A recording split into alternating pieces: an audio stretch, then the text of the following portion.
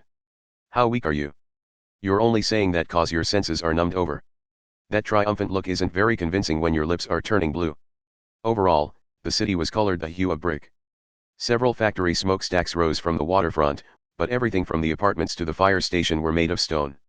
The population was packed together in this one area like a collection of variously shaped building blocks, but there were few buildings taller than 7 stories. Why is all of Europe like this? How do you handle the security deposit or key money with 3 or even 500-year-old apartments? Do they not care about fire laws? They just have a large deposit. And if you look at the entire world, Japan is the odd one out. You won't find another country with nothing but 2x4s and reinforced concrete. By the way, I was sure something would happen when we passed through that undersea tunnel. I was prepared to have to race a giant wave of water out after the tunnel was blown up. They think they have to fight a magic god at 100% power, so they don't think submerging me under the ocean will kill me. Kamaji and Uthanas's overall goal was to find someone else to hitchhike with or walk to the next city, but they needed proper clothing first. Before that, they had to exchange Kamaji's Japanese yen for Danish krona. If they continued with those RPG errand quests for too long, they would become a real-life little match girl, so they hurried along. I don't see anyone on the street and all the shops are closed. It's still early in the day. Where is this anyway? Virgin Anne Street. It was originally developed as a large-scale prostitution district. Leftward arrow really not sure how to react. Did not hear me say originally. It's just filled with bars now. And do you really have time to be getting your hopes up? That bitter look came from hearing a beautiful girl bring up a topic like prostitution. Come to think of it, was all this even necessary? Why are you explaining things and then getting mad about it? They exited that bar district and entered a normal shopping district. Unlike Japan, all of the buildings were centuries old and made of stone or brick, but that was not what caught Kamaji's attention most of all. What's with the statue of a muscular macho man? Does sliding it aside reveal a stairway below it? That's a statue of Odin, aka me. You can find these statues all over Scandinavia. Below the chilly sky, Kamaji looked back and forth between the lovely girl and the macho statue. Well, there goes the beautiful girl image. Hey, just how much were people afraid of you? Shut up. That's how I was treated in one of the worlds in the opposing mirrors. The information about me is not always accurate, but it's still a record left by a third party. And those records ended up remaining while I was continually remaking the world. But why is the statue wearing nothing but pants and a cape? Then again, with you. If you say I could see it happening, I'll punch you. Keep that in mind. They exchanged currencies at an ATM-like device on the road. It was surreal seeing the machine directly embedded in the 500-year-old building. The strange bills filling Kamaji's wallet looked like toys to him, so he did not feel like he had any actual money. Anyway, we need to buy coats. Please don't tell me there are only made-to-order tailors around here. What kind of place do you think Denmark is? Let's just say I wouldn't be surprised to come across items named herb or potion around here. All of the stores were small, had no show windows, and were in centuries-old buildings. Kamachi was more afraid to enter them than to head to a ramen shop run by a stubborn old man for the first time. He feared finding a high-class world where a single handkerchief would set him back 10,000 yen, but Uthanas quickly found the best store and entered. It looks like a cheap one will only cost about 2,500 krona. How much do you have? Sensei, I don't understand krona. 2,500 would be about 50,000 yen. How in the hell is that cheap? Does that code have a CPU inside? Kman. Don't you dare bring up my ability to support myself. I'm a high school boy who was launched overseas with almost nothing but the shirt on his back. This cheap piece of junk can't repel water at all. We'll need to buy an umbrella as well. You know what? The normal boy named Kamaji took a step back and held up his thumbs and forefingers in L shapes to create an imaginary frame. I think we might need to start as far back as getting you some underwear. Oh, I get it. You're insisting on mocking me at every turn, aren't you? How about we take this outside? Part 2. Approximately half an hour earlier, preparations were underway. Around the world, Denmark was well known for sightseeing and manufacturing, but in Northern Europe it was known for dairy such as cheese. In fact, 70% of its territory was farmland. Most large agricultural areas were never lacking in topics of discussion such as crop circles, but the situation was a bit different in the Aarhus area near the center of the peninsula.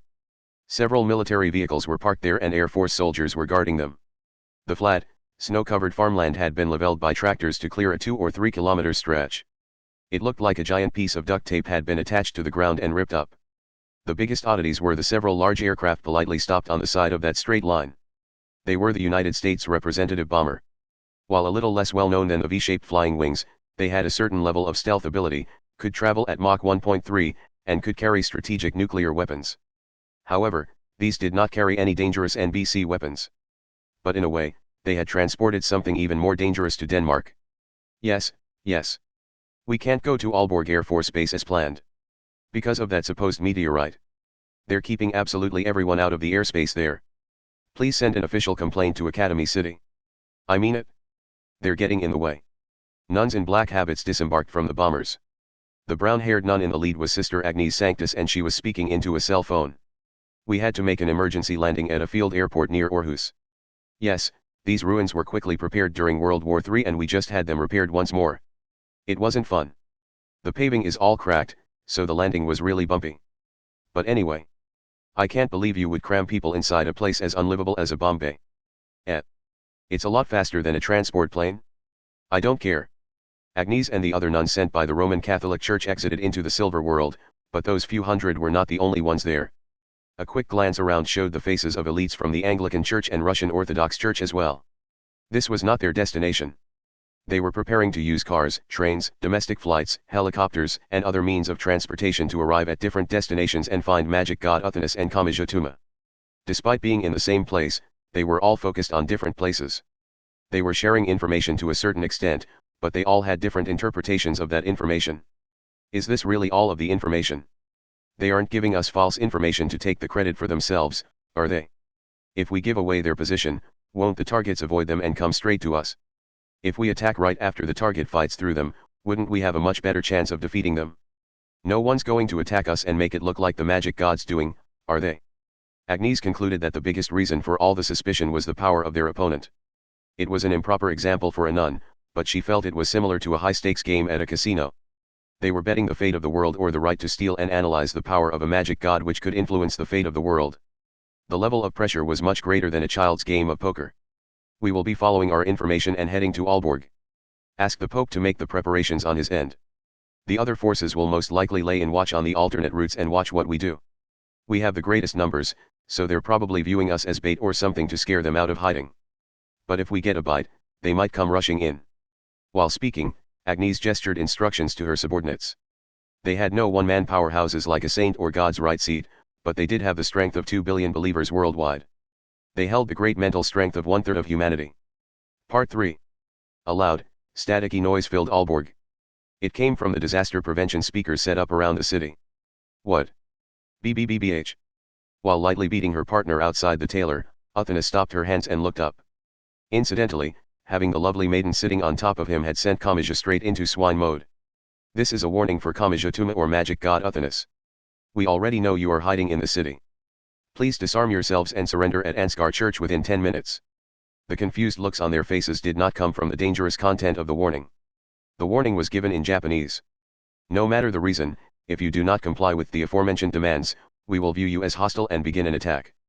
Also, do not attempt to use civilians or historic relics as a shield.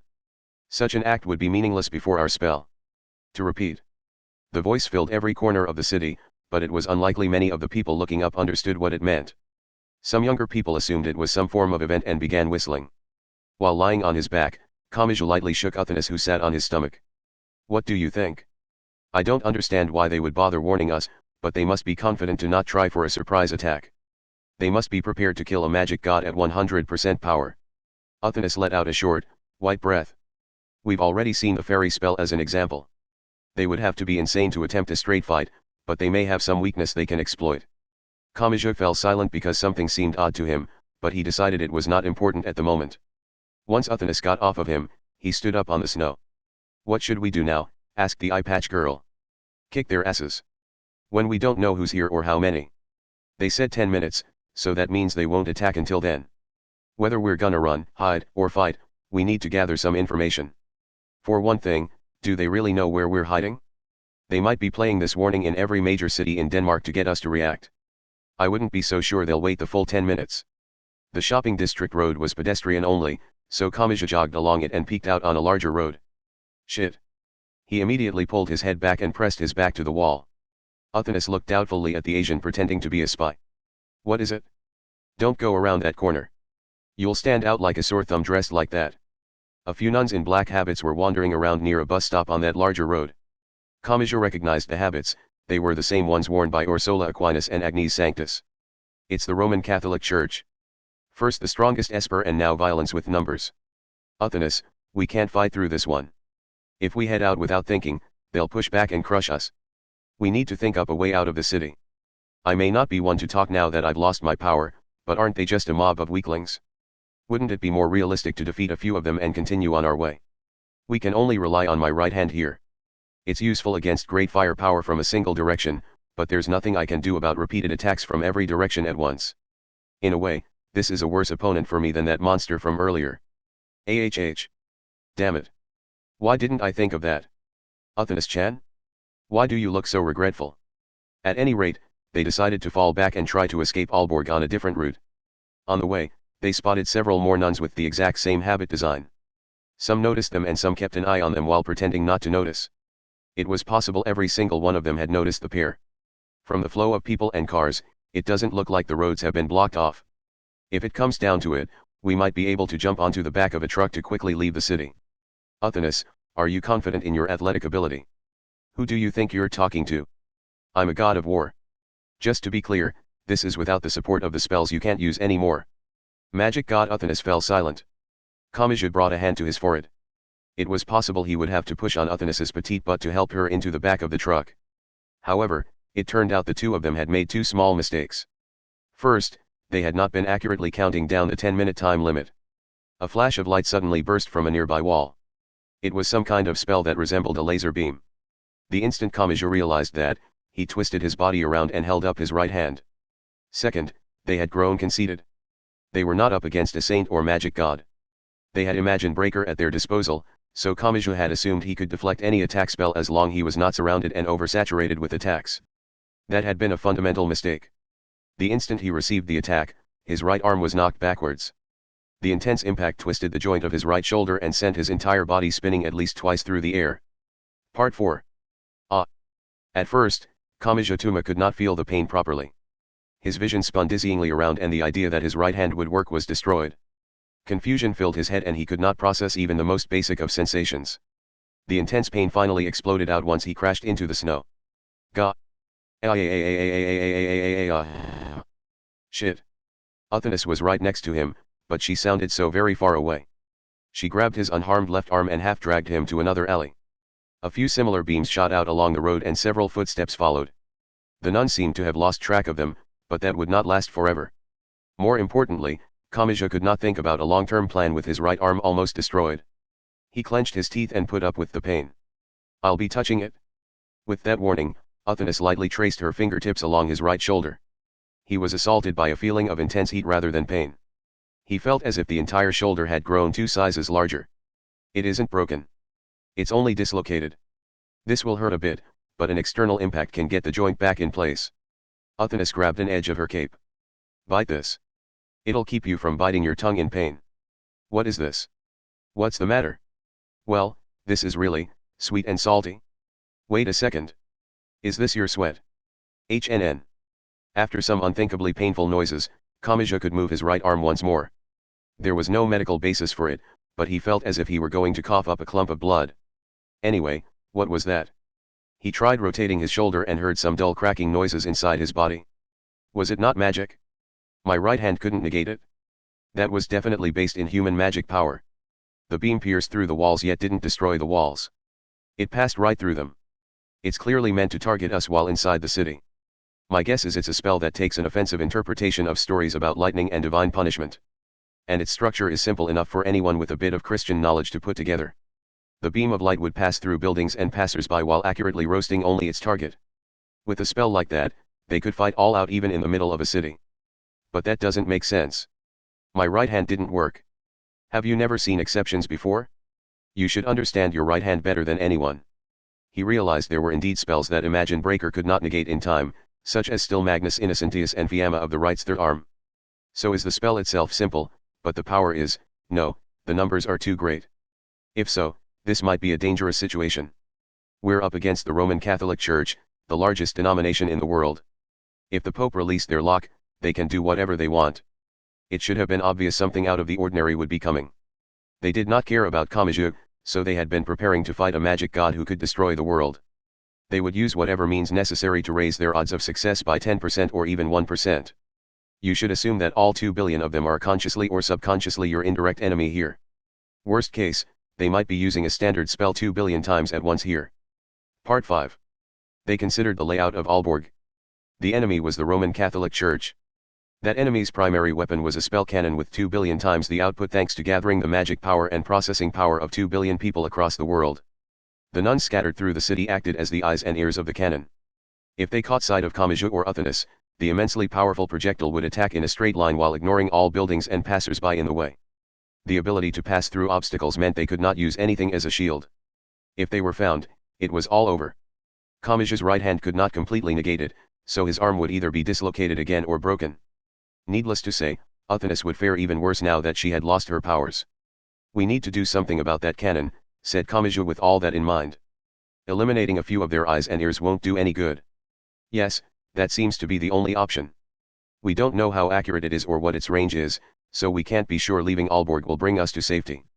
Uthanas began by agreeing. But where is this cannon? And we don't know how many eyes and ears there are in Aalborg. There could be hundreds, thousands, or even tens of thousands. Slipping past all of them won't be easy. If we try searching through every corner of the city, we'll be shot 1,000,000 times over. Uthanas drew a crude map of the city in the snow and Kamachi pointed at one spot after looking across it. It's probably here. Why? Let me ask you this, Uthanas. If it was you, where would you put the cannon?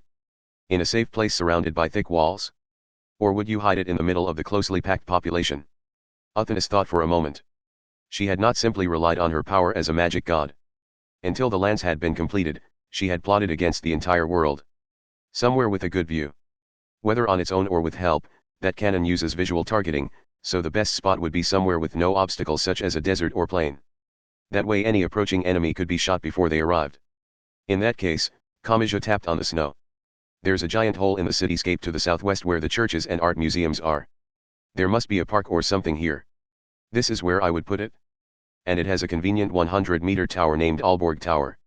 Make fun of the name if you want, but their cannon gets a view of the whole city from there. With that, their plan was set and Kamachi gave a suggestion. I'll go. Uthanas, you hide somewhere. Do you want me to punch you? At least let me explain the decision first. Fearing a crushed skull, Kamachi quickly explained with plenty of gestures. He told her what had seemed odd about the announcement given to the entire city earlier. I see. So you aren't just trying to show off. What kind of person do you think I am? Just how much of your showing off do you think I've had to put up with? Uthanas brought a hand to her chin and thought for a while. But if you're going to destroy the cannon, you need a way to get close. If you just ran up, you'd be shot. Don't worry. I know what kind of person you are, so you don't have to worry about disappointing me. I've already decided to punch you a few times once this is over. It seemed his only paths to happiness were to convince her to not punch him or to accept it as a reward. By the way, do you have any good ideas, oh great goddess? That title is a good start, so I suppose I'll give you the answer you want. Part 6. In a straight line, Aalborg Tower was less than 2 kilometers away, but Kamachi would be pierced by magical lasers a million times over if he tried to head straight there. He had received a secret strategy from Uthanas, but he could not unconditionally make use of it. He avoided standing out by running and instead walked through the streets while mixed in with the crowds. When you think about it, there were a few odd points to that announcement. Thinking about this was the same as admitting he was decisively cornered. And admitting he was at a disadvantage did not give him a comeback plan. The warning was in Japanese and it addressed Kamachi Tuma or magic god Uthanas. That means it was primarily addressing me rather than Uthanas. As he stepped through the snow, he lost himself in thought. And were those beams really a spell meant to use on a magic god? The Roman Catholics may not know just how much of a threat a magic god is, but isn't that spell more of an imagine breaker countermeasure? Needless to say, the threat to the world was Uthanas, not Kamachi. He could not complain about how they treated him now that he was traveling with her, but the enemy should not have been focusing on him all that much. Nevertheless, this group of 2 billion was prioritizing his elimination. He could only think of one reason why. Their original plan was to attack Tokyo Bay and utterly defeat Gremlin and Uthanas. Why would they be giving us a chance to surrender now? The situation should be even more urgent than before, so why does this feel like the exact opposite? In other words, they're trying to take me out of the fight early. In other words, they don't know if I'm truly an enemy, so they're taking me away from Uthanas and then attacking that true threat with unwatchable destruction. In other words, they're giving me a chance. If Uthanas is with me, they'll have no choice but to mercilessly attack, but they can put that off if I'm acting separately from her. Why would they be this kind? Am I up against someone I know? Once he came to that conclusion, he entered a main road. His gaze met that of a nun in a black habit. She pointed at him and gave some sort of instruction. A moment later, a tremendous flash of light burst out. He did not feel any kindness in this at all. He instinctually started to rely on his right hand, but he instead crouched down as quickly as he could. As the beam of light shot by overhead, it passed through the passers-by and cars, but it did not harm any of them. They seemed to think it was some kind of light show similar to projection mapping. Kamachi began running with all his strength. I was naive. That wasn't what they were doing. They're definitely trying to kill me. The nuns must have been contacting each other because more and more of them began appearing from different alleyways. All of those eyes and ears corrected the aim of the cannon spell. Kamachi felt a chill run down his spine, but he had no choice but to evade while moving forward. Due to his pain and confusion earlier, he had not been able to carefully observe the attack, but he was able to estimate the general direction the attack came from this time. Just as he had predicted, it came from Aalborg Tower. His only option was to focus all his attention in that direction. But that idea proved a mistake. Another beam burst out at close range from the side. What? That's a completely different direction. He was caught entirely off guard. He could not evade in time, so he raised his right arm and received a tremendous impact. Just as before, pain exploded in his right shoulder and he was sent spinning through the air.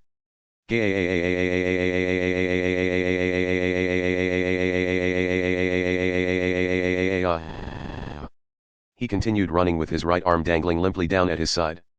Intermittent beams of light attacked from countless directions. I misread it? His consciousness wavered, and not just because of the pain. It wasn't multiple eyes and ears supporting a single cannon.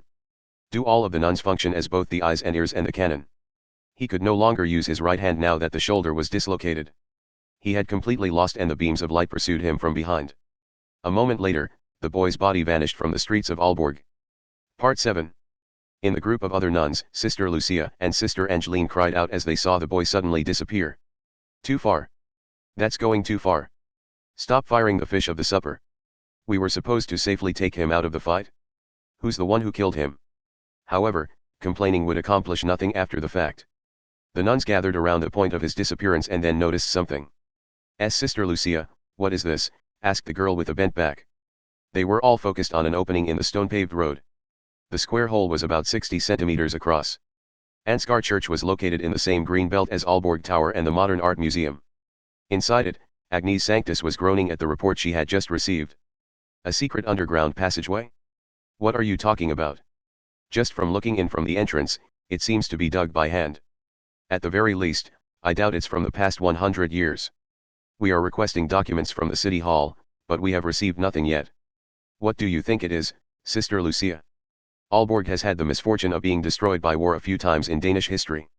If this was secretly dug by the residents at the time to protect their property and lives, they might stretch around the entire city like a spider web. Then contact the gas company, the water department, and the subway contractors. Ask for any records of construction stopped because they ran into some old ruins. We are already doing so, but will we make it in time? Stop asking questions that only God knows the answer to. Nuns are forbidden to test the Lord.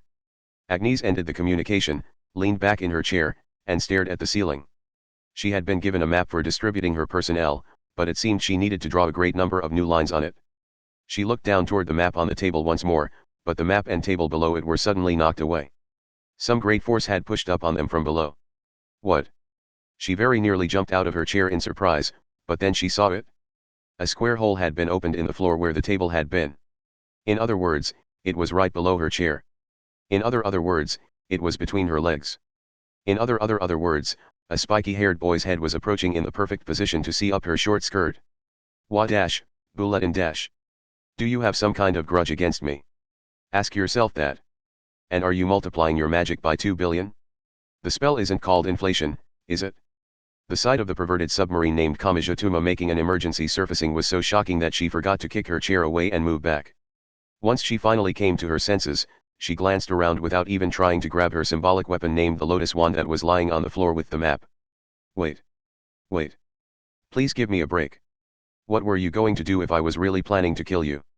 You wouldn't try to kill me after warning me in Japanese and telling me the name of the church. Once I knew everyone functioned as a canon, that ruled out Aalborg Tower and a Roman Catholic leader would definitely stay in a church. It isn't a rational thing, it's more like your instinct. Anyway, I knew I would find someone who knew me if I came here, but you guys got a little carried away and almost vaporized me on the way. Why are you here? I'll explain my reasoning, so please overlook us. And if I say no? You're the breaker, aren't you? Said Kamija from his low angle. I've seen several different kinds of Roman Catholic power, the Croce di Pietro, the Queen of the Adriatic, the Sea Document, and the Star of Bethlehem. None of them were made with completely parallel functions. There was always a leader in the center and everything was made evenly parallel below that. Kamija was speaking about an idiosyncrasy of the Christian Church that stated that all mankind was equal yet viewed the 12 apostles as special. The Roman Catholic Church in particular said God used his power evenly and people's beliefs reached God evenly, but they still like to put an intermediary in between man and God. In that case, your group is known as the Agnes Forces, so the intermediary here is clearly you. You may just be a breaker in case the others lose control of the spell, but that still means you're the spell's Achilles heel. If you refuse to cooperate, I'll do what I have to do. I'll destroy that inflation magic and leave the rest to Athenas. Or do you have another trump card? That's what I don't understand. You were working with the coalition force to stop Athenas from producing her lance, so why are you relying on her now? You'll listen? You'll let me explain? Really? I have a feeling I'll regret it. And what's with this annoying air of someone speaking about their sweetheart or bragging about their pet?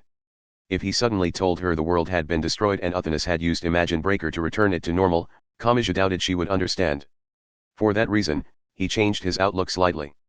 Would you believe a huge amount of time took place between our arrival on Sargasso and the attack on Athenas, but no one in the world realized it? I would have a hard time of it. Then can you explain why Athenas suddenly changed her plan? If she had completed her lance at Sargasso, she could have checkmated the world, so why did she suddenly abandon it and head to Denmark? Now that you mention it. Agnes frowned in her chair. Kamija was using a psychological trick. One gave an initial demand that would never be accepted and then switched to an easier demand. Statistical data showed that made it easier to accept the second demand than if it had been given first. He was truly glad he had been paying attention in Como-sensei's class. Athenas is trying to give up her power and she needs something in Denmark to do it, he said slowly. This isn't a bad deal for us. Letting her disarm would be more constructive than splitting the earth in two in an all-out war. That would be ideal, but I don't see why Athenas would have a sudden change of heart. Please don't try to tell me you seduced her. In truth, it was due to the long time that only he and Athenas knew about, but Agnes would never accept that explanation. He decided to keep it short and with as few lies as possible. Athenas was afraid of her power. Even though she filled the world with chaos to obtain it. It was because she obtained it? To be honest, she had already completed the lance by the time we arrived at Sargasso. She had used a different method than we expected, but she became a completed magic god and learned the truth of that power. And that truth did not exactly delight her. The most painful part was the fact that he could not explain how Athenis was nearly powerless already. Explaining it would only spread more confusion, but not explaining it made her out to be a villain. Athenis left Sargasso to give up her power as a magic god, but Gremlin will view that as a betrayal. She's prepared for that and she has come this far. If we act now, we can avoid the clash that would be the worst case scenario both for the world and for Athenis. We might be able to save both of them and I want to bet on that possibility. Agnes remained silent for a while. Even if she did not understand everything on the emotional level, Kamachi felt he had helped her answer some of the questions concerning the current situation. By the way, she finally said. What will you do if I still refuse? Then I have no choice but to fight. He could hear the creaking of his clenched teeth. But you of all people must know I won't go down easy when I have someone to protect. Then. A heavy sound of metal filled the church. Agnes had snatched the lotus wand from the floor and thrown it overhead. After the symbolic weapon flipped through the air, she grabbed it in one hand. It's time you showed me that fact again. The pressure of attack magic amplified 2 billion times crushed every inch of the church's floor. Part 8. A clattering sound filled Ansgar church. Agnes Sancta stood alone inside the church with the lotus wand resting on her shoulder. She was contacting the distant nuns. Yes, yes. He came here. I crushed him with the lotus wand, but it didn't seem to have much effect. I didn't feel a good solid hit, so he may have escaped. Expand the circle. Her voice held no emotion. He also showed his intent to fight and escape, so abandoned the plan to knock him out of the fight early. Yes, tell this to the outsiders as well. Her voice held no highs or lows and she went on to state her conclusion. Kamachi is wholly on magic god Athenis' side and it would be impossible to separate them. As such, there is no way to target her without killing him. She ended the communication and let out a short sigh. She spoke quietly toward the empty church. Now how about you actually start escaping? The church itself was deserted, but a response came from the square hole in the floor. Sorry about all the trouble. You had better be. Don't forget that I have a role to play here. The best excuse I can manage is that heinous criminal Kamachi slipped past my attempts to stop him and escaped. I will repay you for this. Do you have any idea how difficult this will be? The spell we used is called the Fish of the Supper and it has a few complex conditions that must be met to activate. First, the Pope has to personally order it to be released. Second, 2 billion people must hold a common hatred. All of the world's fear is currently gathered on Athenis. Not a single one of them, myself included, would think of trying to protect her. Or at the very least, that's what is widely believed. Reversing that will not be easy. Nevertheless, I will bring this madness to an end. I swear it. Agnes scratched at her head. This method had saved her in the past and it had also tripped her up in the past. Someone who had seen Kamachi from the standpoint of enemy and ally was surprisingly rare. And because of that position, she had made an objective decision to give magic god Athenis the opportunity to surrender. It may have been an absurd and extreme decision based on what she had said before, but she knew it was possible that boy was truly thinking something so ridiculous. If he pulls this off, it'll be worthy of a statue in the public square. The boy then gave a final comment. Oh, and sorry about looking up your skirt this whole time. Since she already had the lotus wand ready, Agnes once more released a spell amplified 2 billion times. Chapter 11, vs. The Nuns Wavering in God's Majesty Round _03. Part 1. HNN. Magic god Athenis' grunt was followed by an explosion of dull yet intense pain in Kamachi's right shoulder. She had fixed the dislocation. Abba. Abba. Be more careful. Dislocate it too many times and it'll become a habit. Do you really think anyone does it for fun? They had safely escaped the city of Aalborg, but they had not had time to procure cold weather clothing. The snowy road had little traffic and no opportunity for hitchhiking had presented itself, so they were traveling through the extreme environment on foot once more. I thought we could look for coats and a car in the next city, but that was too naive.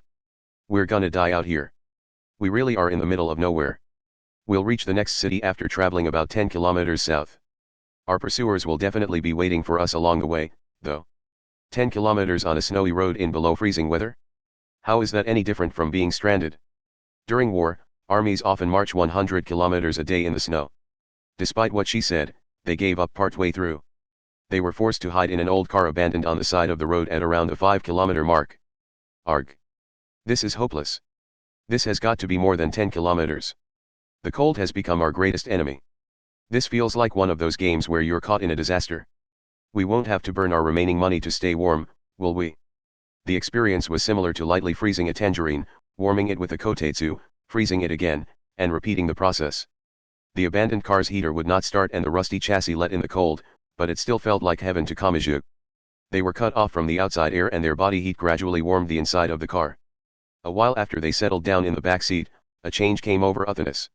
Her witch's hat began gently swaying back and forth. Uthanis. NH. The hat stopped moving once he called out to her, but it soon started up again. Uthanis. Yeah, I'll admit it. I've been feeling really tired for a while now. She rubbed the eye not covered by an eye patch. But we should assume we won't have a chance to get a good night's sleep from here on out. The number of pursuers here in Denmark will likely increase as time goes on and their information on our location will grow more accurate too. We should get short bits of rest when we can, even if it's only 5 or 10 minutes. Just to be sure, you are okay, aren't you? I'm not about to die or anything. In fact, not getting any rest would only make things worse. As long as she did not say the fairy spell had caused severe damage to her body, Kamachi had no objections. A few minutes after he stopped asking questions and started looking outside the grimy window, the intervals of her breathing grew more regular. She had fallen asleep. Seeing the glass gradually fog up told him the car was slowly warming, so he breathed a sigh of relief. He then heard something fall to his lap. He looked down and found Uthanis's hat.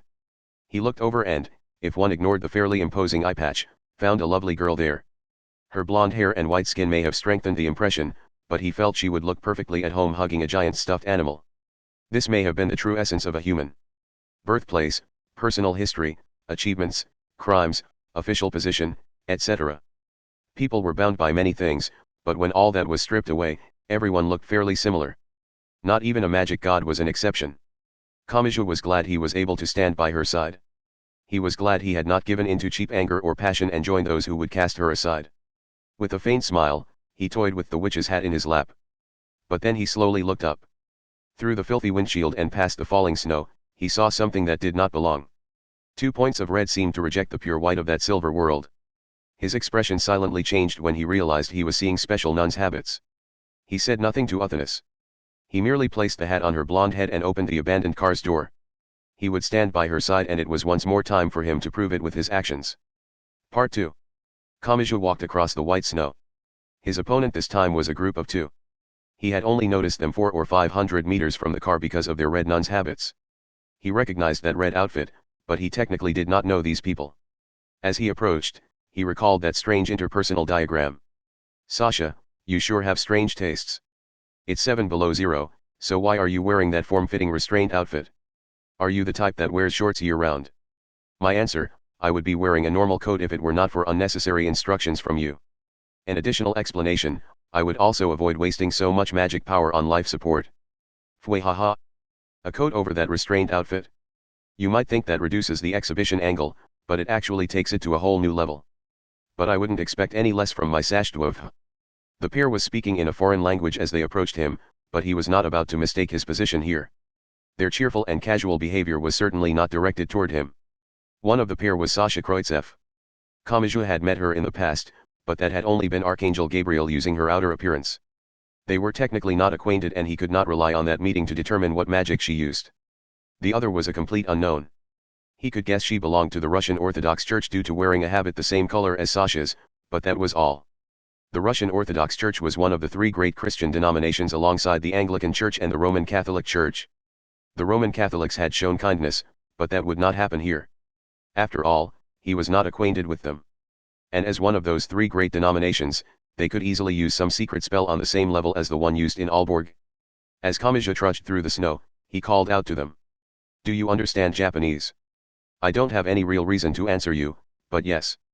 The older woman laughed and pointed first at herself and then at the girl. I'm Vasilisa and this is Sasha. Not that you need to know that. She smiled and the pair came to a stop. They already knew what they had to do. No cheap persuasion was needed. The words the woman spoke and the smile on her face were given under the assumption of a fight. Is this the world you wanted to see? During that infinite hell, Uthanis had asked him that question time and again. The question had been meant to pressure him, but it had also pressured her. I already know this isn't a perfect world. I've seen perfect with my own eyes, so I know that all too well. Kamachi Tuma gave his answer in his heart. But even if it's imperfect and incomplete, I still want to be glad I was born into this world. I want to be proud of that fact. He stopped once he reached a set distance from the pair. Is there any way to avoid a fight here?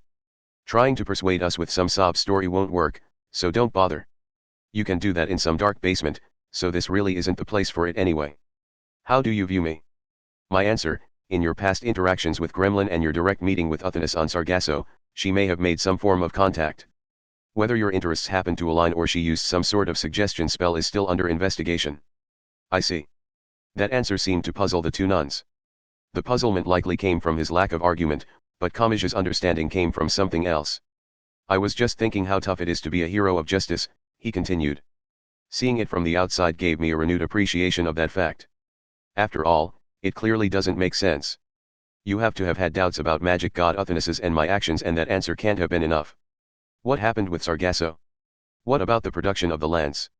You can't explain why she threw all that away and fled to Denmark. Not only that, but she left all her trustworthy Gremlin members behind and brought a single pawn whose aligned interests or suggestion could be undone at any time. There's no real reason for us to understand it. That's the answer you wanted. That's all there is to it. He spoke as if challenging her. You wanted to think your opponent was absolute evil with no room for argument. That way you could stand on the side of justice as you crushed her with unquestioned violence. Anything else would have been a problem. He silently yet tightly clenched his fist. Even the slightest shred of goodness in Uthanas would be a problem for the heroes of justice who hurt her, wouldn't it? He spoke not to Vasilisa and Sasha. He was declaring war on the much larger gears of the world that stood behind them. Pathetic. I'm not about to condone what Uthanas did, but what you're doing isn't much different. A dull sound exploded through the silver world. Kamachi Tuma and Sasha Kroitsev took action at the same moment. They ran full speed along the shortest path. Sasha swung down her L-shaped crowbar, and Kamachi forcibly grabbed the grip of the tool. Hot pain burst through his entire palm and blood dripped from between his thumb and forefinger. However, the metal crowbar broke like it was made of packed sand. It may have had some sort of magical effect. Kamachi had no need to focus on that one tool.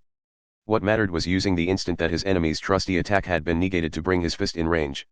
He clenched his fist with such force that he could have sworn it produced a creaking noise. To prevent her from reading the timing, he even stopped his breathing as he threw the punch. Just before impact, his pivot leg slid to the side. Sasha had determined she could not evade, so she had swept his leg out from under him. But by the time he realized that, he had already tumbled spectacularly into the snow. Here. Vasilisa casually tossed something the size of a drink can toward Kamachi as he lay on his side. What? Is that a grenade? It was a wild assumption, but it was not an impossibility given the situation. At any rate, he rolled to the side to move as far away as possible. But it was not a grenade. It was an extremely professional-looking radio that likely belonged to the Russian military. KSSHH. Can you hear me, Kamachi Tuma? The voice from the radio spoke Japanese and the speaker was likely younger than Kamachi. He was unsure whether the high-pitched soprano voice belonged to a boy or a girl. Naturally, he did not have time to leisurely listen to the voice. Sasha pulled an unrefined saw and pair of pliers from the belt at her waist and charged in, so he kicked up some snow to blind her. We have constructed a unique spell to use against the magic god, continued the voice. It is not meant for use against humans, but it should be plenty effective against you. Will you still challenge us even after hearing that? Like hell that'd stop me. I never thought one of the three great denominations would only send 2 people. That's far too kind for this world.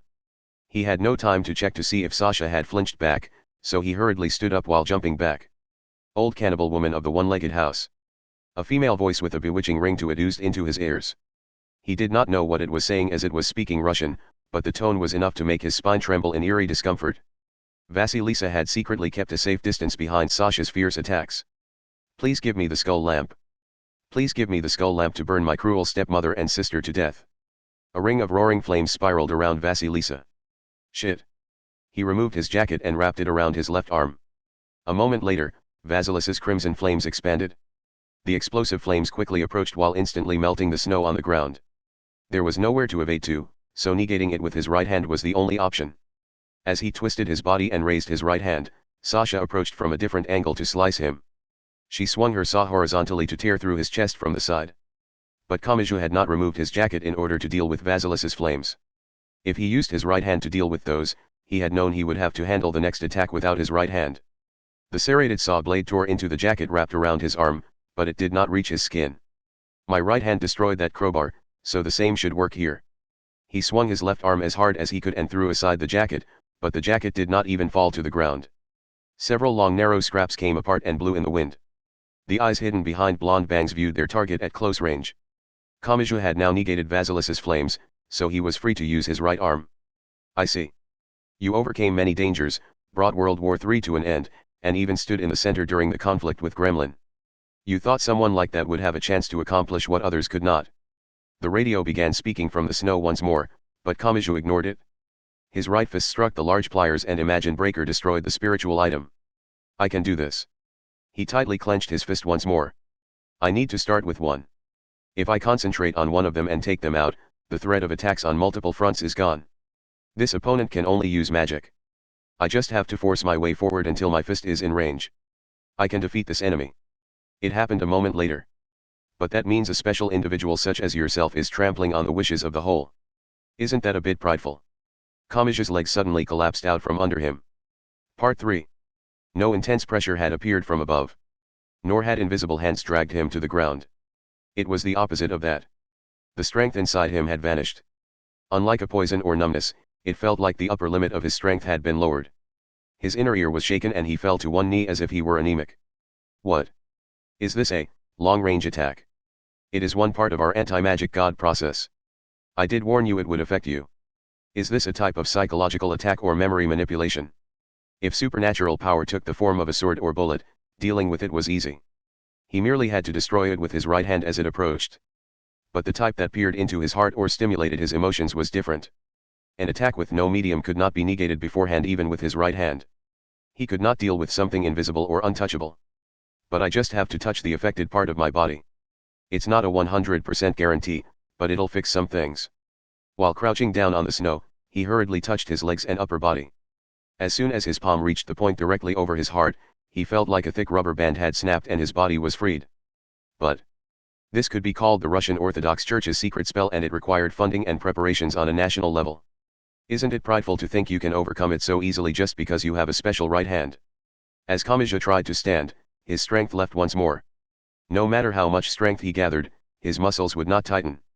It was incredibly frustrating for his body to not do what he asked. Christianity and plenty of other religions have made their own compromises between differing traditions and legends. For example, Shinto took in Buddhism and the Hindu gods to create what is known as the Shinbutsushigo. Christian editors have altered documents and caused Celtic, Norse, and other religions to lose their original form. In Christianity, we view the gods of other religions as demons, accept the heroes of other religions as our patron saints, and do plenty of other things as well. Kamaji was reminded of the concept behind the fairy spell, but there was no need to mention that here.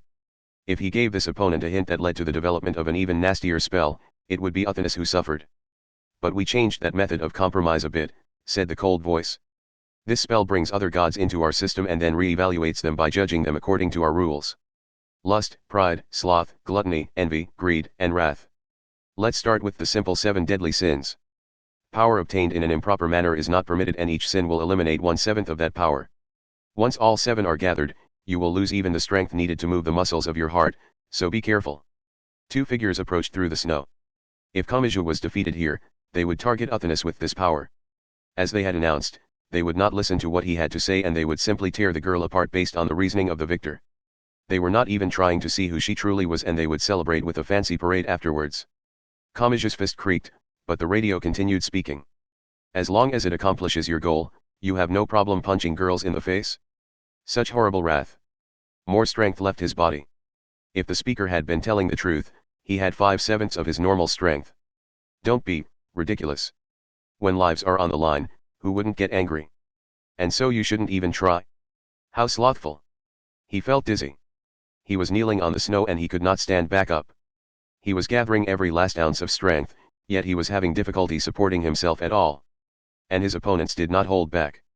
Sasha Kroitsev swung a hammer horizontally as if swinging it in a circle. The blow would hit his face and crush his cheekbone. He did not have it in him to focus on everything at once, so he simply used his arm to protect his face. After a dull sound and intense pain, he was knocked sideways to the snow. Why are you going this far to help magic god Uthanasis? Continued the voice. Kamaji wished he had started by crushing that radio underfoot, but it was too late now. Was it greed for the magic god that was such a threat to the world? Or were you simply moved by lust for her appearance? Either way, you are filled with base desires. 2/7. Even rising enough to crawl was difficult and he felt something oozing out of his mouth. It took several seconds before he realized that it was drool and that he had almost no strength left in his jaw.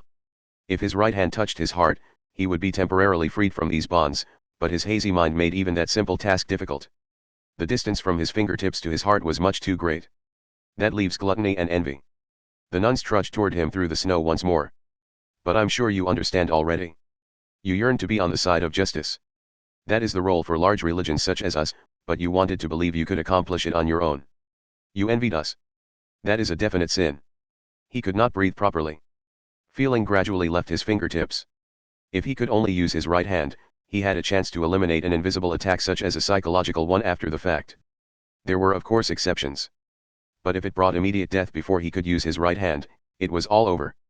He was at 1/7. One more and it was checkmate. His muscles would lose all strength and he would be unable to keep his heart beating. Only gluttony remains. But something seemed off in Kamachi's hazy consciousness. He examined each of the sins the voice on the radio had charged him with. Gluttony is normally used to mean eating more than necessary, but it technically has a wider interpretation. The sin of gluttony forbids any excessive eating, drinking, or drunkenness. The diaphragm moving his lungs was not moving properly and the lack of oxygen was preventing his brain from functioning properly. His consciousness faded in and out as the voice continued. And couldn't we sum up your current state as intoxicated?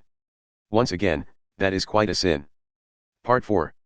All 7 had been gathered and the boy's last strength had been taken from him. Sasha Kroitsev stepped up to Kamaji and poked at his head with her finger, but he did not react. The falling snow was trying to blot out his skin with a thin layer of white. Sasha, what are you doing with that corpse? My answer, it would be a problem if he is feigning death and I have received reports of the head Norse god using corpses. We cannot let our guard down just because he is dead. Then are you going to take him home with you? I think they might complain at customs.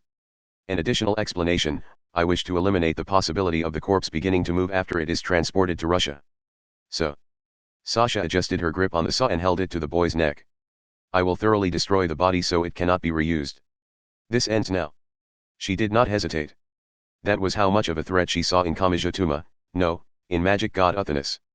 But the saw was stopped as she swung it down. To repeat, Sasha and Vasilisa had no reason to show kindness here. No. Thus there was another reason for this. This isn't over yet. With that said, Kamaji's right fist smashed Sasha's saw. He slowly tried to stand up like a broken clockwork doll and he would clearly be no threat in a purely physical battle. He should have been wrung dry by the 7 deadly sins and his heart should have stopped beating after his strength reached 0. It was unclear how he had escaped that situation, so Sasha quickly tried to finish him off. But Vasilisa stopped her with an outstretched hand and Kamaji shouted out. Is silencing people with violence and not hearing them out how your god does things? If so, that's an incredible level of pride. Not good. Vasilisa's cry was not in response to Kamaji's words. It was in response to where those words were directed. Cutting off his words with violence is prideful. If our boy views it that way, our intervention will work against him. We can't interfere any further. That was a mistake. You messed up, Russian VIP. Instead of trying to force that last deadly sin, you should have had these 2 finish the job with 6 out of 7 complete. That was your mistake. What are you talking about? Trying to pin gluttony on me was a little too forced. Even if it applies to drinking and drunkenness too, that's a sin related to alcohol. Trying to say someone who's only had vegetable scrap soup is gluttonous because he's drunk on himself is as ridiculous as trying to tie up the tiger in a folding screen, said Kamaji. And because not even you were confident in that sin, the last one didn't work. Gluttony never activated and that's when it all came to me. Slowly but surely, strength gathered in his legs and he stood up on the snow once more. These 7 deadly sins you prepared aren't a spell that automatically activates to punish any sins on the battlefield. He recalled each of the sins in turn. Wrath. Perhaps. As the possibility of solving the problem with talking was swept aside and he had to use strength instead, he may have felt some anger. Pride. Perhaps. He felt he could save Uthanas and he felt he alone stood by her side. If he changed his viewpoint somewhat, that might look like he was reveling in his sense of superiority over others. Sloth. Perhaps. He had declared he would save Uthanas, but he could not think of any concrete method of doing so and had been saved by her own ideas. It was not surprising that some would view that as lazy. Envy. Perhaps. As he watched people pursue a single girl using enough power to move nations and the entire world, could he really say he had no dark feelings of what he could do differently if he had that much power? Lust. Perhaps. He said he simply wanted to save this girl who had nowhere else to turn, but could he truly say for certain that there was not the slightest bit of ulterior motive mixed in below that desire? He had faced his shameful regrets and desires in that infinite hell and he would no longer deny the ugly feelings and desires lurking at the bottom of his heart. But Gluttony. Could that really be applied to him? And most of all, greed. What? His motive was making Athena's great power his own? Even though she was a delicate and weak existence that would soon stop breathing if left alone? Your spell works based on the judgment made by you as you watch on from outside the battlefield. You find fault in other religions and strip them of their power. It doesn't matter if you're right or not. That spell takes your one-sided complaints and transforms them into real attacks. That's truly horrible, but once I know how it works, I can use it to my advantage. Use it to your advantage.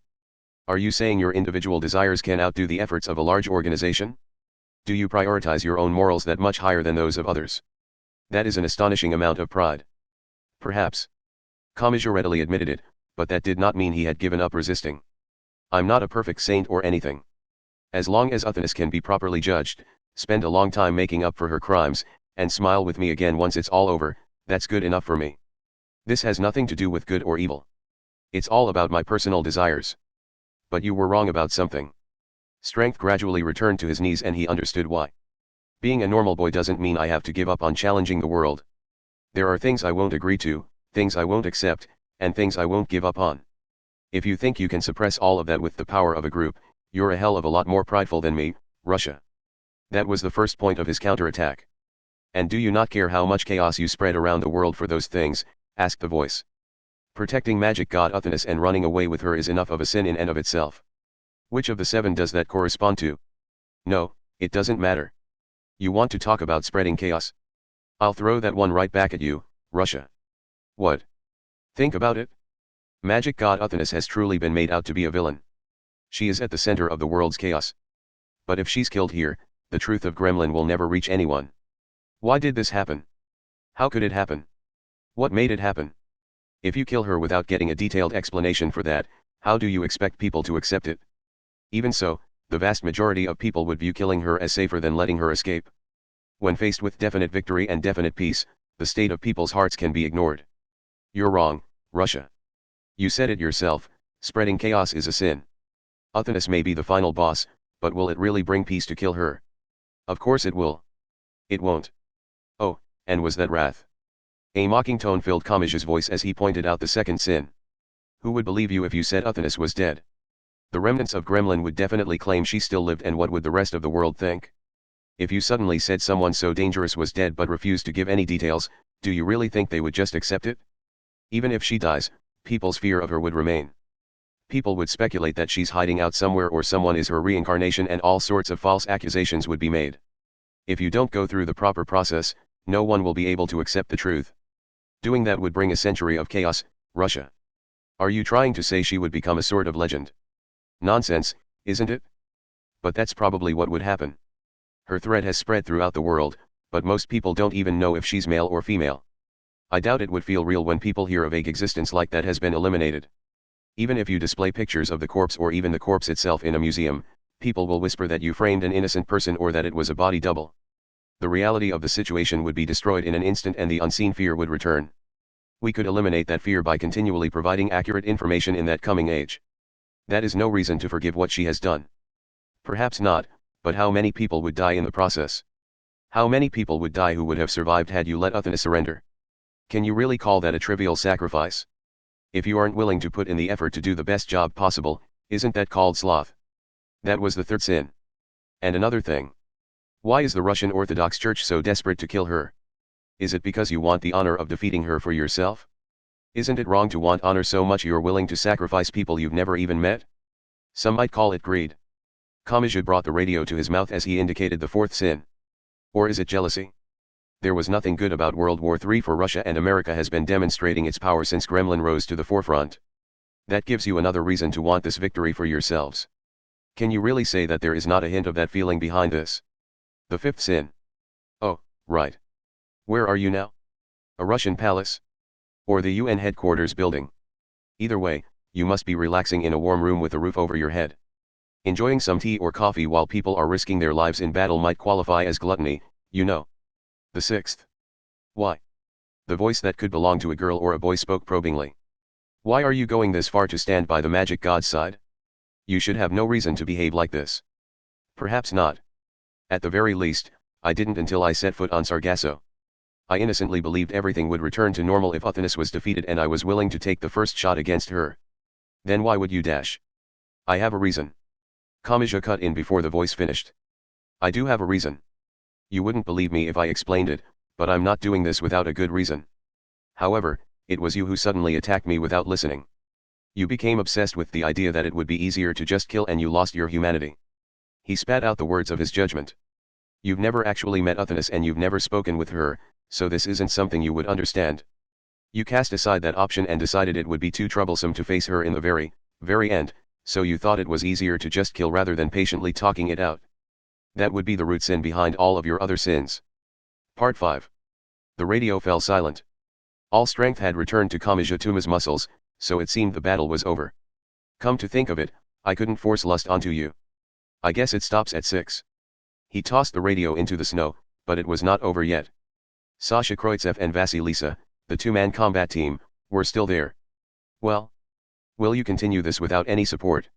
It's something worth considering, but I think we'll call it quits this time, answered Vasilisa. We could forcibly kill you now, but that would probably lead that boy to trap himself in the 7 deadly sins. Damn. Maybe we should have taken a lesson from the Roman Catholics and prepared a breaker on the scene. She cheerfully raised her hands and waved them, but Kamachi was certain the smile on her face would not budge even as she killed someone. That made it more frightening than eerie. Oh, right. We can't touch you because that spell is still active, but I'll give you a piece of advice. It's about the scope of the spell. First, it includes any Russian Orthodox believer within a certain range. Second, it includes anyone the Patriarch has deemed an enemy. To do that, he needs a name, a photo, and some way of sensing the individual with one of his 5 senses. Any such individual falls under the overall scope of the 7 deadly sins spell. What are you talking about? A blind spot. Vasilisa's smile remained as she spoke. In other words, if an assassin that is not a Russian Orthodox believer kills you, it will not feed back to our boy. By the time he caught on, it was too late. After a dull sound on the side of his head, Kamijituma's consciousness was instantly taken from him. Chapter 12, vs. the 4 demon-slaying swords round _04. Part 1. Kamachi was unsure how long he had been unconscious. He shook his hazy head and saw the white sky covered in snow clouds. He could feel a low rumbling in his gut. The sound was coming from below, so he wondered if the ground was shaking. While still lying on his back, he looked down and gave a confused look. First, he was on a wooden floor as large as a school gym. Second, he could see the white sky to the side as well. Where am I? This isn't just the ground. In fact, it isn't the surface at all. Is this place flying through the air? Do not get up. He heard a low male voice below, no, within the cold sky. He recognized that voice. We do not particularly care about you. It would be best if you simply watch as we bring this to an end. Aqua, of the back. He had once been a member of God's right seat and was supposedly imprisoned by the Anglican Church. That told Kamachi who his opponent was this time. Oh, you've woken? How boring. Letting you freeze here on the deck would have been a decent punishment for causing so much trouble around the world. Second Princess Carissa. Should we really have done this? We already had what we needed to handle magic god Uthanis. We did not have any real reason to bring him with us. Knight Leader. We don't know what the other gremlin members are doing.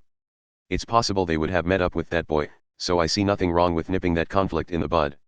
And, Kanzaki Kaori. He had learned all too well how powerful these 4 were during the British coup d'etat known as British Halloween. He could not handle even one of these monsters and 4 of them were gathered here. He got up without thinking and began backing away from them, but that distance was trivial against an opponent that could exceed the speed of sound. And more importantly. Hold on there, said Carissa. You can back away if you want, but you'll fall off if you go too far. This thing doesn't have any railings. He frowned and Kanzaki continued. This is a mobile fortress named Hotel Ariel which is floating at an altitude of 1,500 meters. You can think of it as a 30-kilometer fish that swims through the sky. We are currently on the fish's head. This was an indisputable checkmate. Even if he miraculously defeated those monsters, he had nowhere to run. Do you understand the situation now? Wait. Where's Uthanis? How would knowing that help you? Carissa held something between her index and middle finger. It was a sharp fragment of silver metal. The fragment came from Cortana's second which symbolized England and could simultaneously cut through all dimensions. With a quick swing, a brightly glowing sword of light appeared. This gigantic piece of junk acts a booster giving me limited use of Cortana's power outside of England. I don't even need to get close to that magic god. I can chop her to pieces while keeping my distance. Uthanus was apparently still on the surface and Carissa would create a sword measuring more than 1,500 meters and cut her apart from the sky. Kamachi knew just how sharp Katana was. It did not matter how hard the object was. That blade could simultaneously cut through all dimensions, so the target would be cut in two along with any shield it tried to hide behind. If that was turned against Uthanus now that she had lost her powers. You're kidding, right? I wish I was. I don't like heading into battle with no guarantee this will kill her. But even if it doesn't, it will slice her apart. In the worst case, we can gather all of the living parts, bottle them up, and seal them around the world to eliminate the threat. The tone of her voice made it clear this was no idle threat. She seemed truly concerned this was insufficient to kill a magic god. No one questioned the excessive use of force. Once this truly did chop Uthanus into tiny pieces, they would likely all tilt their heads in confusion. With that in mind, Kamachi forcefully slammed his fist into the wooden floor. It had a tremendous effect. That mobile fortress was moved by magical power, supported magical power, and amplified magical power, so its deck mercilessly crumbled. Kamachi and the other four on the fish's head fell inside it. The inside of the fortress was another vast space. In fact, it was too vast. It was even larger than a school gym. A high school boy with little knowledge of magic could not even guess what the facility was for, but the lines of rectangular boxes the size of industrial refrigerators reminded him of the university supercomputers that would occasionally appear in the newspaper or on the news. They fell into that space from directly above. The fall from about 2 or 3 stories up sent an icy feeling along his spine even though the situation was entirely his doing. However, the 4 monsters remained unfazed. Carissa, Aqua, Knight Leader, Kanzaki Kaori. All of them were a great force that represented Britain and they were all either a saint or the possessor of an equivalent level of power. They would occasionally move at greater than the speed of sound, they would occasionally single-handedly wipe out an army, and their power was said to be proportional to a nuclear weapon. The boy had no way of eliminating the impact of falling from that height. He messed up his landing and heard an unpleasant noise from his right ankle, but the expressions of the other 4 did not budge. He has taken hostile action. They all turned toward Kamaji who stood in the center. The battle would likely end in an instant. We will do our best to hold back, but you will probably still die. Part 2. The primary premise behind this fight was Kamijituma's inability to exceed the speed of sound. He could not put up a fight against a saint or a princess supported by Cortana. Aqua and Knight Leader had supposedly lost their former power, but their magical skill would be far from ordinary. Even with their power lost, they were formidable monsters. That left nothing for Kamaji to do even if he clenched his fist and faced them. He was at a disadvantage in pure combat skill and in numbers. This was a poor match for Imagine Breaker, so it was blatantly obvious what would happen if they approached at unthinkable supersonic speed. Under all those conditions, there was only one thing he could do in the instant the 4 figures tore through the air and approached. Out of Carissa, Aqua, Knight Leader, and Kanzaki Kaori, he chose to target just one of them. He kept his gaze fixed and took a step forward, knowing he could never keep up. He moved toward Kanzaki Kaori. As said before, there was nothing he could do in a fight against a saint and this one in particular did not wholly rely on magic. He would be unable to evade the first strike, not to mention land a punch. Then what was he trying to do? The answer was simple. In that instant, he moved into the path of Kanzaki Kaori's sword. He intentionally moved to a position of certain death. Part 3. Kanzaki Kaori herself was likely the most surprised by that decision. What? When she saw his much too reckless decision, she stopped just before drawing Shishidan Shishido from its scabbard. She had a certain personality trait. Salver 000. A hand of salvation for the unsaved. Just as that magic name said, she would never kill no matter the situation. He used that against me. She thought while working to rein in her own power. No matter where he tried to run, I could correct my course and knock him unconscious. That meant my greatest blind spot was the point directly in front of me where he would be killed no matter what he did. He immediately made his next move. But from the perspective of a saint who could move at the speed of sound, it would be more accurate to say that he began to make his next move. His decision was simple. He did not punch or kick. He crouched down and curled up in a ball. Oh, no. One method a ninja would use to escape pursuit was to suddenly stop and curl up on the spot. The pursuer would be unable to break fast enough, so the ninja would escape the pursuer's swinging sword and trip them. Kanzaki could not eliminate her momentum, but striking him with her foot at the speed would undoubtedly smash him to pieces. She immediately hopped up to jump over him, but the tip of her boot caught on the edge of his clothing. Kanzaki could feel the boy's ribs crying out through her foot, but focusing on that had been a mistake. Carissa, Aqua, Knight Leader, and Kanzaki Kaori had rushed in from all 4 directions to deal with Kamijituma. There was naturally another attacker on his other side. Ah! She spoke in surprise and collided with Knight Leader at tremendous speed. Even if the boy's fist could not cause much damage, another monster was a different story. The sound of destruction that burst out rivaled that of Kamachi's ribs a moment before. While still curled up and vomiting up blood, Kamachi slammed his fist against the floor again. Everything collapsed and the boy felt an unpleasant floating sensation. Part 4. TCH. As she fell, Carissa raised her voice while stabbing her sword into the wall to slow her fall. Where is he trying to go? No matter what he does, he can't escape this prison at 1,500 meters. She landed on the lower level and found Aqua, who had jumped down ahead of her. He had apparently lost sight of Kamijituma, but the wall had been destroyed. I see. So that was his plan, muttered the large man without answering Carissa's question. He then shouted upwards. Is Kanzaki Kaori stopping him? Eh? Oh, now that you mention it, she's gone. Aqua frowned at Knight Leader's response from overhead. Carissa pulled her sword of light from the wall and spoke. I suppose searching each and every room is our only option. He's going to be cornered in the end, so I hope we can avoid any unnecessary damage. We may not have time for that. What? I've figured out what he's after, but it relies on others a bit too much to call it a proper plan. Part 5. Kamachi's tactic was incredibly simple. The direction did not matter. He simply continued destroying walls and floors with his right hand to reach an edge of Hotel Ariel as quickly as possible. And what did he do then? That too was simple, he jumped off.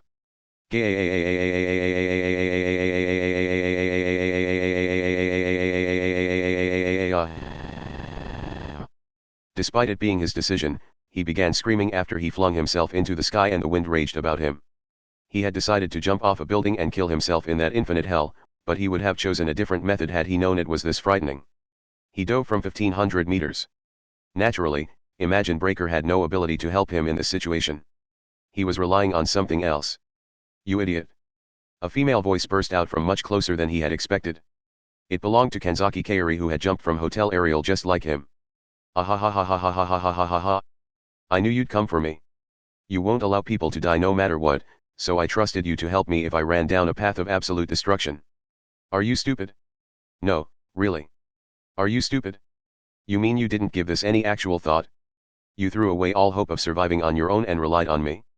And did you really believe I would conveniently decide to join your side for no reason? It doesn't matter whose side you're on. In a way, you're way better suited to being a hero than me. If you see someone about to die, you have the power needed to save them, whether they're an enemy or an ally. Yeah, that's right. I may be an enemy to you right now, but you wouldn't let that enemy die so easily. That's what happened, isn't it? Kamachi could have sworn the sound of her grinding teeth reached him. Due to how high up they were, they had time to continue speaking even as they fell at tremendous speed. But in that case, why were you sent on a mission to kill Uthonus? Did you think it was okay just because she's a magic god? Did you justify it because you thought she's on a higher level and won't die after being chopped up by Cortana? Let me be very clear, that decision will make you suffer. Even if the entire mission went perfectly and peace filled the world, you would be suffering the entire time. Oh, honestly. She grabbed his collar, slammed her forehead into his, and continued shouting from close range. I don't need you lecturing me while acting all high and mighty. And do you even have a way of resolving this other than eliminating her? Don't beat around the bush with euphemisms, Kanzaki. Say you're going to kill her. No matter her origin or background, Uthonus began as a normal human. You need to remember that. That was likely the last thing Kanzaki wanted to hear. She had likely prepared argument after argument to do everything she could to avoid looking at that fact. She clenched her teeth so strongly Kamachi was afraid she was about to bite right through his head, but then she spoke quietly. Is there one? One what? Another way? A way to end this without killing magic god Uthonus. Is there some convenient other way? That's what we were trying to do until all of you interrupted. She loudly clicked her tongue. Even when part of an organization, magicians focused on the individual over the whole. When she thought on the magic name in her heart, she knew what she should do concerning Uthonus. It thoroughly irritates me that you use this part of me so easily, but we can start by making a safe landing. Great. But how are you going to slow us down? We don't have a parachute. I want to punch you right here and now. While quickly falling, she grabbed his collar and shook him. That violent behavior would have immediately gotten her license revoked if skydiving. I will use the nanasan wires. By spreading them out and slicing the air, we will slow down. It may be closer to creating lift with a great number of wings than using a parachute. I don't care as long as we can survive. Kamachi pointed straight up while she held his collar. And is it just me or is that glowing like crazy? It looks like that princess is on a rampage. Their distance finally gave him a full view of the giant man-made fish named Hotel Ariel, but the stomach of the fish was suddenly sliced apart from the inside. The sword of light was visibly growing and it finally reached a kilometer in length. Not good. She's planning to take us out along with the magic god. Oh. This is bad. I'd definitely die if that hit me. If only a saint could use her full power to repel it and BGGBVH. Kamachi finally received an iron fist to the face and heard an unpleasant noise from his neck. Kanzaki could not suppress her anger, but it was true she had to deal with this. I'll slow us down first. Please hold on tight. What exactly are you going to do? Cortana technically only works inside the United Kingdom. Think of this as the second princess relaying the source of its power via the mobile fortress. He reached his arms around from behind and almost touched her chest, so she swung her fist down. From his lower position, he almost buried his face in her butt, so she swung her fist up. After that, he covered his face with his hands and started sobbing, so she wrapped his arms around her waist and continued her answer. I will form a three-dimensional magic circle with my wires to embed additional magical symbols that will disturb that relay route. It will divert her power to the side, in a U-turn and destroy Hotel Ariel itself. Part 6. Following the supposed meteorite near Joring, a giant flash of light was seen in a snowy plain near Aalborg. The great saint had not given any thought to the explosive blast, so Kamachi was mercilessly blown away as he tried to cling to her waist. He crashed into a conifer tree forest, received scrapes from the prickly branches, and somehow managed to survive the fall into a thick layer of snow. It sounded like a joke, but one element was anything but funny. Damn it. Why you've gotta be kidding me. A thin branch was stabbed into his thigh like a fork a kid had stabbed into a piece of cake. For a while, he could not decide whether he should touch it or not, but nothing would improve if he came to a standstill. He held his hoodie sleeve in his mouth, clenched his teeth, and quickly pulled it out. As he writhed around in pain, he heard approaching footsteps in the snow. He grew cautious, but he naturally relaxed once he saw it was Uthanus. A clenched fist struck him a moment later. Where have you been? Were you running around trying to find me? Young lady, were you worried when you suddenly found I was gone? Those might be your last words. Are you sure you don't want to say anything else? He had no choice but to bow down with all his might. She stood tall and looked around. A lot must have happened while I was asleep. Are these pieces of a mobile fortress scattered around? Yeah. I wonder if people are going to think a UFO crashed.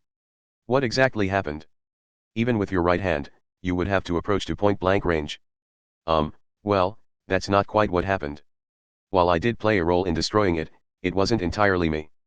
As he tried to explain in more detail, sharp sounds of clashing metal reverberated over the entire area. Kanzaki Kaori was holding off Aqua and Carissa. Even though Kanzaki was supposedly working with him for the moment, he had a frightening vision of two horns growing from her head and phosphorescence leaking from her mouth. After being used the way she had, it was only natural for her to be angry. He wondered what would have happened if he had tried it with Carissa or Night Leader, but it went beyond anything he could imagine. Thus he made a wise suggestion. How about we discuss this while we walk? This area is still far too dangerous. Chapter 13, vs. The Blacksmith Who Releases the Magic Sword round _05. Part 1. After everything, they arrived at the next city on foot. The city was named Stavring and they had decent success there. They still could not find reasonably priced coats, but they bought a small, cheap thermos. They did not particularly need anything to drink, but it and its mug would function as portable heaters when filled with hot coffee. They also found a truck willing to carry them south to their next destination of Billund. It was a 150-kilometer trip and it would take them from the northern end of the peninsula to the center. Everything was going well. Until the long-distance truck carrying them stalled out, that is. This isn't good. Isn't this what people call being stranded, groaned Kamachi. Looking forwards and backwards along the road only showed the white horizon. Uthanus's senses must have still been dulled as she walked next to him because she looked disinterested and stuck her index finger through the empty mug's handle and spun it around. The driver said there's a gas station nearby. We just have to swap out the battery and the truck will be up and running again. As long as we have a clear goal, we're far better off than someone who is truly stranded. The driver was fighting his beloved truck in search of any possibility, but there was likely nothing he could do without a new battery. That may be true, but you aren't going to collapse on the way, are you? Giving up on the truck and walking the rest of the way would be 100 times longer than a trip to and from the gas station, so are you sure you'd prefer that? The snow grabbing at their feet and the uniformly white ground threw off Kamachi's sense of distance. He lost track of how far a mere 10 meters was and he began to think he would find nothing no matter how far he walked, just like that pure black world. Fortunately, They arrived at the flat-roofed gas station after walking for 300 meters. "Oh, no," groaned Kamachi. "Is this place self-serve? There's no one working here. Why is that a problem? I've never heard of car batteries sold in a vending machine." In addition to the coin-operated gas pumps and half-frozen car wash, there was a boxy office-like space. That space contained new tires, suspensions, and other car parts. It was possible the station was not self-serve year-round and had a worker on site on some days. The worker may have avoided showing up on especially snowy days. "See, they have batteries," pointed out Uthanas. "Let's break the glass and take one." "Shut up, you Viking. The door isn't locked and it's theft to take it just because no one's around." As they spoke, the two of them entered the deserted office. It was an unfamiliar sight for a Japanese boy, but it seemed to have simple food and other daily necessities in one corner. The lineup was greater than a train station store and less than a convenience store. "We just have to leave a bunch of money on the counter, right? Denmark doesn't have a tipping system, so the unexpected extra money should make the worker happy. About 500 krona should cover it." "Sensei, I don't understand dash. That's about 10,000 yen. Why is everything so expensive? Can that battery play Blu-rays or something?" However, not procuring a new battery would leave them stuck in the blizzard. Kamachi was very nearly in tears at essentially having to burn money to stay alive. The boy pulled the battery from the cardboard box and attached metal clothespin-like terminals to it. The cables led to a tester. "What are you doing?" asked Uthanas with a frown. "The box was covered in dust and the colors were faded, so I thought. Damn, I was right. It's dead. I don't know if it's been sitting here for too long or if the cold did it, but it needs to be recharged." "Are you going to use the outlet over there? Stealing electricity is theft too. We paid a lot for this, so we can turn a blind eye to a bit of loose change." The Boke and Tsukumai had completely swapped places from 30 seconds prior. Money had a way of motivating people. Uthanas sat on a sofa in what seemed to be a smoking area. "Oh, right. While we wait, go borrow some sweetbreads from the miscellaneous section over there. Viking. You can always put more money by the register. By the way, are you hungry already? We just got some soup. Do you really think we'll be able to have a nice well-mannered meal at a restaurant next time we want to eat? I'd rather get some food while I can than have trouble finding any once I'm hungry. The people who say that always end up eating it while carrying it around." What was that? After that, the troubles only continued. Kamachi was the one blamed for blueberry being the only flavor of jam bread in stock, and he discovered the beef stew bread he was buying for himself was a week past its expiration date. After the girl essentially wearing a swimsuit and cape grew tired of complaining about human knowledge, she lay down on the sofa. "By the way, what time is it? Do the clocks even mean anything anymore? When you used that, what was it? Bone boat? Anyway, you spun the earth around, didn't you? After rotating everything except the two of us, I rotated the entire heavenly body while we stood on it to put the earth back in its proper position. The International Standard Time will still work. The scariest thing about a magic god is how you can handle things like that as if it's a minor annoyance."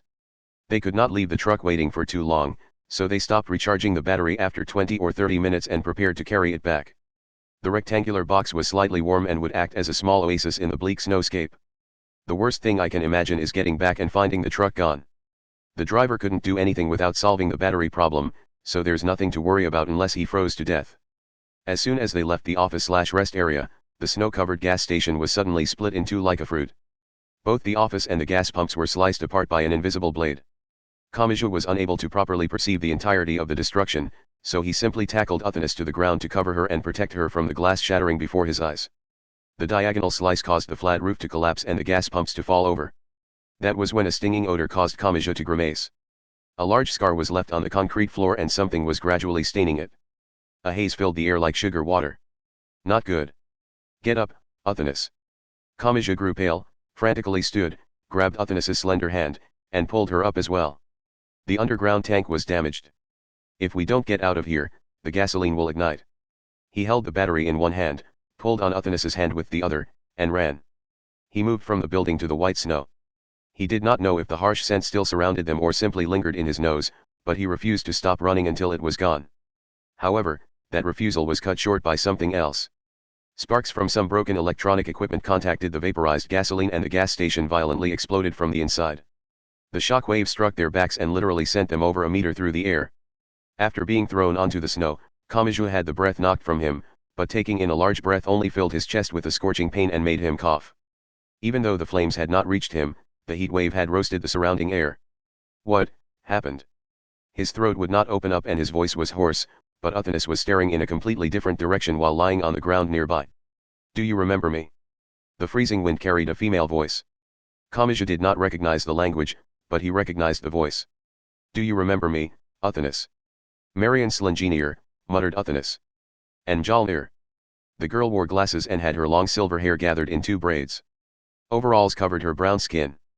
Jalnir was an object that resembled a cylindrical drum made of stone. Kamachi was unsure whether it was a weapon or a person, but with Marian's skills, it could easily be both. Marian frowned at Uthanus's words and began speaking in Japanese to match her. Percy is dead and I don't know where his dead self is either. But this isn't just about him. Gremlin was fighting all over the world and we haven't heard from a lot of them. Do you understand, Uthanus? That's how many people gave their lives to you in order to grant a wish they couldn't grant any other way. Marian had what looked like gold bracelets on her wrists. And that isn't all. There were sacrifices before we joined Gremlin. I'm only standing here now because of all the other people who dreamed of reviving the Dvergr. And it isn't just me. Everyone who desperately made their way to you had dreams they've only held onto after many sacrifices. But you've trampled on all that, Uthanus, and I'm going to make you pay for it. Those bracelets expanded to a diameter of 30 centimeters and remained in place like the rings of Saturn. Are those? Yes. They're components of the lance you abandoned. You could call them Draupnir. Because you ran off, I had some extra materials for the weapons of the gods. It isn't as powerful as Gungnir, but it lets me freely bring together any magic sword or divine spear on the level that a human can use. You abandoned everyone's dreams, but that gave me the power to kill a god. This is the concentrated power wrung from Gremlin's blood. This is all it's good for now, Uthanus. A bright light burst from her hands and the gold bracelets were gone. In their place was a sheathed sword.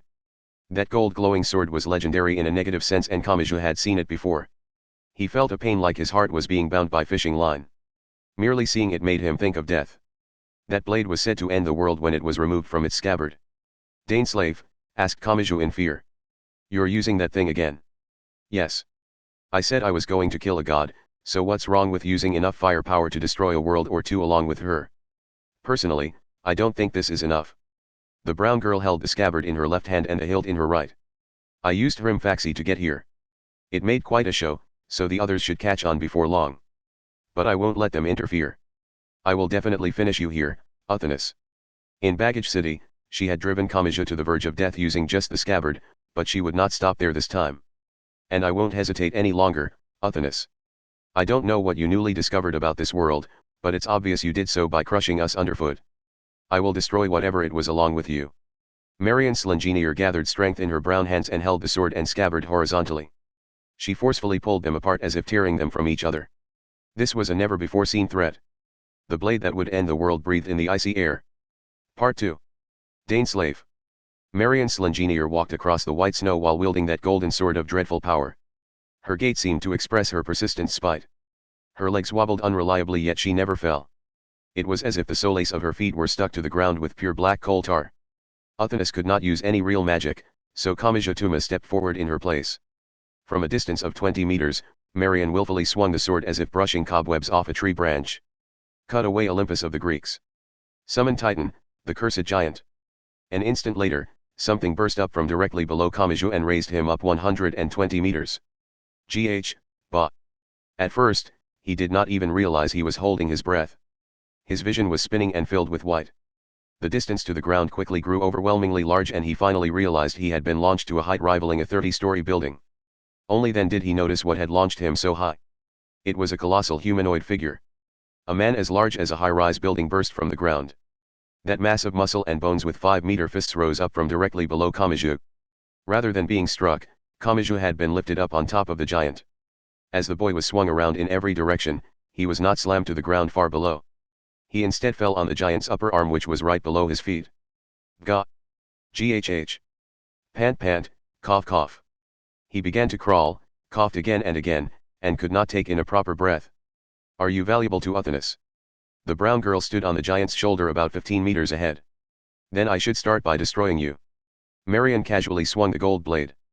Cut away the first son of the Aztecs. Summon Ocelot, the man-eating beast.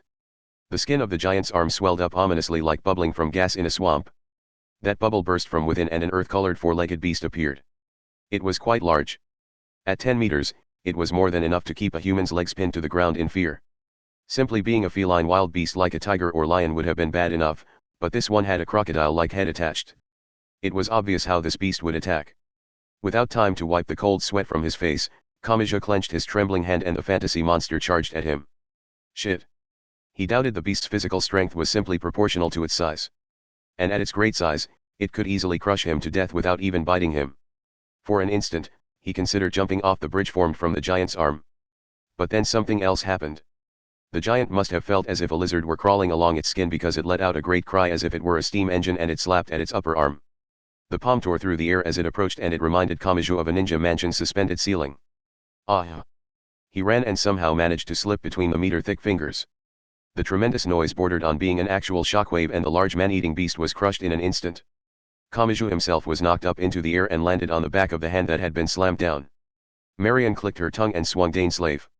The axe seemed to double as a punishment for going against her wishes because one of the giant's arms was sliced through at the shoulder like butter. The giant let out another cry. The high-rise building of a man went on a rampage like a child stung by a bee and swung its remaining limbs wildly. Kamachi was launched from its hand and into the white sky.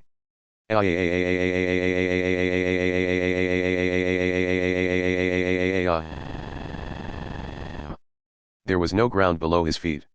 His body filled with the fear of having that standard fact destroyed. However, he did not have time to linger on that fear. Marion had already swung the sword and she now spoke the words necessary to complete the spell. Cut away Asgard of Norse mythology. Summon Surtur, king of the fiery hell. A different part of the snowy plain split open and a larger, pitch-black form rose up.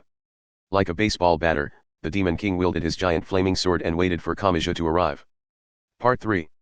Left on the ground, Athenis loudly clicked her tongue as she looked up at what happened over 100 meters above. She understood what Marion Slingenier was doing, but there was nothing she could do for the boy. The restriction of losing her powers irritated her to no end. First, she seals off a limited portion of the world and then she chooses particular phases of different religions or sects and cuts through them. The giant that appeared first was one of the titans that appeared as Zeus's enemy in Greek mythology. The beast that appeared second was the man-eating beast and god of death that destroyed the first humanity in Aztec mythology. The demon king that appeared third was the leader of the giants that were said to burn away the 9 worlds in Norse mythology. Heaven, Asgard, Mt. Olympus, the Pure Land, Naraikanai. Cutting away the homes of the gods removes the protection and blessings of those gods and thus releases the calamities being restrained by the gods. In a way, Marion is able to freely choose and wield the different endings told of in the world's scriptures. It sounded extreme, but the basic technique was not all that rare. The ceremonial grounds used in modern Western magic and the cathedrals and churches of Christianity were formed by dyeing a certain space in the colors of a single religion. No one would pray with an image of Buddha sitting next to a cross and a Buddhist priest would not add talismans or mandrake roots as accessories to his rosary.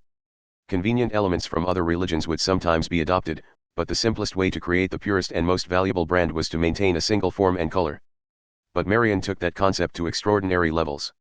Just as ultra-pure water created by thoroughly removing all impurities behaved differently from normal water, the phenomena created by cutting off a portion of space to obtain a unique color had tremendous power.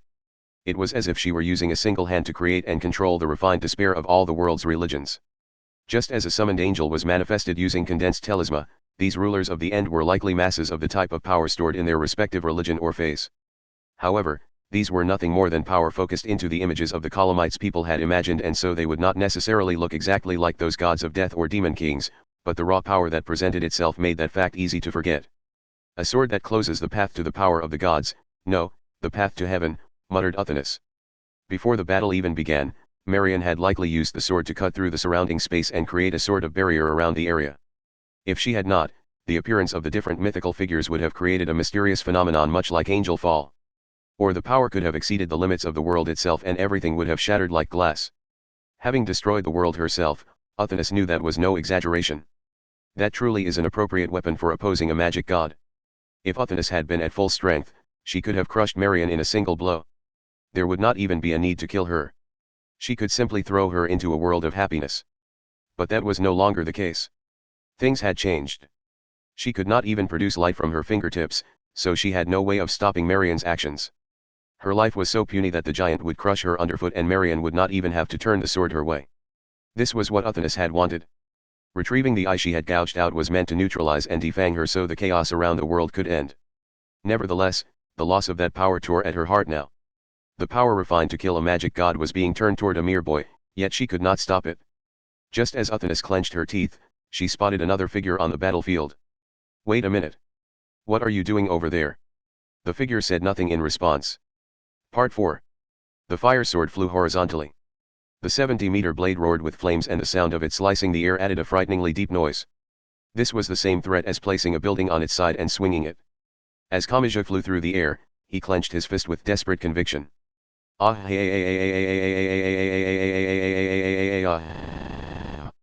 They clashed. The instant the right fist struck the fire sword, the huge blade broke in two. The outer half of the blade spun through the air and stabbed into the one-armed giant's chest. That giant screamed and collapsed. The flames of the sword's bottom half had been extinguished. Kamaji crashed into it and rolled across it, but he did not have time to take a breather. Imagine Breaker's power continued to destroy the giant sword. It felt like running across a collapsing stone bridge. He desperately ran toward the base of the sword and the pitch-black giant's arm, but Marian Slingenier interrupted. "Cut away, heaven of Christianity. Summon Abaddon, king of evil consumption." A great number of black objects formed a cloud in front of him. It was a swarm of tens or even hundreds of thousands of locusts. The brown girl rode the swarm like it was cloud in a picture book, and it carried her to the giant sword that continued to be destroyed. "Marian. Let it end, you brat. Just like our hopes were taken from us for someone's personal convenience." Their gazes clashed between them. Kamaji forgot all about the crumbling footing approaching from behind, and he clenched his fist with all his might as he faced the enemy before him. A voice answered him. "Cut away, Takamaji Ehara of Shinto. Summon Yamatsushigome, the group of black impurities." Kamaji saw a great wave of black coal tar rapidly approaching. It was entirely composed of long, black hair belonging to filthy women. Their slender, branch-like arms could be seen sticking through the gaps in the wave. Kamaji did not know, but this came from the legend of the infinite impurities of the Yomi no Kuni and its master Izanami taking human form. This power was the source of all people's death in Japanese mythology. But not knowing may have been the better option. One was happier not knowing certain things, just as Izanagi's realization of the truth had opened the furnace of death. In his ignorance, Kamaji was able to slam his fist straight forward. With the sound of a large amount of human hair being swallowed by a bath drain, the black wave parted down the middle. However, Marian Slingenier may have expected that. She waited beyond the wave with the gold sword in both hands. She swung it horizontally as if to lop off Kamaji's head. A high-pitched sound rang out as Kamaji's right fist made it in time. Marian's Daneslave broke at the base and the blade spun and broke to pieces as it fell. Everything came to a stop for a moment, and Marian spoke quietly from close range. "She was our hope." Her sticky words oozed out. "We had hopeless dreams, and perhaps we should have simply given up, but we were drawn in by the special abilities of magic god Uthanas. It was because of her that we kept from going mad. It was because of her that we made it this far." Those words reminded Kamaji of a certain mother and child. The young magician known as fertility goddess Freya had met an unreasonable fate before even being born, and she had seen no goodwill or hope anywhere in the world. To her, Uthanas may indeed have been something like a spider web. That child had been willing to do anything to save the mother who had unfairly lost her life. "She stirred up our hopes and brought us to the ends of the world. And then she ran off on her own. This is her responsibility. She must pay for what we have become. If it hadn't been for her, we never would have gone down this path."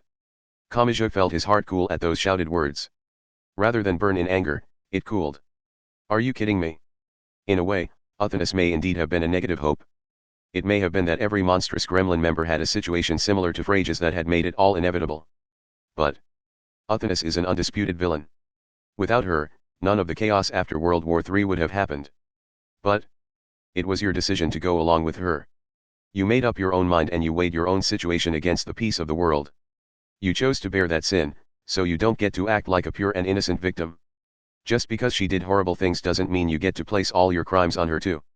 If we're going to fairly judge her crimes, your crimes have to be judged too. It doesn't matter." Marian gave a desperate laugh while holding the broken sword's hilt. As long as we can get back at her for taking our lives from us, nothing else matters." In that moment, Kamaji Tuma had forgotten one thing.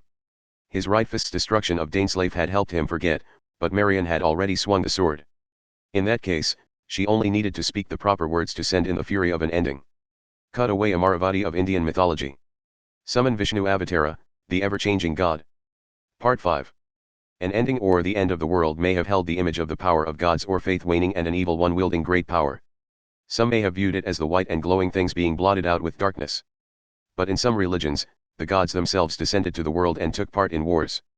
Shiva, the Indian god of destruction, may have been the most well-known, but there was another god that was just as popular. Vishnu was the god of preservation. Brahma, the god of creation, was born from him, and he worked to preserve and develop the world that Shiva would destroy. To do this, he used avatars. The term avatar may have been best known in its use on the internet, but Vishnu would switch between 10 different physical bodies while ending the different wars and calamities on the earth. Those who worshipped Brahma, Vishnu, and Shiva were divided on who the central god was, but they all generally agreed that the three of them formed a trinity that demonstrated its power as the primary god. In other words, this ending did not call in a core of chaos or evil. It was incomplete and its form was greatly changed, but this beam of light was on the level of a top-ranking god. Part 6.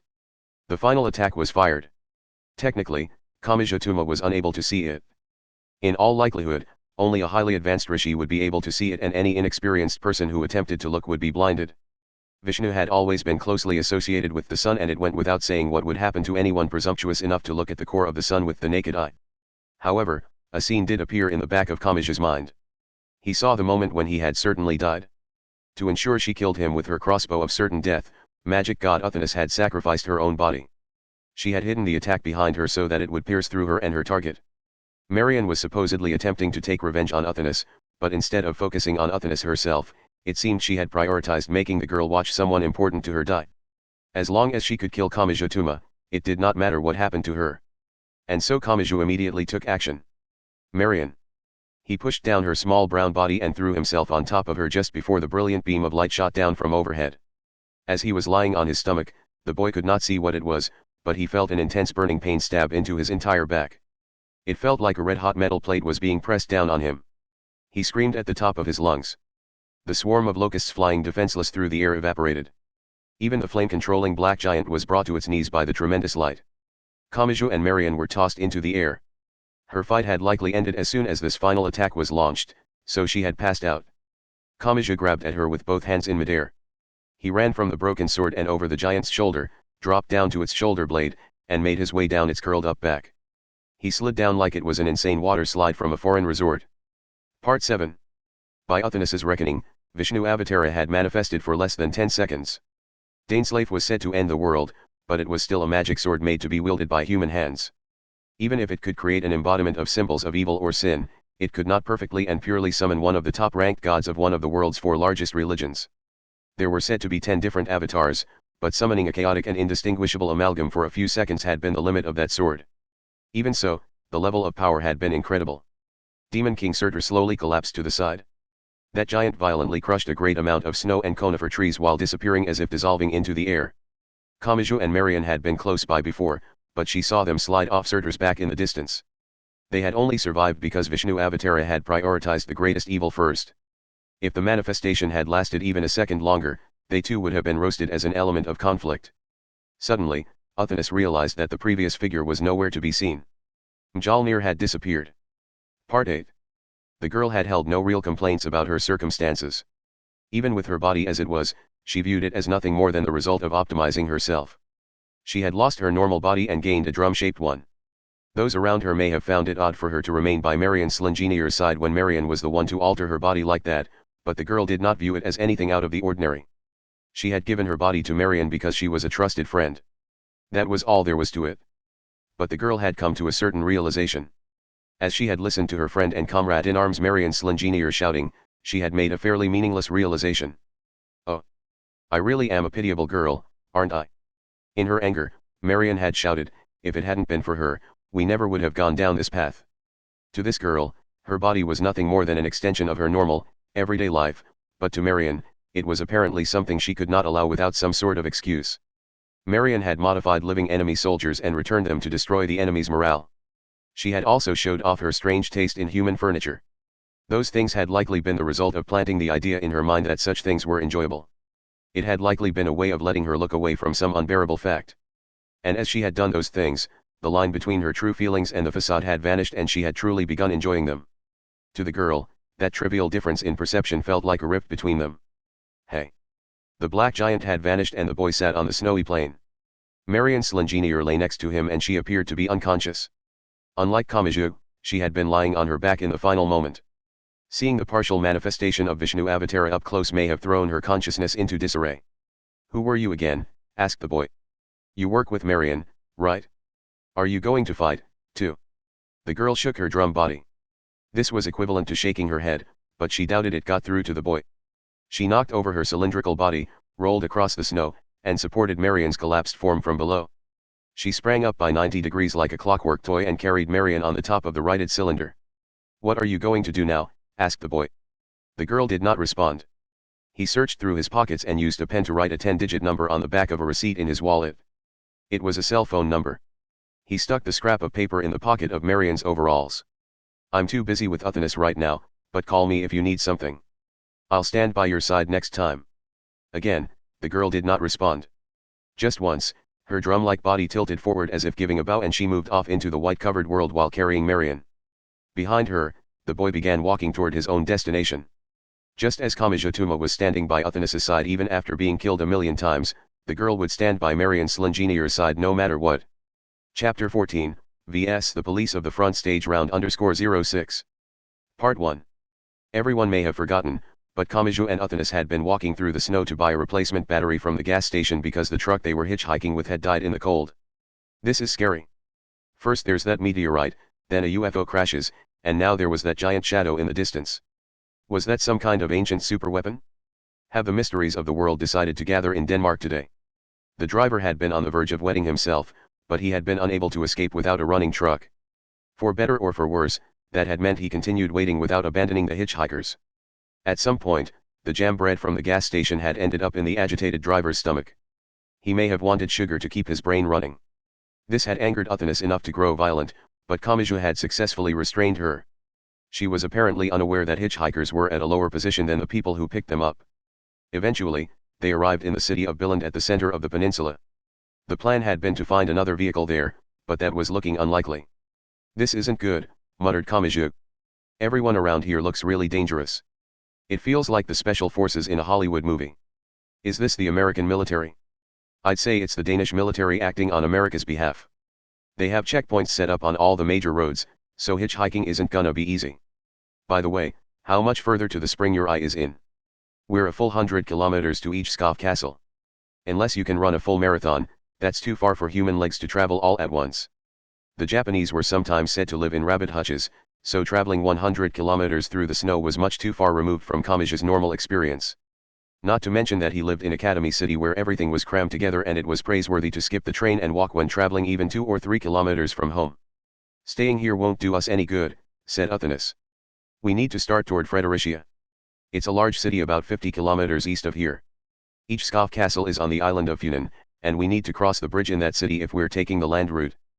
But that means, I don't know if they've figured out our objective, but this route also leads to the island of Zealand, which contains the capital city of Copenhagen. We've been sighted on the peninsula, so we should assume they're blocking off that bridge." Kamiju held his head in his hands, but Uthanis seemed cheerful. "The more enemies around, the more we can steal from them. If we swipe a military vehicle, we won't have to test our luck with hitchhiking anymore. And who's going to drive that rough thing along the slippery, snowy roads? Try that like it's a go-kart and you'll spin out and crash into a tree not 10 minutes into the drive." He began seriously considering getting a motorcycle license once he returned to Academy City as he and Uthanis left Billund. For the moment, they were on foot. They walked through the white world with the extremely vague plan of sneaking aboard the back of a truck if they saw one favoring safety and thus driving slowly along the snowy road. Needless to say, plans growing vaguer as time went on was a good sign of a coming loss. Part 2. Kamiju checked his cell phone and found it was currently 12 below zero. "Why are we trying to walk this distance in such light clothing? I'm going to lose a finger or an ear." Even though he began complaining to himself, that was actually a sign of him calming down a little. He had smashed a large rock on his right fist, dislocated his shoulder, been hit on the side of the head, fallen from a great height, had a tree branch stab into his thigh, and been caught in a gas station explosion. He was injured all over and traveling by foot, but he had traveled nearly 200 kilometers from the city of Joring on the northern end of the peninsula. He had been complaining about wearing his school uniform in below freezing weather, but he was getting by somehow or other. 100 kilometers remained, which was only half of the distance already traveled. They had already made it through the worst of it. If they only continued on as before, they would reach the goal. Or so he naively assumed. They were sighted more often as time went on, and thus the accuracy and frequency of interference from the coalition force and Gremlin would increase. A simple 100-meter dash and the 100-meter hurdles required completely different levels of strength. And when the number of hurdles shot up like a quadratic curve, the rest of the path would be nothing like the path so far. The scene that appeared before their eyes proved that quite well. They saw tanks. These perfectly normal weapons were not the cutting-edge weapons of the science side or the magic side, but more than 50 of them blocked their path. Hey! Athenis caught on first. She stopped walking when she saw snow being thrown up into the air as something dug into the ground 4 or 5 kilometers ahead. This is bad. Get down. The snowscape is filled with American Generation 3.5s. They have giant antennae, so they must share a certain level of targeting information via C4I. They don't seem to have noticed us yet, but if they continue forward while scanning, they'll pick up on our body heat. The sound of the treads digging into the ground was audible even at a distance. It was not that each and every one was loud, there were simply that many of them. Kamachi nervously crouched down and spoke uneasily. American? Is that who our next opponent is? Not necessarily. Denmark imports plenty of American weapons and Academy City took the leadership role during World War III, so there's a glut of made-in-USA weapons that were brought to Europe. This could easily be the Danish military pulling out some rentals they have yet to return. That really isn't the main issue. Kamachi exhaled a white breath and looked at his right hand. This enemy is made up of pure bullets that don't use magic or esper powers. In a way, this is the worst enemy to come across. Part 3. At that time, Sergeant Ingrid Martin had already accurately located the two targets. She lay on the snowy plain while wearing a white ghillie suit made by adding powdered paint over conifer tree camouflage, so even the UAVs flying overhead would have a hard time locating her. People viewing the area from a distance with the naked eye would have almost no chance of detecting her. The large tank unit was a diversion. A large unit could not be brought in on such short notice, so all the American tanks sitting around after World War III had been lent to the Danish military to stir up the area. Meanwhile, Sergeant Ingrid and the other elites would slowly move alongside the tanks, locate anyone trying to escape them from a different angle, and eliminate them. In truth, it would have been enough to add a papier-mâché turret on top of construction equipment and paint them up to look military. They only had to frighten the target into movement. Voices from the others on the same commando unit reached her over the radio. This is Lynx. Target located. Securing line of fire. This is Jaguar. Same here. Together with White Lion and Lynx, we have them surrounded from 3 points. Roger that. Sergeant Ingrid spoke quietly. Just out of curiosity, why am I White Lion? There are a lot of better cats you could choose. You know, the kinds people make stuffed animals out of. Didn't you agree to it because lion cubs are fluffy and cute? And even their cubs can bite off a human finger. It's perfect for you. She kept her eyes on the targets, but spotted her comrades from the corners of her eyes and sent deadly thoughts their way. However, not even she could have spotted them without already knowing they were there. The same likely went for them. Their targets, Kamachi and Athenis, were not even looking in the right direction because they were focused on the tanks. A single pull of the trigger would kill them. But knowing that produced an annoyed comment from Sergeant Ingrid. The leader of the bad guys is one thing, but isn't the other one the hero who saved Hawaii? This is Lynx. He cancelled that out with what he's done now. My sister's husband is from there, she said. If we end it like this, I can't avoid a fight with her. Damn, and I was just starting to get along with my Chinese. This is Jaguar. Everything about us is classified while working across borders. Start talking about your weekend house party and the company isn't going to be happy. I'm way more afraid of my sister than those necktie-wearing bastards with their thin smiles. As I'm sure you know, she's the world's strongest housewife with a grip of 200 kilos and she's the type to break a safe barehanded if she can't remember the combination. White Lion, please stop giving out personal information. It defeats the purpose of the codenames. Her family yells at her for her loose tongue, too. She even told the rest of the family who her niece's first love was, so you can't expect her to dash. Jaguar, you're not doing much better. However, this was not a Hollywood movie, so the soldiers could not let their personal feelings affect the mission. As they continued their observation, the two targets crouched down to hide themselves. It was far too thoughtless when faced with the sensors of modern weapons, but hiding was hiding. Even if it would accomplish nothing, it indicated their intent to fight. Given the situation, Sergeant Ingrid could only assume the worst. If they had stood with their hands up, the soldiers would not have had to shoot. This is White Lion. Lynx, Jaguar, get set. This job is as depressing as a Monday on your period. Let's get this over with and go home. This is Lynx. Roger that. This is Jaguar. Roger that. And you actually have girly things like periods. After a count of 3, Sergeant Ingrid slowly and silently stood up. She was only 2 meters behind Kamachi and Athenis. Part 4. Kamachi did not understand what had happened to him. He found himself unable to breathe and his vision filled with white like an overexposed photograph. Heat quickly gathered above his neck and he could not move his head well, So he reached for his neck and finally found a dry sensation. An arm was strangling him from behind. By the time he determined that, he had already lost feeling in his limbs. Rather than crushing his windpipe and preventing him from breathing, the attacker was placing pressure on his carotid arteries to keep blood from his brain. Before he could even resist, his consciousness slipped into a world of darkness. "Damn you!" Uthanas shouted toward the person who wore a white ghillie suit that looked a bit like a Yeti costume. The attacker did not hesitate to use the unconscious boy's body as a shield while keeping their arm around his neck. The attacker was plenty cautious of Uthanas's power. Even with no detailed knowledge of magic, the memory of the United States Army and administration being brought down in Hawaii was still fresh. That was why the attacker had started by attacking Kamaji instead of Uthanas. Her power was unknown, but she was traveling with Kamaji and would thus want to keep the boy with her. That was why he would function as a shield. With her attention forced onto that fact, Uthanas froze in place, but then the snow unnaturally burst up at her feet. It was a gunshot. The fact that they were surrounded further dulled Uthanas's thoughts. The attacker decided this was the optimal moment and slipped a hand inside the ghillie suit. That hand came out holding a knife with a blade longer than 30 centimeters. While using Kamaji-tuma's unconscious form as a shield, the attacker did not hesitate to throw that knife toward the center of Uthanas's head. The entire process took only 20 seconds and it ended with a dull noise. Part 5. Ugh. Kamaji-tuma let out a quiet groan. He could tell he was collapsed somewhere, but he could not tell whether he was on his back or stomach. His mind was so muddled he doubted he could even tell if he had won in a game of rock paper scissors. He heard someone speaking in the distance. It was fluent English and it was filled with slang not found in textbooks. It might as well have been a completely unknown language to Kamaji. "You should have just killed her with the knife back there. Did you forget the mission objective, chicken head? This Uthanas girl might get up again even if we stab her or shoot her. We still don't know the details of that magic she used at Hawaii, but she at least needs to think to pull it off. That's why we defeated her while she was too confused to think, but now it seems like it was too easy." He felt no heat. His consciousness was drawn inwards like he had severe anemia and everything in front of him seemed a long way away. "And that's why you knocked her out with the knife's grip. We have to wait until the video line to the UN headquarters building is up. She was connected all the way up to the media queen in Hawaii. Having this intercepted could lead to her soldiers interfering, so it isn't surprising a secure line is taking a while to set up." A pair of feet wearing military boots was traveling back and forth in front of him at short intervals. "Once the line is up, we can move on to mission objective beta. Let's go back over the process." He tried to look up and only then did he realize he was lying face down. The reports from Baggage City are hard to believe, but given the possibility of a fake or body double, we will kill Uthanas in front of a camera sending the footage to the president in real time. A .45 caliber handgun will be used to reliably destroy her brain and heart.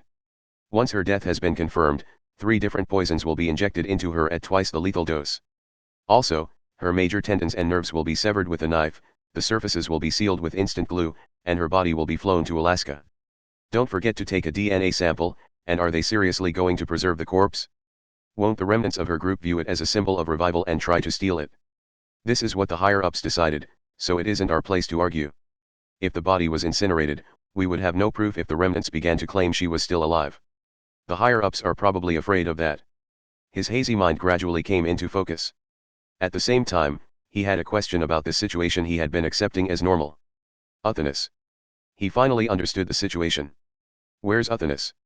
He frantically tried to get up, but a great force pressed down on his back and he heard a metallic noise.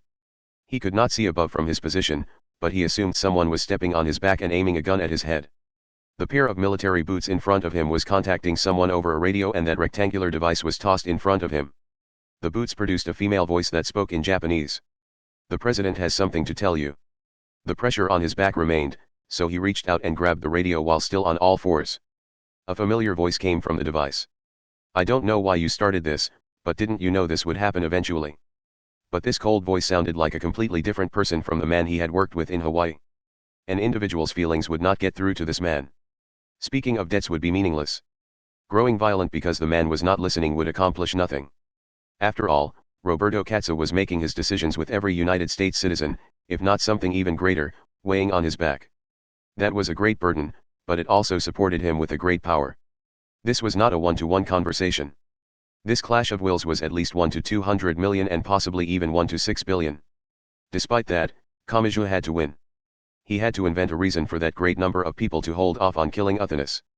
"Since you're even bothering to talk with me, can I assume you're at least a little hesitant? I'm just killing time while the video line is confirmed secure." We should have about 10 minutes left. I won't let you kill Uthanas. You have 10 minutes to explain why I shouldn't, if you can at all. Incidentally, I have enough reasons for killing her that I could make a 3-day, 3-night speech on it. Hearing that cold-hearted voice, Kamachi licked his lips. His opponent was not refusing to talk. Even if that was only to give time for the execution to be prepared, his words could still reach the man. He could not afford any mistakes here, and he felt an unpleasant pain in his heart. You still don't know everything about Uthanas. You know she's fled to Denmark, but you don't know why. Listen. Wouldn't it be a bad idea if America eliminated the big boss without knowing her objective or motive? You mean it would damage our reputation as the world police? That doesn't matter. The definite stability of the world is more important than some formless reputation. You're out there on the scene, so for better or worse, you probably have a better grasp of what Gremlin is. But the vast majority of the world doesn't know any of that. Do you have any idea how much damage is being done from rumors, primarily on the internet? If we don't do anything, it'll develop into a witch hunt. Rumors that a certain country is supporting Gremlin will gain false credibility and a new war will break out. That was the situation in the eyes of America, no, the eyes of the 6 billion residents of the earth. They knew nothing of Uthanas. They did not even know if she was male or female. They were more worried about the threat to their own lifestyles than some unknown person's life. You aren't wrong, said Kamachi. But that's all the more reason why you can't kill Uthanas. Oh. Killing Uthanas won't make Gremlin peacefully disband. Just because they lose their overall objective of completing the lance, they aren't going to commit mass suicide. With no one to bring them together, the members will scatter randomly. The loss of their objective will leave them with great anger, and their first target will be the peaceful world and America, the country that leads it. We are prepared for the fight to continue. Do we look like a country that will forgive a villain in fear of a distant future? If you think that fight will be hunting down the remnants of the group, you're dead wrong, Mr. President. Kamachi's words stabbed out. Gremlin has already proven even a superpower like America can be brought to its knees. The world learned that perfectly well at Hawaii. In fact, I'm amazed no one has tried copying them yet. Now, a copycat wouldn't be that big a problem, but what if the other members of Gremlin gather together? I don't know a thing about politics, but would I be right in assuming there are a surprising number of people who would like to defeat America? Keeping Uthanas around would lead to an age of war just the same. Would it really? If you want to predict where the other members are hiding based on their behavior patterns, you'll need to learn the secrets of Gremlin from her. And as long as their leader lives, none of the other members can name themselves the new representative. Her survival would at least somewhat hold off their reorganization and regrouping. The slower the enemy is to act, the less chaos will spread through the world and the fewer people will die. But Uthanas's power is unknown. I don't know what happened with the supposed lance in Tokyo Bay, but she can do something similar or even worse in the future. There's no good reason to let her go.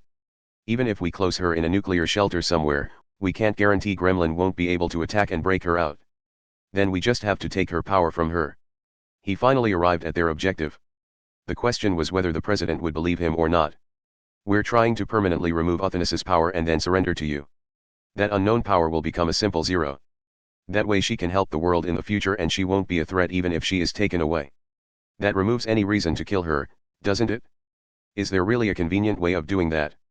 You all probably don't understand because it happened so suddenly, but we didn't come all the way here without an objective in mind. It would have been safer to hide out in some quiet mountain. Lying on his stomach put pressure on his lungs, so he had difficulty breathing. Listen. We're not asking you to write off Uthanas's crimes. Once this is over, you can lock her up for decades if you have to. As long as you go through the proper procedure, we won't stop you. So do you still feel the need to kill her? All we're doing is preparing her to be sent to an American prison. I don't know much about that side of things, but isn't this kind of person usually sent to England or somewhere like that? We've already run across the Roman Catholic Church, Russian Orthodox Church, and Anglican Church, but it was no good. They're all determined to kill. That may be normal to them since they have direct connections to the Crusades and witch hunts, but I just can't get used to methods from 500 or 1000 years ago. Do you really have to execute her? I'm just a high school student and I don't know much about law, so I have to ask. In your country and under the rules that act as the global standard, is there really no path left for her except death? If the answer was yes, the future would grow pitch black for Kamachi. Even then, he would not overlook Uthanas's crimes. It would simply make their goal that much more difficult to reach. Well. There was a pause. Rather than mocking the boy, the president thought and gave an accurate answer. Crimes against humanity are severe. As war crimes, she would be charged with attacking a country without declaring war and indiscriminately attacking civilians. She would certainly be executed. As you know, She attacked Hawaii, Baggage City, and Tokyo, and I'm sure more problems would come to light later. It would be a hard case to win even after paying mountains of money for an army of lawyers. Kamachi's breathing grew erratic, but the president was right. He suppressed his desire to deny it and did his best to accept it.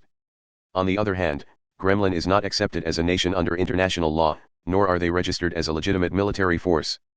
Funnily enough, that means some of those war crimes might not apply. It'd be quite a trick to pull it off, though. But even then, she wouldn't be innocent. After directly attacking America, the jury would have a terrible impression of her. She'd at least be imprisoned for 100 years.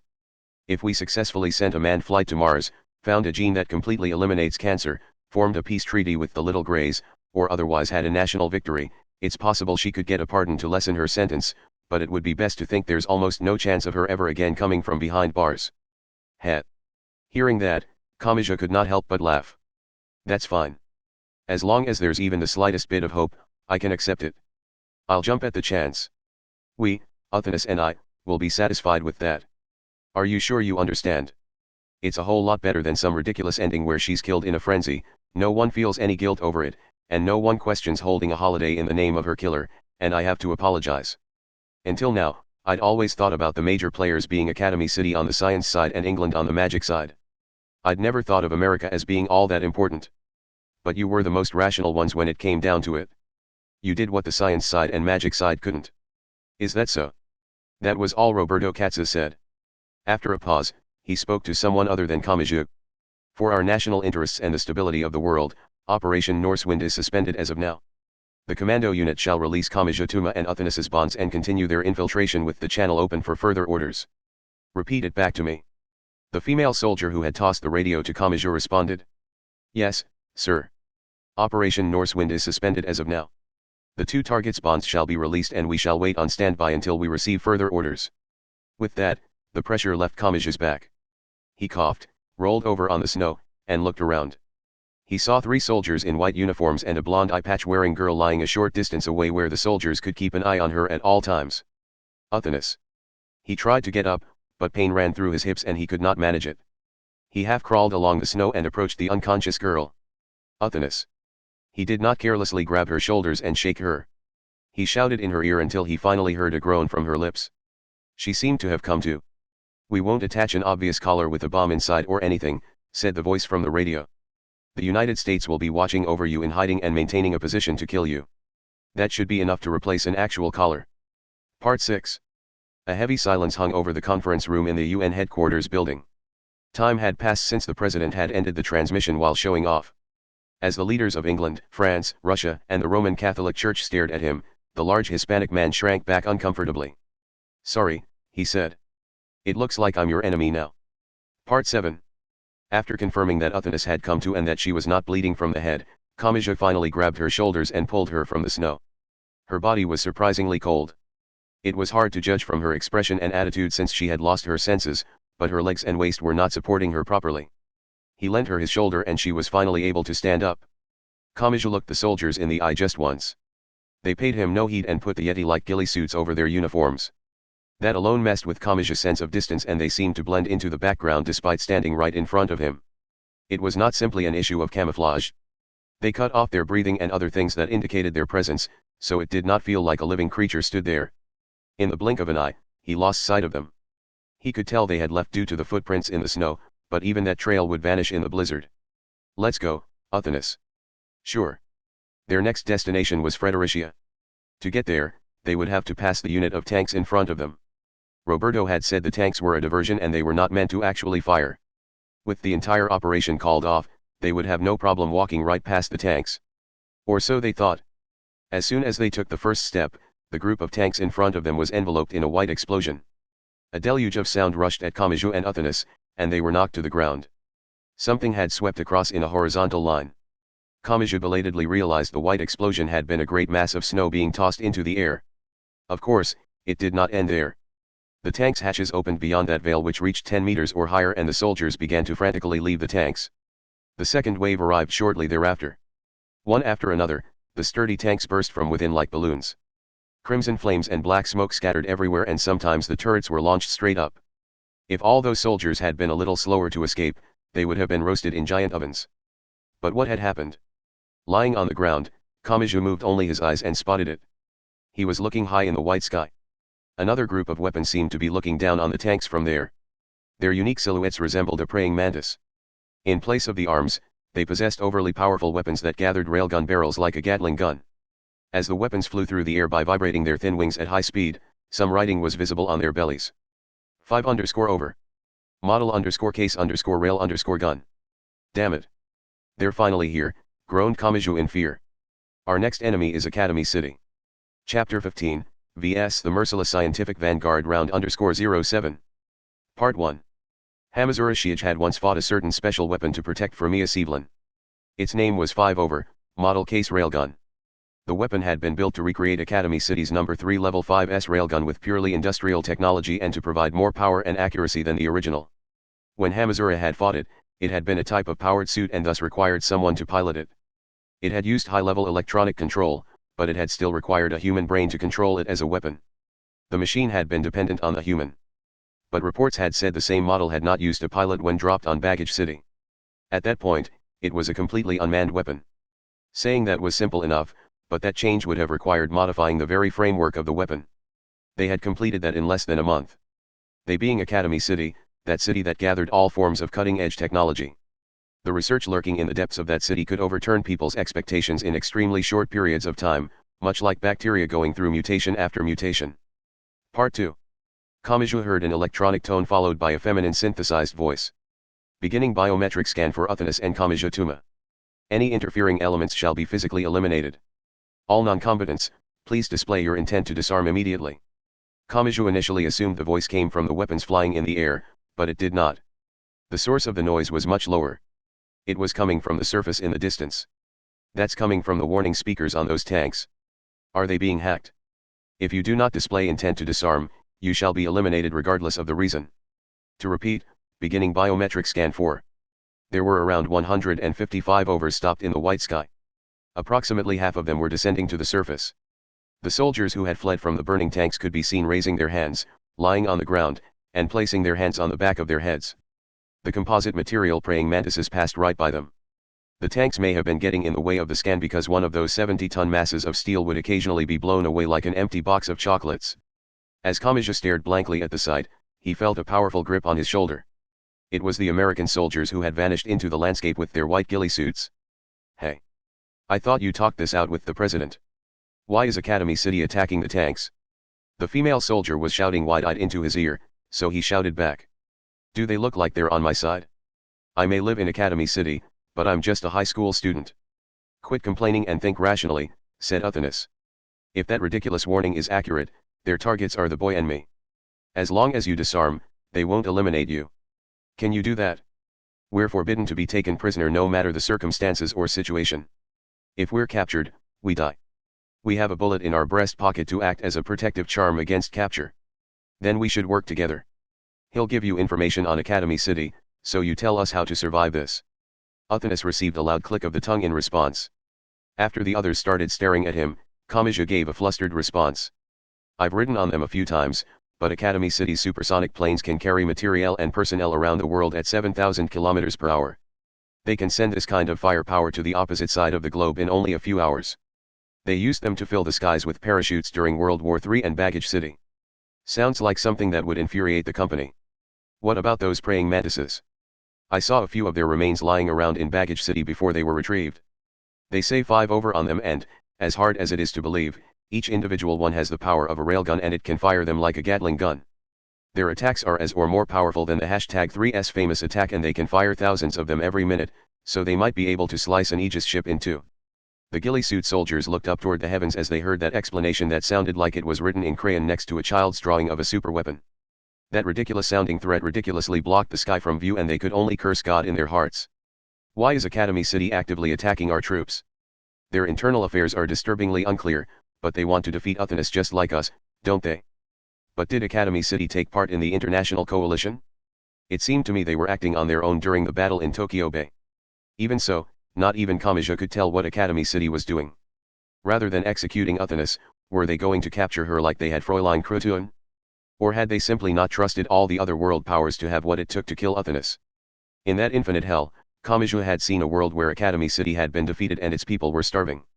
That may have been a convenient scenario created by Uthonus, but it was relatively accurate that the city could not sustain itself on its own as far as food and resources were concerned. What was Academy City trying to do while risking that hopeless future? Something else caught my attention, added Uthonus. I don't know how well these 5-over scans works, but why are they scanning this area specifically? If they had located us by satellite, they would have ignored the tanks and come right here. I thought they were scanning all over the place because they didn't know where we are. If they didn't know where we are, they wouldn't have narrowed it down to this plane. They have some general information telling them we're in this area, but they don't have our exact coordinates. That vague information had to have come from somewhere. One of the Yeti-like ghillie suits shook unnaturally. It looked like the awkward behavior of a local mascot after some kind of project failed.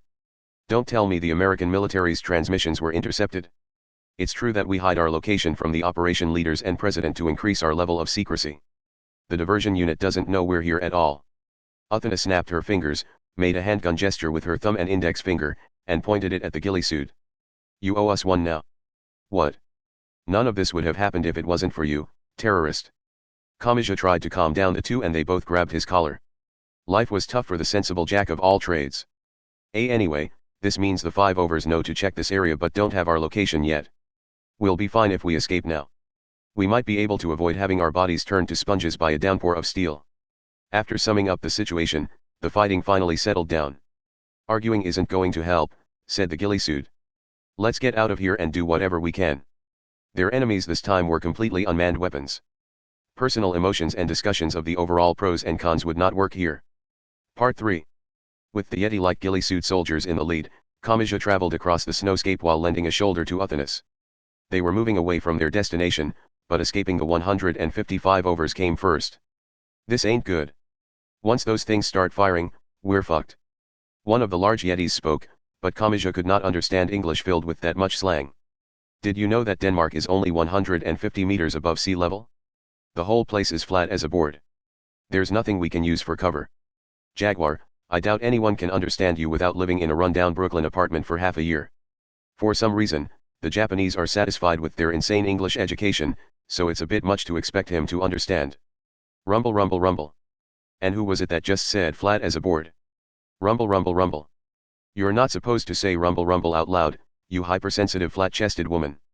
I understand you've been reading a bunch of comics to have something to talk about with your niece, but still. Flat-chested?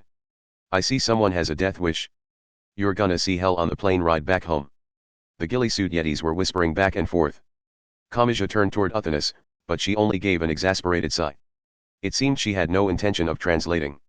The snowy plain continued as far as the eye could see and the ghillie suits were trying to get as far away as possible while hiding inside the conifer forest. Kamaji and Uthonus followed them into the forest. The 5-over synthesized voice was still coming from the warning speakers on the hack tanks. Beginning biometric scan. As soon as they started holding their breath, the conifer trees were mowed down with tremendous force. Rather than a sequence of individual noises, a single great whirl of noise assaulted their eardrums. The instant they got down on the ground in surprise, trees thicker than Kamaji's waist were sliced through like a lawnmower cutting through weeds. Sharp fragments much like a pencil broken in half rained down. Kamaji lay over Uthonus to protect her and scorching pain stabbed into his back. He grimaced and shouted over the din. They've already found us. But we can't stop here. Jaguar, don't fight back. There's no point. Frightened by the explosive noises and almost crushed by his fear, Kamaji pulled up Uthonus and pursued the ghillie suits' backs while staying low. All the while, the horizontal torrent of steel continued. After a while, the female soldier realized something. Wait. None of the shots are hitting us. Are these supposed to be warning shots? They have too much power, answered Kamaji while crouching and supporting Uthonus. The #3S railgun bullets melt after about 50 meters, but they're firing from kilometers away here. When too far away, the air resistance may melt the surface of the bullets and alter their trajectory. Otherwise we'd have been torn to pieces long ago. In other words, we're safe for the moment.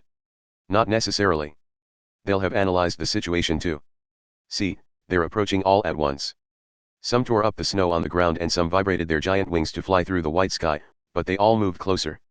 It looked exactly like the advance of an army of giant insects from an old disaster movie. Kamaji felt a much more primal and raw fear than simply being pursued by accurate unmanned weapons. They ran with all their might, but they were on foot. They could never play a proper game of tag with the 5-overs that functioned in place of tanks and attack helicopters. And once those weapons arrived close enough, they would truly be torn to pieces. Kamachi ran while lending Uthanas his shoulder, and he called out to the ghillie suits leading the way. You all need to surrender. There's no point in sticking with us any longer. If we could, we already would have. Do you know why we're called commandos and not rangers? It's because we aren't assigned official ID numbers.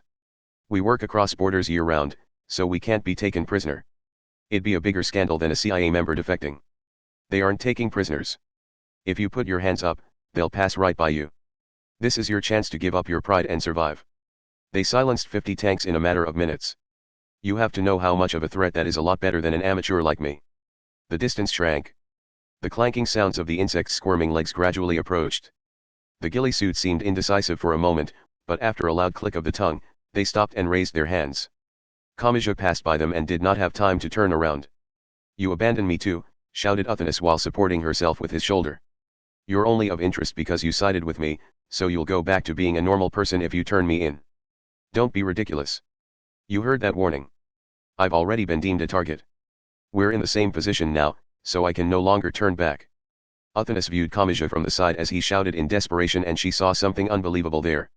The deep snow was grabbing at his feet, he was trembling from the cold and his own fear, he was supporting the extra weight of Uthanas, and he was fleeing with no concern for appearances. But Kamachi Tuma was smiling. Let's find a way to get out of here, no matter what it takes. And what then? Even if we somehow do manage to escape, an even more brutal enemy will arrive next. That will continue on and on. Surely you've asked yourself what happens once we really do escape it all. That's not my question to answer. It's your life, so you get to decide. His teeth were chattering as he shouted out. You'll retrieve your eye from that spring, cast aside all your power, surrender with your hands in the air, and make up for all your crimes with a long prison sentence. And after that's over, it's your life. That means you get to decide. You can start a bakery or a flower shop or whatever else. Once it's all over, there's no reason for anything to be taken from you in the name of the world or peace. As he spoke, he looked at the girl known as a magic god. Her cheeks had relaxed ever so slightly. And even then, the countless deadly weapons approached from behind. They were reaching the range where they could reliably kill with mechanical accuracy. Part 4. Visual identification, gate identification, bioelectric scan, and 47 other identification scans complete. Combined probabilities of 87% and 98%. Identities confirmed. Self-analysis of Gatling railguns complete. When firing normal bullets with a wind speed of 7 meters and a temperature of -12 degrees, an unallowable error occurs at greater than 1000 meters. Electronic calculations and actual test firing have produced identical results. Altering spec sheet and sharing via network. Distance to targets, 1208 meters. Time until altered absolute kill range, 10 seconds. Whoops. Now, let's see. Have I hacked into the system yet? Illegal packet format detected. Infiltration route scan, failed. Subsystem activation, failed. Shared network purge, failed. General threat assessments, 0. The system is free of error.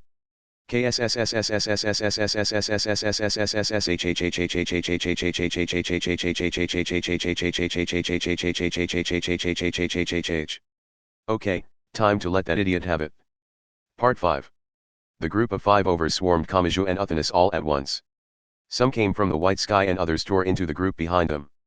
Anything within range, from a human to an air-to-surface missile traveling at Mach 4, could be shot down with a high level of accuracy. The two of them were targeted with the great arms that were the Gatling railgun barrels used to tear their prey to pieces. In that moment, one 5 over in the air lost its balance. After that, all of the advanced weapons filling the sky began to crash, one after another. Some even collided with the models on the ground. Shit. What is going on? Kamachi crouched down while holding Uthanas. As he did, the danger pouring down like a meteor shower tore up the surrounding snow and dirt, and he heard several explosions. Finally, the disturbance settled down. What happened? Despite surrounding them from only 5 meters away, the 5 over barrels did not spew their steel downpour. In fact, the weapons were completely motionless. However, there was a clear order to it all. The insects covering the snowy plain all had their heads tilted as if focusing on one fellow machine in particular. From overhead, their formation may have looked like a strange giant flower. Kamachi heard a hard clank as someone stepped up on the head of the queen, receiving all the others' focus. What? The short girl had short brown hair and she wore an expensive-looking duffel coat over a Tokiwada middle school uniform. More importantly, this was the level 5 the 5 overs were based on. Misaka. Just to be clear, I'm not about to join your side for no reason. I'm not that convenient a girl. She spoke indifferently and spread her arms to indicate the army she had made her own. I've hacked all of this firepower. If you don't want to die here, then defeat me and continue on. Kamachi lowered Uthanas to the snowy ground and clenched his right fist once more. As he prepared to confront the number 3 level 5 while surrounded by 155 overs, he asked a quiet question. Are you mad? Yes, quite a bit. When did you become a spy for Gremlin? Chapter 16, vs. The Heaven-Sent Child Loved by Electrons round _08. Part 1. There was no definite chance of victory. Normally thinking, Misaka Mikoto was using excessive force. All she had to do was snap her fingers and Kamachi and Uthanas would be torn to pieces and destroyed to the point of being a mushy soup. That meant Kamachi's only chance was to make a gamble. For the boy who constantly bore the weight of misfortune, this was an extreme long shot. He dashed over to the closest 5 over and slammed his palm against it. Misaka Mikoto had said she acquired this firepower by hacking them. If she had used her ability to control electricity for that hacking, a touch from Kamachi's right hand would release them from their queen's control. He would leave the rest up to the machine. Would they prioritize killing Uthanas and Kamachi as before? Or would they prioritize eliminating Misaka Mikoto who had hacked into the military network? Wait. Mikoto frantically spoke up, but the 5 over aimed its giant arm toward her. Seeing the bundle of railgun barrels begin to rotate, she paled and used powerful magnetism to levitate a different nearby unit as a shield. Piece after piece of the shield was torn through with a deafening noise. Give it. All the trees in the area had been felled, but a sound akin to rustling leaves could be heard. It came from a large clump of iron sand vibrating as it rose from the ground. Arrest Al Redi. As the iron sand sword rose like a whip, it severed the 2 arms of the 5 over that had gone out of control, or regained control. The machine tried to tackle her, so the sword went on to chop off its head.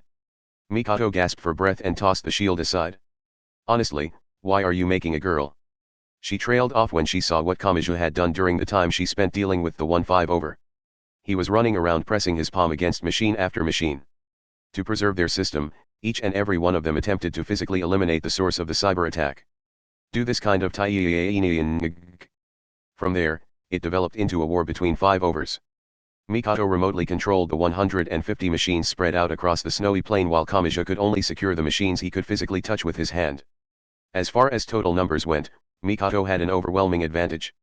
However, that turned out to be a problem. Yes. Mikoto had no way of distinguishing enemy from ally. Needless to say, even Mikoto would be blown to pieces if she was hit by a railgun. In order to prevent unexpected attacks from a blind spot and to secure her safety, she chose to destroy every machine she had reason to suspect.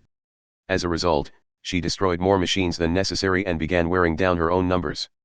I'm still going to push onwards. Of course I am. I have an overwhelming advantage in numbers and I can corner him from multiple angles using a mixture of my own powers and these pieces of junk. There's no way he can overcome this with nothing but a special right hand. After seeing the out of Mikoto's control 5 overs dropping in number, the number 3 became certain of her victory once more. But then she made yet another mistake. She had grown so focused on the atmosphere of strategic simulation parameters that she had forgotten that the number of 5 overs did not really matter. This was a fight between Misaka Mikoto and Kamachi.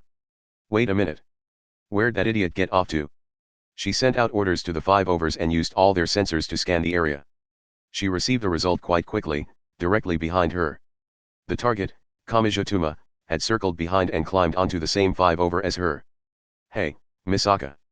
The boy smiled as he tightly clenched his right fist. If possible, I'd rather not use this on you. Are you still gonna make me? The railguns of the 5 overs were powerful, but being Gatling guns, they exchanged accuracy for the ability to fire a massive amount of bullets. They could be used to hit the target somewhere on the body and kill them from the shock, but they could not be used to shoot off the head of a match like a sharpshooter. And the concept behind the 5 overs was to outdo the original level 5, so there was a danger of a stray bullet piercing through even Mikoto's greatest defenses. In short, the safest place was right next to her. Even when surrounded by over 100 Gatling railguns, ordering them all to attack would blow away Mikoto along with him. She was rational enough to understand that premise. And so she gathered a large quantity of iron sand around her. Each individual one was not much different from her iron sand swords, but these were not held in the hand and there were more of them. Her anger seemed to take physical form as many black whips writhed about her. Heh. Did you think you were safer fighting me than those pieces of junk? Did you think you'd have an easier time of it? I see. When did you start using tentacles? Will you never get tired of mocking me? I'm going to settle this once and for all. I don't know what happened with you, but I'm going to beat the rotten roots of it right out of you. The back of the deactivated 5 supplied less than 10 meters of footing, and Misaka Mikato used her 8 whips to clash with Kamiya and his single fist. Part 2. In truth, Kamiya felt the iron sand sword was the most frightening of Misaka Mikato's repertoire of attacks. The lightning spear and railgun traveled in a straight line and did not turn once they had been fired. Their overwhelming speed and destruction were a threat, but they could be handled by throwing off her timing or causing her to fire on the wrong trajectory. On the other hand, the iron sand swords moved about like a living creature. Kamiya could only negate them with his right hand, so a blade that could complexly alter its trajectory like a living snake was a symbol of fear to him. If he tried to grab at an obvious attack, it was possible he could be pulled forward and have his hand cut off. And now there were 8 of them. Rather than an octopus or squid, this felt more like extremely long spider legs. A black sphere of iron sand floated behind her back, and the whips shot out from there, passed over her shoulder or under her arm, and attacked him. They wriggled as if alive and attacked simultaneously from 8 directions at once. He could not handle that with a single right hand, so he would simply be tormented to death. However, as soon as he grabbed one of the whips flying toward him, all 8 of them fell to pieces. She was defenseless. Stripped bare. Her thoughts ground to a halt, and he turned a dull look toward her. Well, all 8 of them were connected to the sphere behind you. Whenever I touched your iron sand sword, it would vanish from tip to base, so I guess the destruction transferred to all 8 of them with just one touch. What is this nice feeling? I was risking my life with all those legitimate threats, so this is a nice change of pace. It's so relaxing. Stop. Don't put me in the comedy battle category. You know what, Misaka? You feel a lot like a hot spring in a snowy mountain or an Odin stand during winter. Don't treat me like some old woman. You're older than me. Bluish-white sparks flew from her bangs. Kamiya prepared himself for a lightning spear, but something else happened. The 5 underneath them suddenly rotated as if a skewer from the front had stabbed into it and rotated. Kamiya was thrown onto the snow, and Mikato jumped toward him from close range. You. I thought we were working together to destroy Gremlin and their base in Sargasso. Weren't we stopping that Athenis person from creating some lands? And when did you start getting along with that blonde girl in the eye patch? Well. Not go BH. Not good. I can't do anything about normal fists that don't use BGH. Boy. I have my reasons. Kamiya somehow managed to swing his head away from Mikato's fist. As she tried to climb on top of him, he rose up and rolled along the snow with her. She used her clenched fists and sometimes her elbows and forehead to strike his face. What happened to defeating Athenis? We don't need to. We don't need to do that anymore. Why not? I'm not sure where to start, but the world was destroyed. And what does that nonsense have to do with you and Athenis being together? This isn't just about her anymore. She refused to get off of him, so he folded his right leg until the knee reached his chest and placed the bottom of the foot against her stomach. As if releasing a spring, he launched her away from him. The 2 of them stood up on the snow, and a short silence fell. It was Mikato who whispered a question amid the many weapons. What do you mean? There was a really long time between when we arrived on Sargasso and when the attack on Athenis began, but everyone else didn't notice. Kamiya's voice was shaking. I know this is really hard to believe, but it's the truth. He doubted this would get through to her. He was more tormenting himself than anything. And during that time. Oh, damn it. I thought I'd gotten over this, but I just can't make up my mind. At any rate, a lot happened. So very much happened. For example, would you believe this? I saw all 20,000 sisters alive and attending a festival together. You didn't have to suffer at all, and all of you were smiling together as friends. That era really happened. And this wasn't an illusion or suggestion, and it wasn't a parallel world or dream. This world truly did have that happy era. Mikato only looked dubious. It was not that she was forgiving him. It did not feel real to her. That was why she did not get angry. It was horribly unfair of him to assume that meant she had accepted his actions. So. I destroyed all those people's happiness to come back here. It wasn't just you. To come back here, I rejected a world where all 6 billion people were perfectly saved. I don't have the slightest clue what you're talking about. The very fact that you don't shows that I've trampled on your dignity. Mikato had tried to let it slide with a vague smile, so he shouted out to grab her attention and spoke clearly. I'll try to understand. I'll work to understand what exactly you gained and what you lost. But I need Athenis for that. No, if you learn the truth and remember that happy era, you might stop hating Athenis. And then you could easily turn that hatred toward me. You may not understand, but you shouldn't make up your mind and forgive me until you do. You. Of course, I don't want to destroy myself anymore. I know all too well that I'm not some chosen hero. If it's at all possible that we can all live happily together in this world, then I want to. But that's exactly why I have to settle everything and pay for all my sins. And her testimony is needed for that. I can't avoid the issue by letting her die here and be hidden from public view. I can't return to a peaceful city after that. I have so much I have to pay for. I may even have done more than Uthanas. Naturally, Misaka Mikoto did not understand the true feelings behind Kamijituma's cries. Without sharing the same time as him, that was unavoidable. There was a world where all 20,000 sisters were saved and everyone could smile without grief. Mikoto had a certain thought as she grasped a fragment of what had spilled from Kamiji's mouth. After everything, why would you cling to a convenient and terribly naive world like that? Part 3. If all 6 billion people could smile, that would certainly be best for the world. No option could be better and that should be prioritized above all else. Ultimately, Kamiju had overcome that ultimate argument with his personal hopes and desires, but he had yet to bring himself to directly defeat that ultimate argument. If he had to choose right or wrong, the answer Uthanas had shown him was definitely right. He had wanted to reject that answer even if it meant bearing the sin of being wrong. That had been the truth. Or it should have been. Do you really think that's the same thing as saving people? Misaka Mikoto walked straight toward him through the snow. A different sort of anger was clearly visible in her eyes. There's no set definition of happiness. As soon as you unify everything under a single set of values, the next round of misfortune and discrimination has already begun.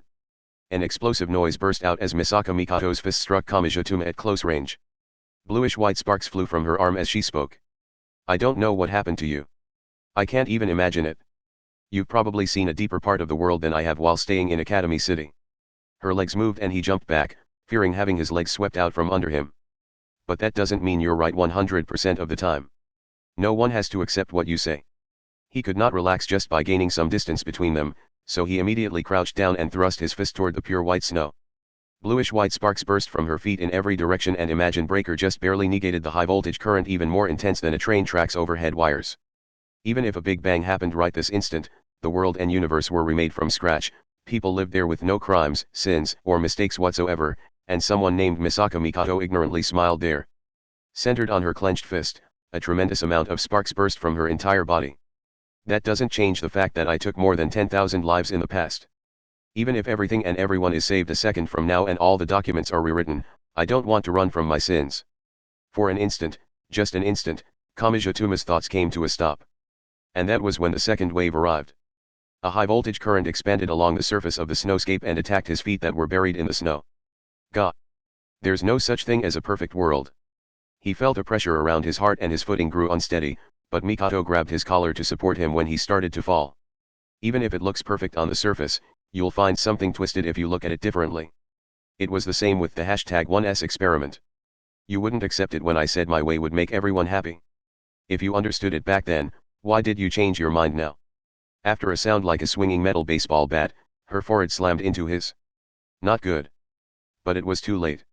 A lightning spear of 1,000,000,000 volts produced a tremendous noise as it stabbed into Kamiji's head from point-blank range. Voix. Agua. As he lay in the snow, his limbs trembled and he could not get up properly. His heart, brain, and nerves all cried out in pain. Those 6 billion people were swallowed up. That was a world where a single set of values was forced on them all and they were only allowed to smile. Anyone who doesn't smile is treated like they don't belong.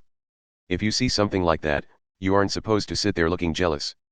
No matter how painful and hard it is and even if you're all alone, isn't it your role to clench your fist and say it's wrong? Misaka Mikoto did not hold back. She climbed on top of the collapsed boy's stomach, grabbed his collar with both hands, violently shook his head, and shouted at close range. You came back to this world? You sacrificed everyone else to do so? If so, you aren't supposed to envy what you turned your back on. You're supposed to be glad you returned to this world. Even if it's imperfect and incomplete, you should be glad you were born into this world. You should be proud of that fact. As if twisting his neck, he desperately looked up at her face. Of course, I'm going to change my mind, he spat out. You were smiling. You may not remember, but in that golden world, you were truly happy and smiling. When I see that, I'll attack my previous thoughts and admit I was wrong. I'm not some stuffed animal on a conveyor belt. If I know continuing on will drop me off a cliff, I'll readily change my beliefs or ideals. A great sound burst out as Misaka Mikoto swung down her fist. Something split within his mouth, his cheek felt oddly hot, His right eyelid was swollen, but he continued shouting and ignored the fist as it swung down again and again. I'm just a high school student. I'm not the 47 Ronin from the Chushingura. I'll change what I say any number of times based on what I think is best at the time. Even if I said something different 3 days ago, and even if I'm saying the exact opposite, it's still a win as long as someone is smiling in the very end. Hearing that, Mikoto gave a thin smile and stopped her fist. Oh, so you do understand. There's no reason to fall off the cliff while bound by meaningless principles and ideologies. If you're reaching for the happiness you alone believe in, it's fine to choose the best arguments for the situation. It doesn't matter if you have to spit on your own words, as long as it all works out in the end. Mikoto looked Kamijituma directly in the eye. So there's nothing saying you have to bear the weight of my future or the fate of 6 billion people to the point of your own destruction. She spoke and smiled while sitting on top of him in the snow. She reached her arms around to his back in a gentle embrace. And a moment later, a tremendous high-voltage current burst from her body and his consciousness was finally blown away. Just before everything fell to darkness, he thought he heard her speak. This is the first time I've beaten you. It's a lot emptier than I thought it would be. Part 4. The world flickered before Kamiji's eyes. He grimaced as a pain stabbed from the back of his eyes and directly to his brain, and his mind quickly came into focus. He was still lying in the snow, but he could not feel the cold. Only after coughing and somehow managing to sit up did he realize Misaka Mikoto was quietly sitting right next to him. Are you awake now? Yeah, he groaned. In that infinite hell, the will of the sisters had saved him by saying he could pursue his own selfishness over the ideal of saving the world. And now he had been taught that humans were not so simple that saving the world and recreating it into a convenient form was enough to make everyone unconditionally happy. He began to wonder what he had been doing all this time, and he slowly stood up amid the snow. Sorry, Misaka. I'll be going. Because you have to. No, he wiped the snow off of his back and hips. Because I want to. Hearing that, Mikoto gave a small shrug and showed a different smile from before. Then how about you get going? What, you aren't going to stop me? I can't. I may have easily beaten you 10 minutes ago, but I doubt I could beat you now no matter what I did. He turned his back on Mikoto and walked off into that white world once more. He did not turn around, but he waved a hand in parting. She watched him leave for a while but finally let out a white sigh. There was a simple reason why she had not said she was going with him. Now, then. She stood up and walked in the opposite direction of him. She heard a grinding noise. She had used Academy City's level 5 #3's ability to hack in from the outside, but all the 5-overs were gradually breaking free of those electronic chains. This was a modern battle. The girl gave a ferocious smile while facing the weapon sent to reliably destroy a certain boy. I think it's about time to do my part. Chapter 17, vs. The Master of the Library and the Magic Queen round _09. Part 1. Kamijituma and Uthanis made their way to the city of Fredericia. However, that was a 50-kilometer trek east from the battle with Mikoto, and they could not walk that far in -12-degree weather after so many battles. They could not hope to hitchhike either, so what were they to do? Continuous metallic noises gave the answer. Uthanis's upper body was sticking up above the turret. I never thought we would end up driving an American tank. This is seriously scaring me. Is this thing really going straight? I've never driven anything more than a bicycle. You can't make a high school boy who'd be nervous on a unicycle drive something like this.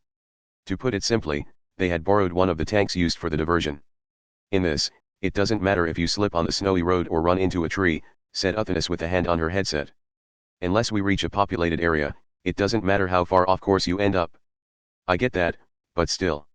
The latest tanks supposedly used a steering wheel, but this may have been a downgraded version because it used the old levers.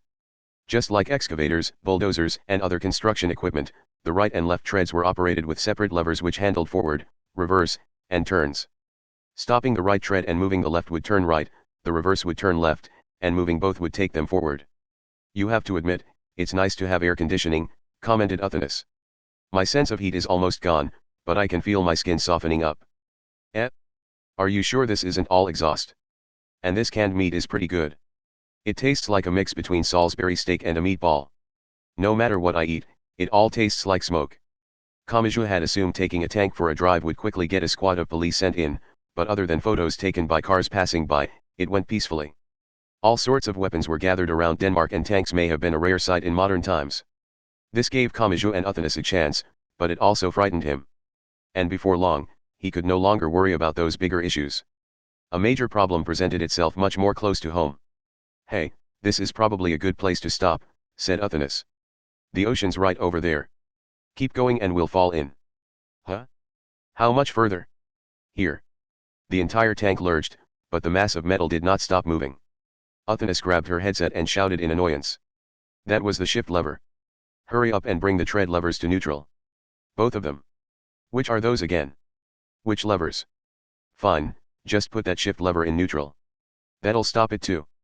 I think it's too late. This thing's going into the ocean. Athenis jumped from the cupola on top of the turret and Kamachi opened the round front hatch and rolled out into the snow. A moment later, the 70-ton machine dropped into the cold ocean like someone getting too aggressive in a game of chicken. Athenis strangled Kamachi with both hands and shook him back and forth. Why are you so useless? I told you a tank was too much for someone who can't even roller skate. And wait. How much does a tank cost? There was that blown up gas station and destroyed British Mobile Fortress too, so how much am I going to owe once this is all over? Incidentally, when sold to a foreign country, a Generation 3.5 tank would cost about a billion yen. The world's most luxurious vehicle was not a black German car or a red Italian car. Anyway, the city's over there, said Athenis while pointing with her thumb. Let's get over to the bridge there and cross to Funan. The city of Fredericia was large. They looked around cautiously while walking through the major streets, but they did not see any military vehicles setting up checkpoints. What's going on? I don't know. Maybe they're avoiding conflict in populated areas, maybe some of the soldiers have left since you settled things with America, and maybe they predicted where we're headed and have gathered all their forces there. Whatever the case, we need to get through while there are no interferences. Some warmer clothes would have been nice, but they could not risk having the bridge blocked off while they shopped. They wanted to avoid swimming through the icy ocean, so they resisted and made their way to the bridge. The steel frame and concrete bridge looked out of place in that city of stone pavement and brick. The giant bridge had both a road and a railway. It was perfectly straight like a runway, it continued for more than a kilometer, and two people were standing in the middle. As soon as Kamachi saw them, he felt his throat dry up. You're kidding. One was a nun wearing a white habit with gold embroidery. The other was a girl wearing a coat over monotone clothes with a chic piano look.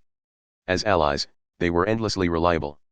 So how much of a threat would they be as enemies? Index and Birdway. He immediately held one hand out horizontally as if protecting Athenis behind him. He knew this combination was dangerous. They were bad enough as individuals, but they were definitively dangerous when working together. One was a grimoire library that had accurately stored 103,000 grimoires and the other was an extremely high-level magician who could wield that knowledge as real power. They were greater than the sum of their parts. In fact, they were greater than the product of their parts. He could not even imagine how high their strength could grow. I'm not going to bother with questions, said Birdway bluntly. I can take my time doing that after defeating and restraining you. This situation needs to be dealt with as quickly as possible. Tuma. The silver-haired, green-eyed nun who was always by his side now called his name. But she did so from a distance and not from his side. I don't think it's right to apply our world's reasoning to someone like you, but I can't back down here. The person behind you is a threat under our rules. Index and Birdway's stances were clear. They would defeat Kamachi and Athenis and bring an end to the chaos. It did not matter how this had happened or where they were headed. Kamachi could talk or not. Whichever he chose, those girls would defeat them. Realizing that, he tightly clenched his right fist and opened his mouth to speak. I just settled all this with Misaka, so do I really have to go over the same stuff again? Index and Birdway came to a stop. Athenis was well known as the queen of ignoring the atmosphere, but even she began to fidget awkwardly behind him. He then gave the finishing blow. Oh, I know. You can just call Misaka. It'd be faster to have her explain it. That way we don't have to get into a fight here. Heh. Birdway shook slightly while hanging her head. We have 103,000 grimoires here. If used correctly, that crystallization of knowledge is said to provide the possibility of raising one to the level of magic god. In this short time, we've been able to make a good guess as to what happened between you two back then. Wait a sec. You mean you understand that there was an infinite hell in that short time? Then there's no reason for us to dash. There is now, you fool. Birdway's shout was accompanied by physical lightning dropping from the heavens. I was planning to go easy on you and taking over for you, but I can't forgive you now. I really will make a crushed frog out of you. Kamachi trembled in fear and turned to Index for help, but the silver-haired nun shook her head with a completely blank expression. Tuma, I think you need 2 or 3 months in a hospital bed to recover. With that, those magical monsters created by thoroughly honing irregular skills took action. Part 2. Index and Birdway's formation was obvious. Birdway took a step forward and Index took a step back. One was the front-line fighter and the other was the support unit. That division of roles was simple and optimal. Are they cautious because of Uthinus? Do they not know she's falling apart inside due to the fairy spell? However, Index's primary means of attack were spell intercept and Sheol fear, which were meant to be used exclusively against magicians and clergymen. Kamachi doubted those techniques could do much when he was relying on Imagine Breaker. Birdway's direct attack magic was a threat, and it scared him more than anything that she was being supported by 103,000 grimoires, but if there was a communication lag between each attack, his chances were best if he moved to close range for some infighting. He would not remain unharmed, but he could still win if he forced Birdway down before he collapsed. But his plans did not exactly pan out. "Hey, Uthinus," said Birdway quietly. "You can fight too if you want." A moment later, a lance grew from the girl's hand with a ridiculous sound. Kamachi recognized it. It was made of gold and it had a tree-like design. That weapon of the gods had toyed with the entire world and cornered him in that infinite hell. "Gungnir," shouted Uthinus. "Weren't you listening? If used right, the 103,000 grimoires in her head contain the possibility to reach the level of a magic god." She grabbed the lance that grew from her palm, rested it on her shoulder, and smiled. "I hear you stole the plans from Brunhild Echtobel's head, but there were other ways. Then again, this isn't the god's weapon itself. A god's weapon can only be used by a god, after all. I fine-tuned it for human use and that twisted its properties a bit." "Wait a minute." Kamachi glanced at Uthinus over his shoulder. "I thought Gungnir was meant to properly control the power of a magic god. It shouldn't do anything if a human uses it. Do you really think it ends at what you see before you?"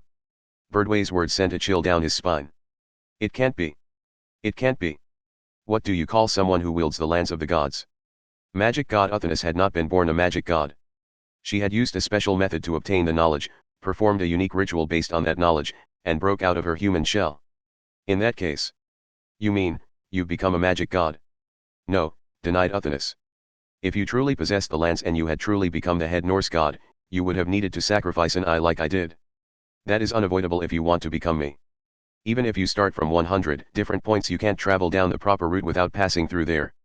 That means you aren't Odin, you aren't Uthinus, and you aren't Woden. It doesn't really matter." Birdway slowly rotated her hand to move the lance from her shoulder. She was not preparing to thrust the blade at her enemies. She was preparing to throw it. "All I need to do is produce the same phenomenon as the thrown lance, even if just once. It's a bit presumptuous to call yourself a god just for wielding the power of destruction, but rude as it might be, it should still give me the right to kill a god." Kamachi felt as if the world were growing black before his eyes. He knew the genuine destruction produced by that lance's surefire strike. That spell would split apart the entire world, gather the whirl of fragments, and create a giant spear tip out of them. The world of man would be destroyed for the convenience of a god, and the surging violence would create a nightmarish attack to wash away an individual. And this time, there was no way to recreate the world. If it was destroyed, it was all over. "Wait, Birdway. That isn't the convenient tool you think it is. I see you think your understanding is greater than mine. When did you become so important, boy? That cannon of the gods could only be used once. It would slaughter all one's enemies, but it would destroy the entire world along with them. Before it could be launched and before the world could be transformed into that pure black landscape, Kamachi charged forward." Part 3. Lavinia Birdway had not actually become a magic god. Even with the support of 103,000 grimoires, the lance was not actually real. What she was doing was simple. Index and Birdway knew two things. 1. Uthinus had become a complete magic god. 2. Kamachi and Uthinus had fought somewhere without their knowledge.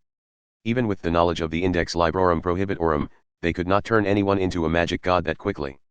A magic god was a monumental feat that could only be achieved after someone who met certain special conditions made astronomical amounts of preparations. On the other hand, not reaching the level of a magic god was not the same as not being able to kill a magic god. It's simple. Birdway smiled while holding the lance. She used her absolute poker face to suppress the headache eating into the inside of her skull. She was making full use of 103,000 grimoires worth of knowledge, so the poisonous knowledge flowing from Index was continually contaminating her mind. In her long life, she would only have one chance at this. But magicians were the type who said it was a small price to pay if it allowed them to kill a magic god with human hands. Uthinus and the boy both know how far a magic god can go, so I just have to draw it out of them. I can't reproduce the gods or their weapons, but if I can draw the phenomenon of destruction from their heads, I'll have the means to kill one. Spirit reflecting incense, astral projection, ungekyo, vengeful spirits of the living, doppelgangers, the temptations of Satan or Mara, the cat that defeated the Norse thunder god in a test of strength, etc. While not the same as the ghosts seen by Macbeth, There were legends from all over the world where the traces of the deceased, the form of one's false convictions, the target of one's intense fear, and other things that only exist in one's head were drawn out into reality. Of course, how well humans could create actual techniques based on those legends was a different story. Some created illusions in smoke and others created imitations using virtual matter such as ectoplasm, but the spell used to embody it was not what mattered. The image source was most important. I get the feeling that she's hiding some other trump card beyond the lance, but that's too vague to get a good grip on. We can only rely on the lance that we can understand here in this world.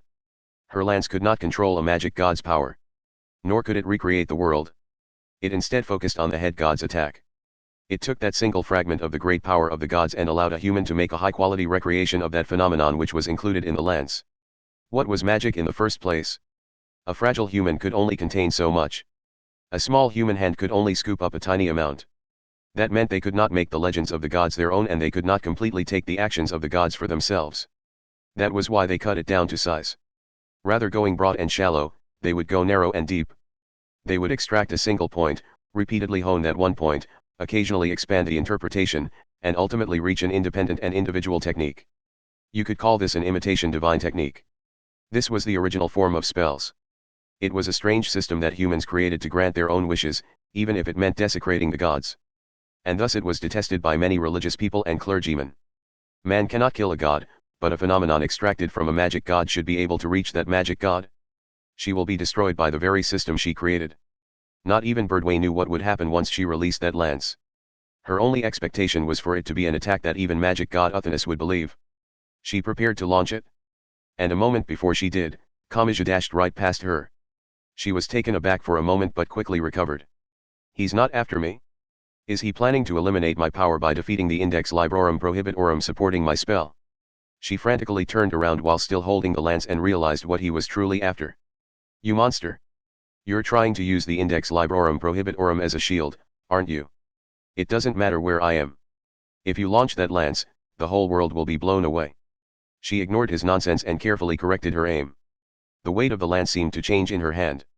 This was a weapon to use against a magic god, so it was so very powerful that it was not suited for such a small scale. Part 4. Kamachi forgot to even breathe as he ran full speed across the bridge. He was heading toward Index behind Birdway. He felt a subtle vibration on his cheeks. Index appeared to be silent at first glance, but her mouth was opened ever so slightly and she was taking long breaths. That was the source of the vibration. She was singing. Just as ultrasonic waves produced ripples in a cup of water, her song was beyond the range of human hearing and yet she was providing information to Birdway in front of her. Given the situation, she was clearly providing the knowledge of her 103,000 grimoires. I need to stop that singing no matter what. His fist was tightly clenched, but he opened a hand and spread the fingers. He did not need to knock her unconscious. She was not much of a threat to him as he did not know magic. Birdway was enough of a threat on her own, but she was not a special existence that individually rivaled a magic god. If she did have that power, Uthonus and Gremlin might have chosen a different path. And so, I just have to cover her mouth and stop the singing. As long as that lance is gone, I can find a way to handle Birdway. He charged right up to Index. That girl had always been by his side, he had sworn to protect her no matter what, and he now reached out his right hand as he confronted her head-on. The silver-haired, green-eyed nun silently moved back to escape his hand. But she only seemed silent. In truth, she was likely still singing. However, it was too late. From a purely athletic standpoint, the grimoire library was not much of a threat. That small distance would throw off his aim a little, but his palm could still reach her. A moment later, his right hand missed her mouth but reached a different point on her body. Namely, her modest chest. Ah! By the time he noticed, it was too late.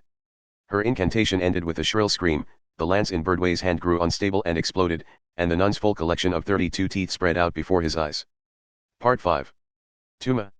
You have no delicacy at all. It's like you only think about winning or you think anything is acceptable as long as you win. Winning isn't the only thing that matters. I highly recommend you read Le Morte d'Arthur, The Song of Roland, and other things to further your education. Are you even listening, Tuma? There was no way he could be listening. He and Birdway were lying face down on the long, runway-like bridge and twitching. Uthonus was crouched down next to him and poking at his spiky head with her index finger. He was reminded of when she had spun around in front of a mirror and ridden around on an electric two-wheeled vehicle in that infinite hell. As he and Birdway lay unmoving so close that their heads were almost touching, he asked her a question. How much do you know about what happened to us? Nothing specific. But if the lance was completed and the magic god used her full power, she wouldn't bother with mere physical attacks. Presumably, she would remake the entire world into one where none of those unnecessary things existed in the first place. Rather than just being destroyed once, the world had been remade into millions or even billions of forms to break Kamachi's mind, but it seemed their imagination had not brought them that far. Magicians prioritized the individual over the whole, but they had not thought of one thoroughly remaking the world for a one-on-one battle. What did you see in the changed world? Asked Birdway. I'm not sure. Now that I think about it, there may not have been anything new there, he spat out. But I was reminded of a really basic thing. That's all. And now that I know that, I can no longer innocently act in the name of justice. I can't kill Uthanus anymore. I'm going to try to stop this worldwide chaos with whatever other method I can. I can never again choose to kill Uthanus. I can never again choose to kill a mere girl and smile about it. Ha! Birdway raised her head from the ground. You just called her a girl, didn't you? This is Magic God Uthanus, leader of Gremlin. She's already destroyed the world, maybe even more than once. I know. Kamachi removed his head from the snow as well and looked her in the eye. Do you have a problem with that? Now it all finally makes sense. She rolled onto her back and brought a hand to her forehead. I should have known. This is exactly the kind of person you are. God damn it. I was thinking about the fate of the world, the leader of Gremlin, when you had a chance to communicate with them, and what information you could have leaked to them. But now I feel like an idiot for taking it all so seriously. Because she's a mere girl, You really are hopeless, damn it. Hearing that, he slowly stood up and looked to the other side of the bridge. It seemed to continue on forever. We'll be going. Tuma. I'm not done speaking with you. Index tried to snap at him some more, but Birdway wrapped her arms around the nun's legs from the ground. How are you going to settle this? Asked Birdway. Neutralize Uthanus's power and hand her over to America. Do you have a way to do that? If not, I would have broken long ago. That answer caused Birdway to hold Index's legs even tighter and the silver-haired nun almost tripped. Then it would be a bad idea to bring this girl with you. If she perfectly memorized the trump card to use against a monstrous magic god, the threat around her as the Index Librorum Prohibitorum would rise to the next level. I'd be lying if I said I wasn't interested, but I like the idea of having you owe me one. Then look after her. Will do. Birdway wrapped her arms around Index's waist as she took on the role of restraining that girl who was almost guaranteed to get lost on her own. Kamachi and Uthanus traveled down the bridge and Birdway muttered to herself as she watched their departing backs. From the looks of it, he watched the destruction of the world. Yet even that wasn't enough to change him. Chapter 18, vs the one who opposes the magic god round _10. Part 1. They crossed the bridge and reached the island of Funan, but Kamachi was unsure how exactly it differed from the peninsula. They were still surrounded by snow and it did not even feel like an island. It may be called an island, but it's 50 kilometers across, explained Uthanus. It won't seem much different than before unless we follow the coast. Where do we go next? We're almost there. This is the same island as each Scoff Castle where my eye is submerged. We'll arrive after passing through the city of Odense. Funan had not been the site of frequent battles, so the chaos had yet to spread there. A few cars were even traveling along the snowy roads. They tried hitchhiking for the first time in a while and easily got a ride. Tourists on their way to the railway museum carried them to the Odense in their rental car. The boy in the back seat continued pestering Uthanus, so Kamachi finally asked her about it. He's asking me what picture book which I am. He seems to think this is a costume from an Andersen story. It was likely better for the boy not to know the truth. Odense was another stone-paved and brick city, but it was much larger and livelier than the previous cities. It had a large number of church steeples and similar structures, so it looked like a conifer forest silhouette made in stone. Kamachi quickly left the rental car. Let's finally buy some coats. I don't want to freeze right at the end. After coming this far, don't you think we'll be fine like this? You'd be more convincing if your lips weren't blue. They walked around a shopping district but found nothing worthwhile. They did find coats, but they were all too expensive. Odense is one of Denmark's leading tourist areas and they know what their customers are going to be looking for. We won't find anything reasonably priced here. You're kidding. I feel like the snow is about to pile up to my head. That meant they needed to hurry up and find the next vehicle to hitchhike with. Just 20 kilometers to go. It isn't too far to walk if we have to. Even though we don't know who's waiting for us.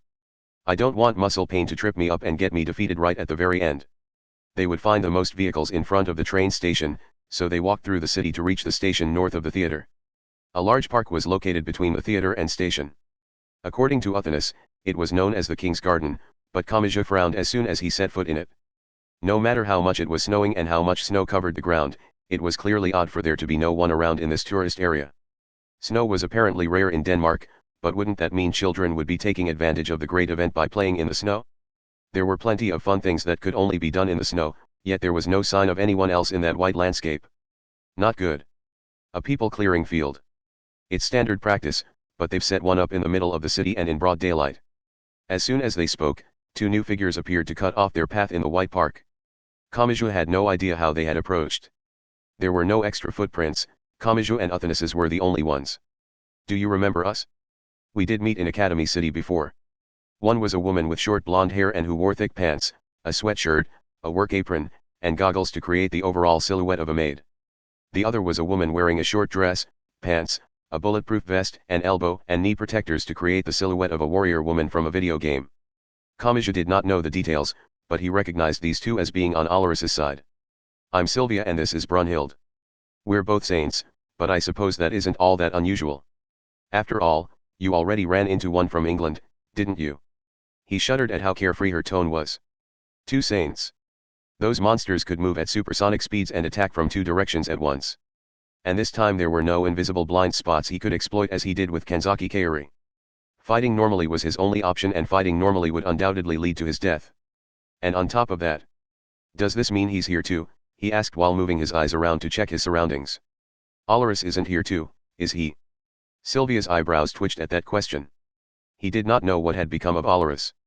Uthanasis had told him the man had used the fairy spell, but he did not know that the man had been weakened with the exact same spell or that he had been defeated by the fierce attacks of a full-power magic god. And so he rubbed her the wrong way. He's here too, replied Sylvia.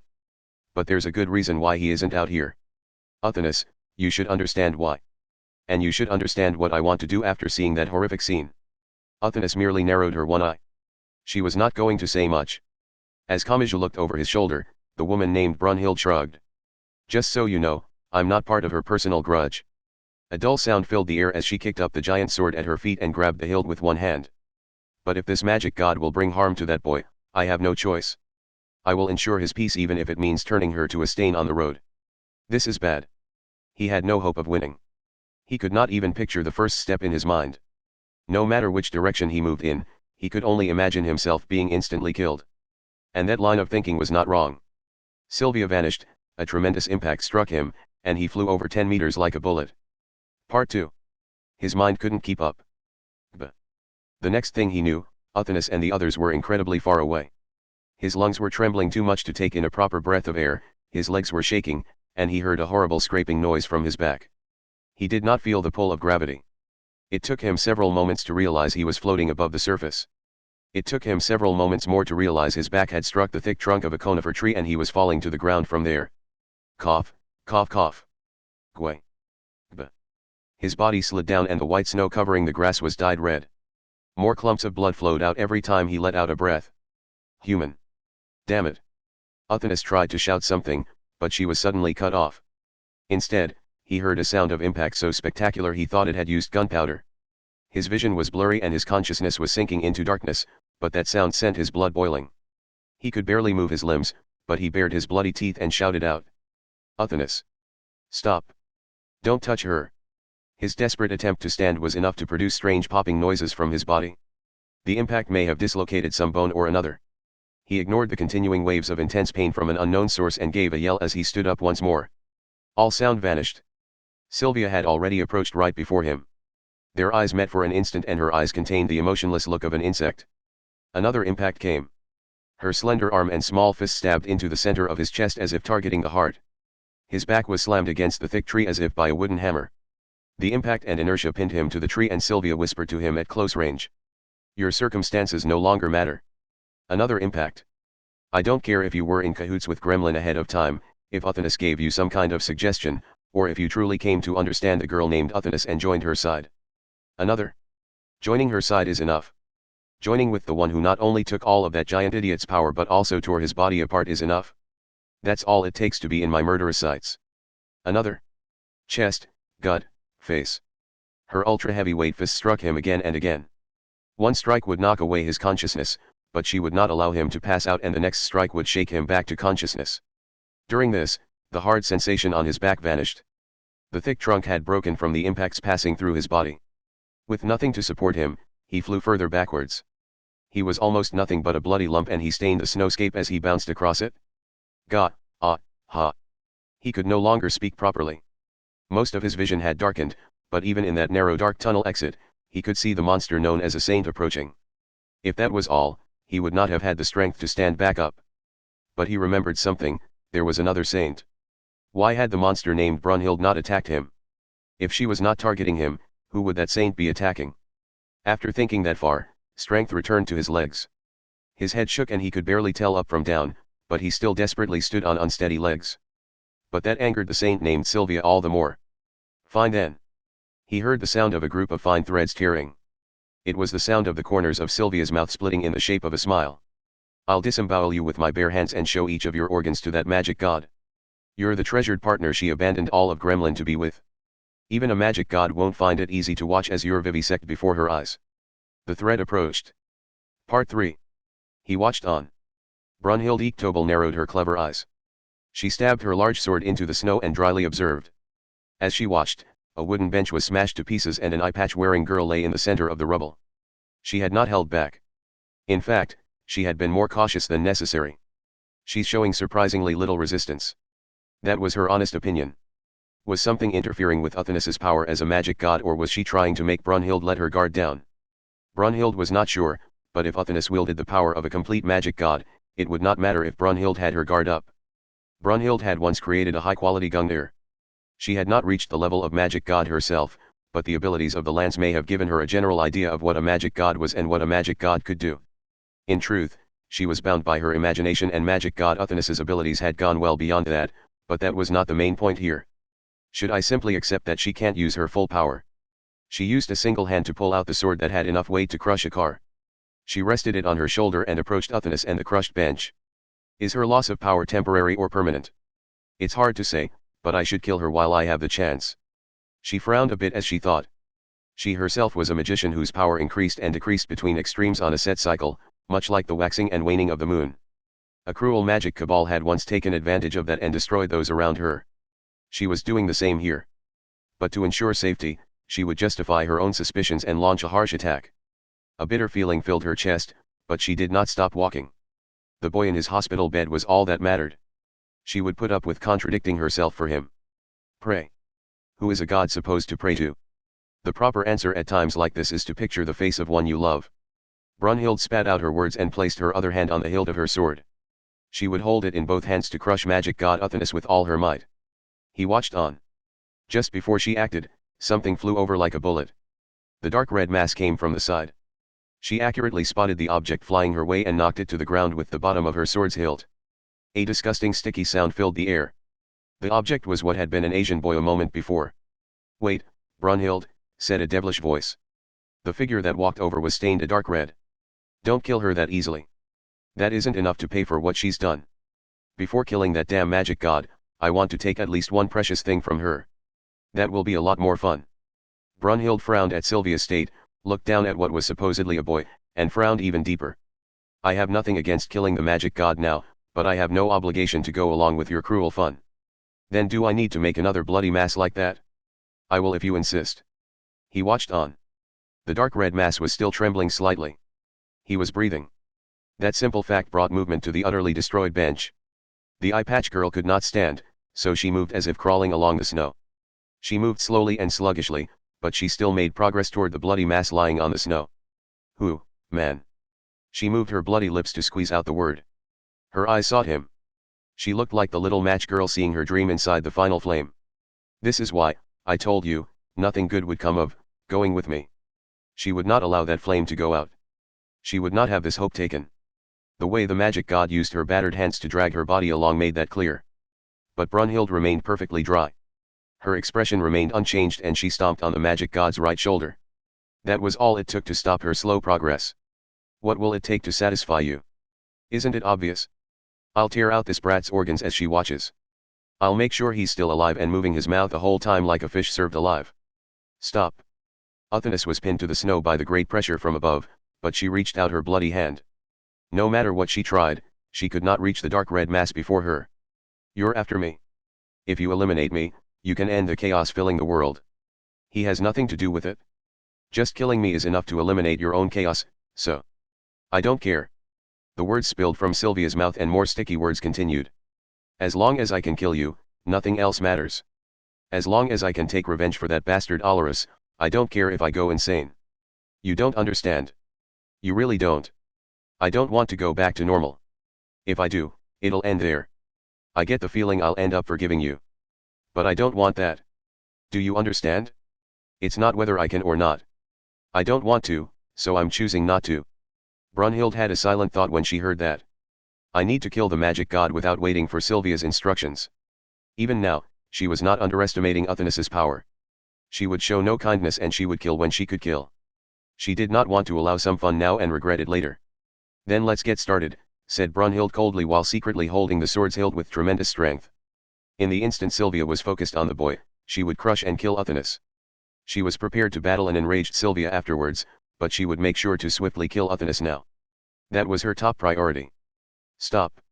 Athanas's dim voice continued and she desperately reached out a hand as if someone had taken a stuffed animal from her. Stop. He has nothing to do with my sins. There's no reason to make him bear them. So please. Her desperate plea did not reach them. The two saints took decisive action and a tremendous wind roared. He watched on. And so. A sticky explosive sound burst out. The great noise came from Olorus as he cut between the two saints. But due to the fairy spell, he did not possess any of his special power from being near magic godhood. The strength of his body and the magic he could use were both weaker than the average magician's. His will made up for what he lacked. The action he took was simple. He enclosed his arms around a large sword Brunhild swung down. However, he could never stop an attack launched at the speed of sound. The incredible friction tore his hands to pieces. Even as his hands continued to be destroyed to divert the path of the large sword, he moved those hands. He tugged so as to pull the sword and Brunhild toward him. He had the sword cross paths with Sylvia's empty-handed strike. What? Olorus. You idiot. The women spoke up in surprise, but it was too late. A great roar rang out. To someone watching on, it may have looked like the two saints collided at frightening speed and collapsed into the deep snow. The two saints had been defeated at the cost of Olorus's arms. Those arms fluttered in the wind like plastic string and it was clear the damage had gone well beyond a broken bone. Have you? Athanas coughed up blood and could not even stand. Have you come to kill me too? Do you remember what I said before, answered Olorus with a composed face and with his bloody arms dangling down. I have no more attachment to the bonds of being a magic god. As long as I can defeat you, nothing else matters. But it seems it was someone else who accomplished it? He smiled thinly. I had hoped he would act as bait to lure you out, but I certainly didn't expect him to take it this far. You have reason to kill me, don't you? Undoubtedly. His tone was calm. But if Kamijutuma dies here, you will develop into a more frightening monster than anything you have shown so far. Similarly, if you die here, a great change might come over Kamijutuma's nature. I do not like the sound of either one. As I said, I have no more attachment. If you hold a relationship that will weaken you more than anything else, acting to preserve it is not a bad option. Your kindness is as irritating as ever. That's just who I am. I'm aware I've lost quite a bit because of it, though. Is that kindness really worth choosing even if it means defeating your own allies? The one with you has done the same. Sylvia especially is the type who won't be swayed by words, but she'll return to her usual clever self if she has time to cool her head. He looked toward the two collapsed in the snow. I'll work to persuade them and I'll keep at it until they understand, so you don't have to worry about anything. While coughing, Athanas finally managed to stand on unsteady legs. She stroked Kamij's back as he continued to breathe even as a dark red mass. She wrapped an arm around his shoulder and somehow managed to get him to his feet. I won't, thank you. Even this is an attack against you in my mind. Olorus shrugged while ignoring his arms swaying as they dangled down. Only after cautiously backing away to a certain distance did Athanas turn around. She lent her shoulder to Kamiju who was barely conscious and Olorus asked her one final question. Did you find what you were looking for? You weren't the one who understood me. He was a lot stronger than you. With that, the distance of their destinies opened infinitely wide. Chapter 19, vs. the Hammer-Wielding Almighty God Round _11. Part 1. Each Scoff castle was made of brick and constructed atop a foundation of countless oaks. Great effort had gone into constructing that fortress and, even 500 years later, it was a great boon to Odense and other nearby cities as a tourist attraction. But the castle itself was not what mattered to those gathered there. They cared about the lake. Long before the giant castle was built, Uthanus had used that lake for something. The castle had been built with no knowledge of that, so not even the front-line magicians had noticed the traces of the enormous ritual that had occurred there. However, well, I guess I shouldn't be surprised, said the woman known as Hell from the white wasteland next to the lake. Even if the coalition didn't catch on, we were all part of Gremlin, said the boy named Hormungandr. We might not be able to reach the level of magic god, but we can guess what she's thinking. I'm glad I didn't leak the information for fun, said the young man named Fenrir. It looks like they still haven't figured it out, so we're the first ones here. They were the direct combat members of Gremlin and each of them could single-handedly battle an entire army, but they were not alone. Dozens if not hundreds of figures could be glimpsed in the white curtain of snow blown into the air. Is Loki here too? Even if he is, he's probably hiding behind someone. That's just the kind of guy he is. It's hilarious that the rear guards such as Ion and Sif are here too. It looks like we're all pissed. The members of Gremlin did not understand the purpose of that lake. They did not know she was trying to cast aside her power. They thought it contained the key to some true plan that she had hidden from them. That was enough of a betrayal. They had all helped Uthanus become a magic god and fought so she would grant their wishes. No matter how cruel the task, they had dirtied their hands. They would make her pay for dangling that dream in front of them and then snatching it away. And that payment might include physically tearing her to pieces. Suddenly, a new figure walked up through the snow. The many figures beyond the curtain of blowing snow parted to create a path. The person who boldly made his way to the center was not someone Fenrir, Hormungandr, and Hell could ignore. Thor. Yeah, it's the real one this time. He raised a hand in greeting while grinning. This is pretty amazing. Are all of you waiting here to kill Uthanus? It's kind of sad that no one's sticking with her. You're here to kill her too, aren't you? Well, yeah. But I'm not doing it out of hatred. It sounds like a fun fight, and that's all that matters. I'd be lying if I said I was never interested in the experience points I'd get for defeating her. He spread his arms and made a suggestion. But if we're gonna present our complaints to her, why not come to an agreement first? Let's decide on a representative. If we all start shouting complaints from every direction, it'll just be a deluge of noise. You want your complaints to actually reach her, don't you? They all perked up at the word representative.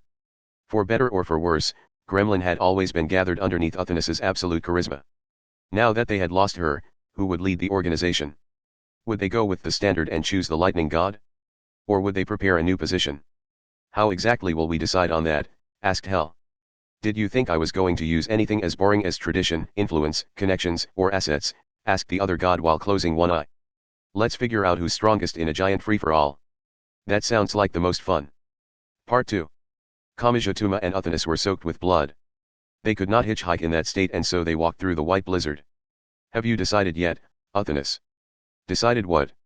What path you'll head down once all this is over? Kamija spoke quietly as they leaned against each other for support. I said it could be a bakery or a flower shop or whatever else, remember? So have you found what you want to do? Haha. I'm not cut out for those cute things. I don't know how much you'll have to wait, so it can be anything. It doesn't matter if it doesn't suit you or isn't like you. Find whatever it is you want to do the most. That'll make it all the more worthwhile to root for you. What I want to do, She fell silent for a while. Can it really be anything? Why are you asking me? Because I want to ask you. Can I really pursue any dream I want? She stared at the side of his face from close up. He had lost a lot of blood and his swollen eyelids must have narrowed his vision because he did not notice her expression. Of course you can, he immediately replied. I see. Hearing that, her mouth opened in a small smile. What? Did you find your dream? I have no reason to tell you what it is. He turned his battered face toward her, but she had already returned her expression to normal. Asking further would accomplish nothing, so he continued on while hoping she would eventually tell him. He was unsure how long they had been walking. He had lost almost all feeling in his snow-covered feet. Eventually, a giant shadow came into view through the white snow blowing through the air. Each scoff castle, said Uthanus with trembling lips. Kamija moved his head sluggishly. So we've made it? That castle isn't filled with traps like in a room escape game, is it? The castle doesn't actually matter. I threw the eye in the lake before it was even built. The lake is the important part, but no one's found the eye because everyone focuses on the castle that came later. While taking shallow breaths, they somehow arrived on the edge of the lake surrounding the castle. But then they noticed something. Something they would much rather have not noticed. Hi there, said a voice. A giant stairway and throne lay beyond the white curtain of blowing snow. No, it was not a throne atop a stairway the boy was sitting on. They were humans. He was sitting at the top of a pile of 50 or even 100 people. Lightning God Thor. Oh, these are all Gremlin members. If you ask Uthanus, she'll probably give you an explanation on each and every one of them. She can be arrogant, but she loves explaining things while looking down on you. They were planning to gang up on you, but I went ahead and crushed them all because that sounded boring. I didn't even get all that much experience for my trouble. But you aren't about to let us through, are you? Asked Uthanus. Thor gave a short bit of sarcastic applause. Of course not. I'm not your ally. In fact, being your enemy sounds like more fun. Oh, and Kamaji-chan. This is a lot more like it. You had completely rotted away when I saw you back in Academy City, but I think I can enjoy myself plenty now. Having a monster like Magic God Uthanus as an added bonus just makes it perfect. Honestly, this is one of the greatest servings of experience I've ever seen. I really think my stomach might burst. Watch out, whispered Uthanus. We already dealt with Mjolnir, so he isn't being supported by his hammer. That means he's lost his power as the lightning god. Wait. You make it sound like that doesn't weaken him. If he was acting as the lightning god, even you would stand a chance of defeating him, she spat out. But that isn't the case if he brings out his power as an almighty god. This massacre was his doing. Simply put, a mere lightning god couldn't do this much damage. Ha ha ha. Thanks for the explanation. See. Told you she likes explaining things. While speaking casually, Thor slowly stood up from the pile of humans. So what'll you do? Attack me together? Or will this be one-on-one with Kamaji-chan? I'm fine with either one, but hurry up and decide.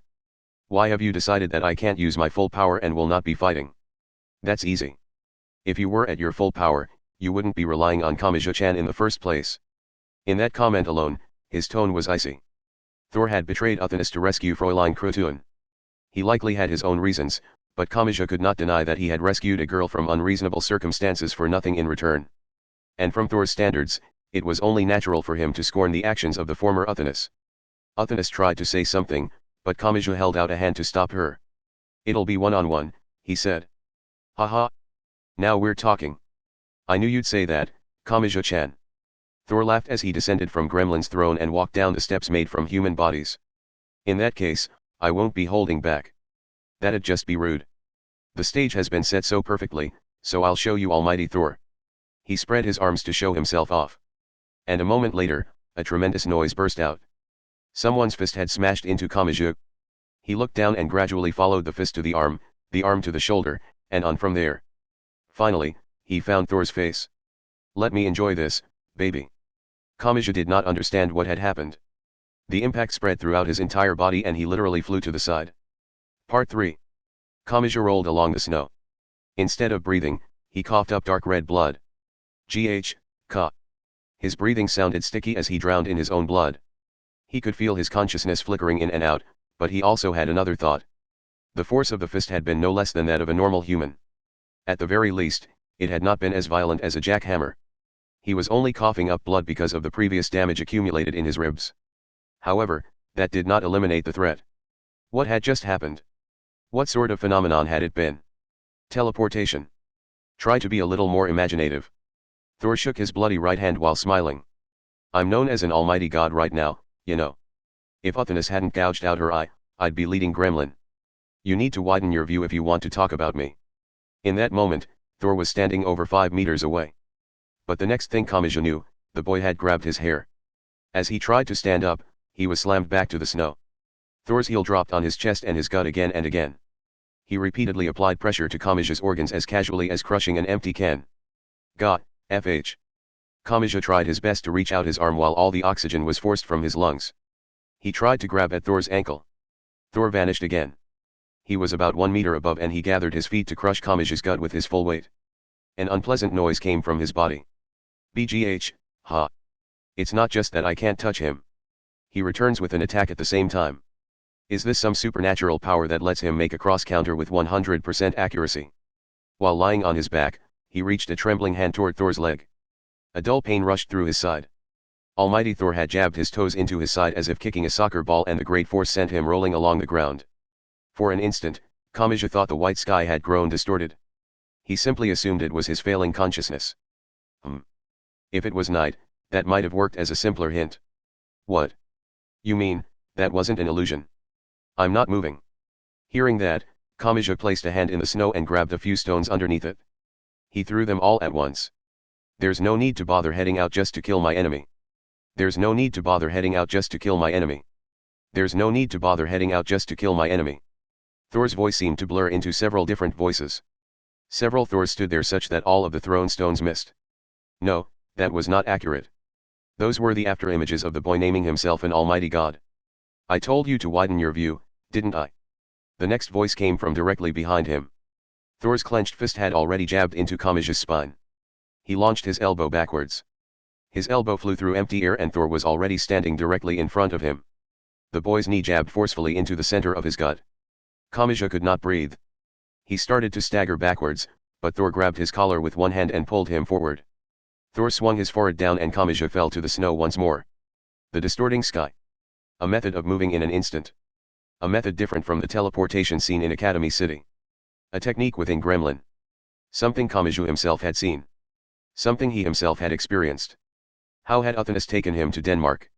You aren't the one moving. While taking shallow breaths, Kamaji moved his bloody lips. His expression made it clear he could not believe his own theory. It's the world that's moving. You just have to stand still and the entire world is altered like a conveyor belt to carry the desired target to you. Took you long enough. It'd be one thing if you hadn't had any hints, but I already showed it to you in that Academy City container yard and I assume Uthanas showed you her precious bone boat when you two vanished. Maybe I should have held back a bit and made it look more like some mysterious attack. I could have said something like Mwaje ha. I can stop time. The game piece of Almighty Thor remained in place while the world map laid below it was moved. It sounded simply unbelievable, but Kamaji knew of a technique that would make it possible. The battles in Baggage City were also an experiment to see if holistic espers existed.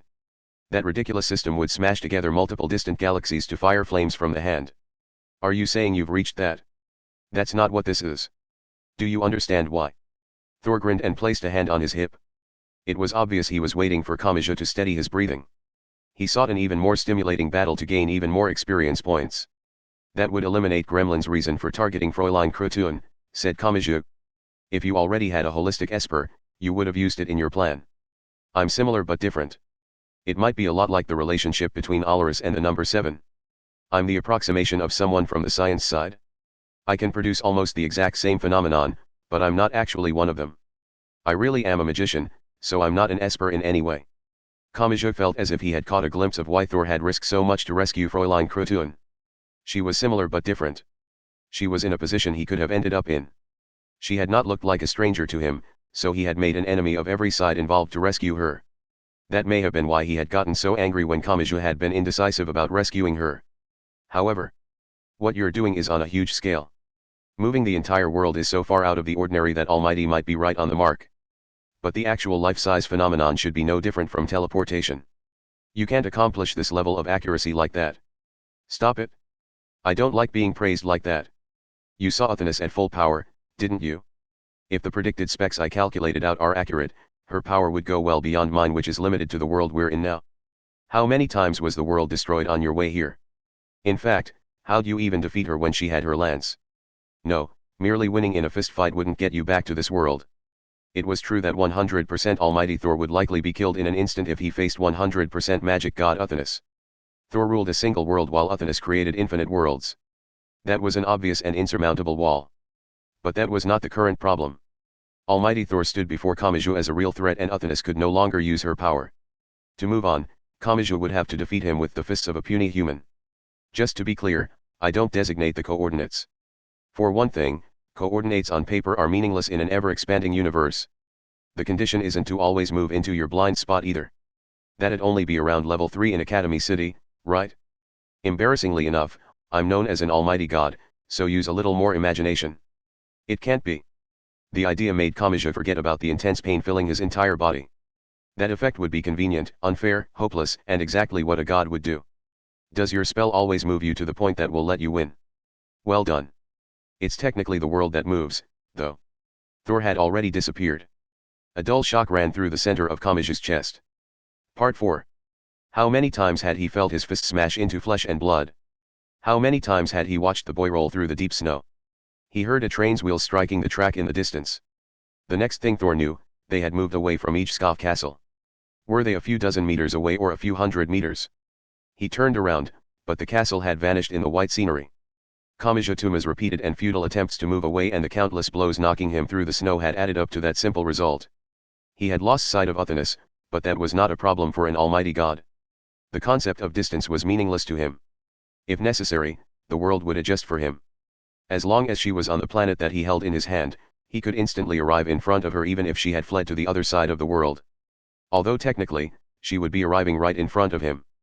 This magic automatically adjusted position and distance so he only had to swing his arm or leg to land a clean hit. This spell produced the conditions needed for none of his opponent's attacks to reach him and for only him to attack. A win or a draw were the only options. Almighty Thor could always avoid defeat, so not even Academy City's number 1 level 5 could kill him. Without the ability to destroy and remake the entire world in an instant as magic god Uthonus had done, he could not be killed. When a god died, so did the world. Thor let out a sigh as he watched Kamija struggle to his feet and take shaky steps away from him. That action was meaningless. Distance and angle would be automatically readjusted. "Are you done already?" he asked casually while taking a step forward. With his powers as an almighty god released, that action seemed empty and dreary. It felt like unreal effort as if he were walking on a treadmill with a false, backwards panning scenery displayed around him. If it felt like this for him while he was limited to this world, he wondered how the world had appeared to Uthonus when she had gained her full power. "This is all I have. From beginning to end, it's nothing but this. With Mjolnir's support, I can add in the fusion blades and make it a little more acrobatic, but this is all I have now. To be blunt, this is your chance. You'll never have a better opportunity." Even with that incomplete power, he had fought over 100 gremlin members and defeated them all unscathed. Even if he enjoyed attacking at his enemies' weak points, he had still been taking on almost the entire organization that had caused so much chaos in the world. "If you have so much power, what did you want from Uthonus?" asked Kamiju as he moved further backwards. "I can't imagine you relying on anything. In fact, did you even need to join Gremlin? Remember what I said before? No matter how high you go, there's always someone higher. The pursuit of power never ends. I'm not all that different from the rest of Gremlin. I joined them in order to grant my desire. There was nothing more to it than that." Thor smiled while lightly clenching his fist. "We may have officially wanted to destroy the science side's victory during World War III, but that was only one of our many desires. Gremlin was an organization to allow magic god Uthonus to perfect her power and have her grant our desires with that power. That's why everyone's so pissed. Uthonus ran off without paying us for our work. The magic god Uthonus that Kamiju had seen in that infinite hell could have accomplished that. In fact, she most likely had done it in that perfect world where everyone was happy. Kamiju had been the one to destroy their dreams and Uthonus had been the one to return the world to normal. They all had similar complaints, so it would have been disgraceful to cause a giant fuss all together, don't you think? That's why I brought them all together. Just to be clear, I'll be killing Uthonus. I've got nothing against having a nice refreshing fist fight with you here, but a definite tragedy comes afterwards. Uthonus had not made an enemy of the world on her own. Every member of Gremlin had rejected the world and relied on the unique possibility of the magic god. They had followed her orders at the risk of being ostracized by the great gears of the world. For that reason, they might be warranted in holding a grudge against Uthonus after she stepped down from the stage. But after thinking that far through it, Kamija spat out some words. "Are you kidding me? Oh. I see the fire hasn't left your eyes. That doesn't make up for what she's done, though. You were in a position to stop it. You knew Uthonus before Gremlin did all that and before you made an enemy of the world. Magic god Uthonus had truly been a frightening person. She had created the lands on her own. To prevent her plan from being found out, she had prepared a dummy plan, caused major incidents around the world, and finally destroyed and recreated the world millions or even billions of times. Without exaggeration, that was the greatest evil he had seen up to this point. I stopped Uthonus. I can't exactly say I defeated her, but I still stopped her. That wasn't something only I could do. If you had tried to get to know her. If you had truly tried, anyone could have done it. And yet. But that was not all. She had returned everything to normal to protect Kamiji's dream even if it meant abandoning her own dream. She had saved him, knowing it would lead the entire world to attack her. Even when Index, Mikoto, and the others had let loose fierce attacks, she had accepted it head-on without even trying to defend or evade. You gave up from the start.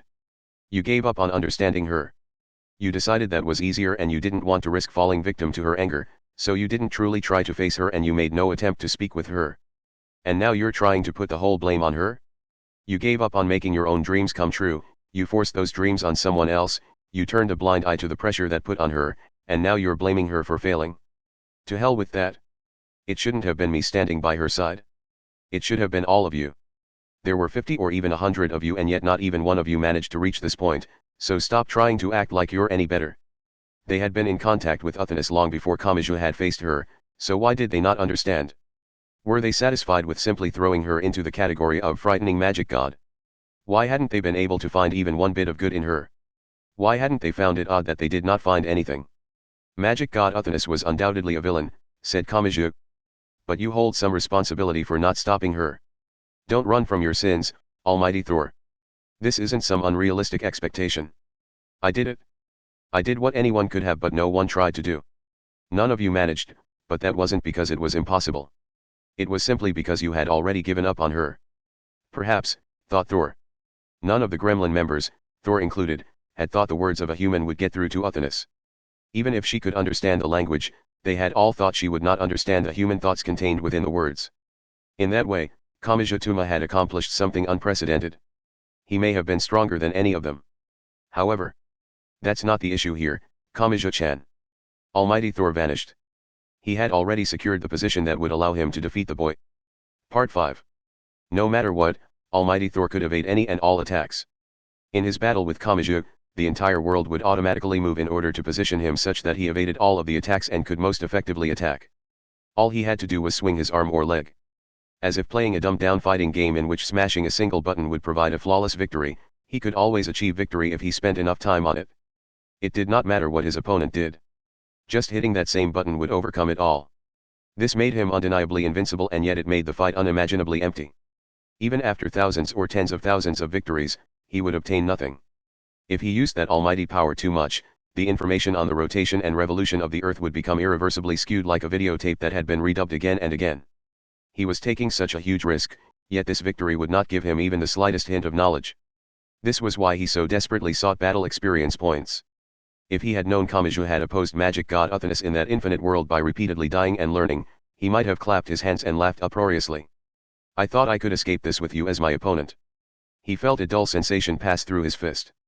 By the time the positioning was complete, and he seemed to disappear to others, the attack was already over. Once he vanished, it was too late to evade, and moving before he disappeared was meaningless. I wouldn't be able to do a thing to Uthanas at full power, and the other members were too weak to gain anything. I thought you were at a nice spot between the two, damn it. He heard a clanking sound.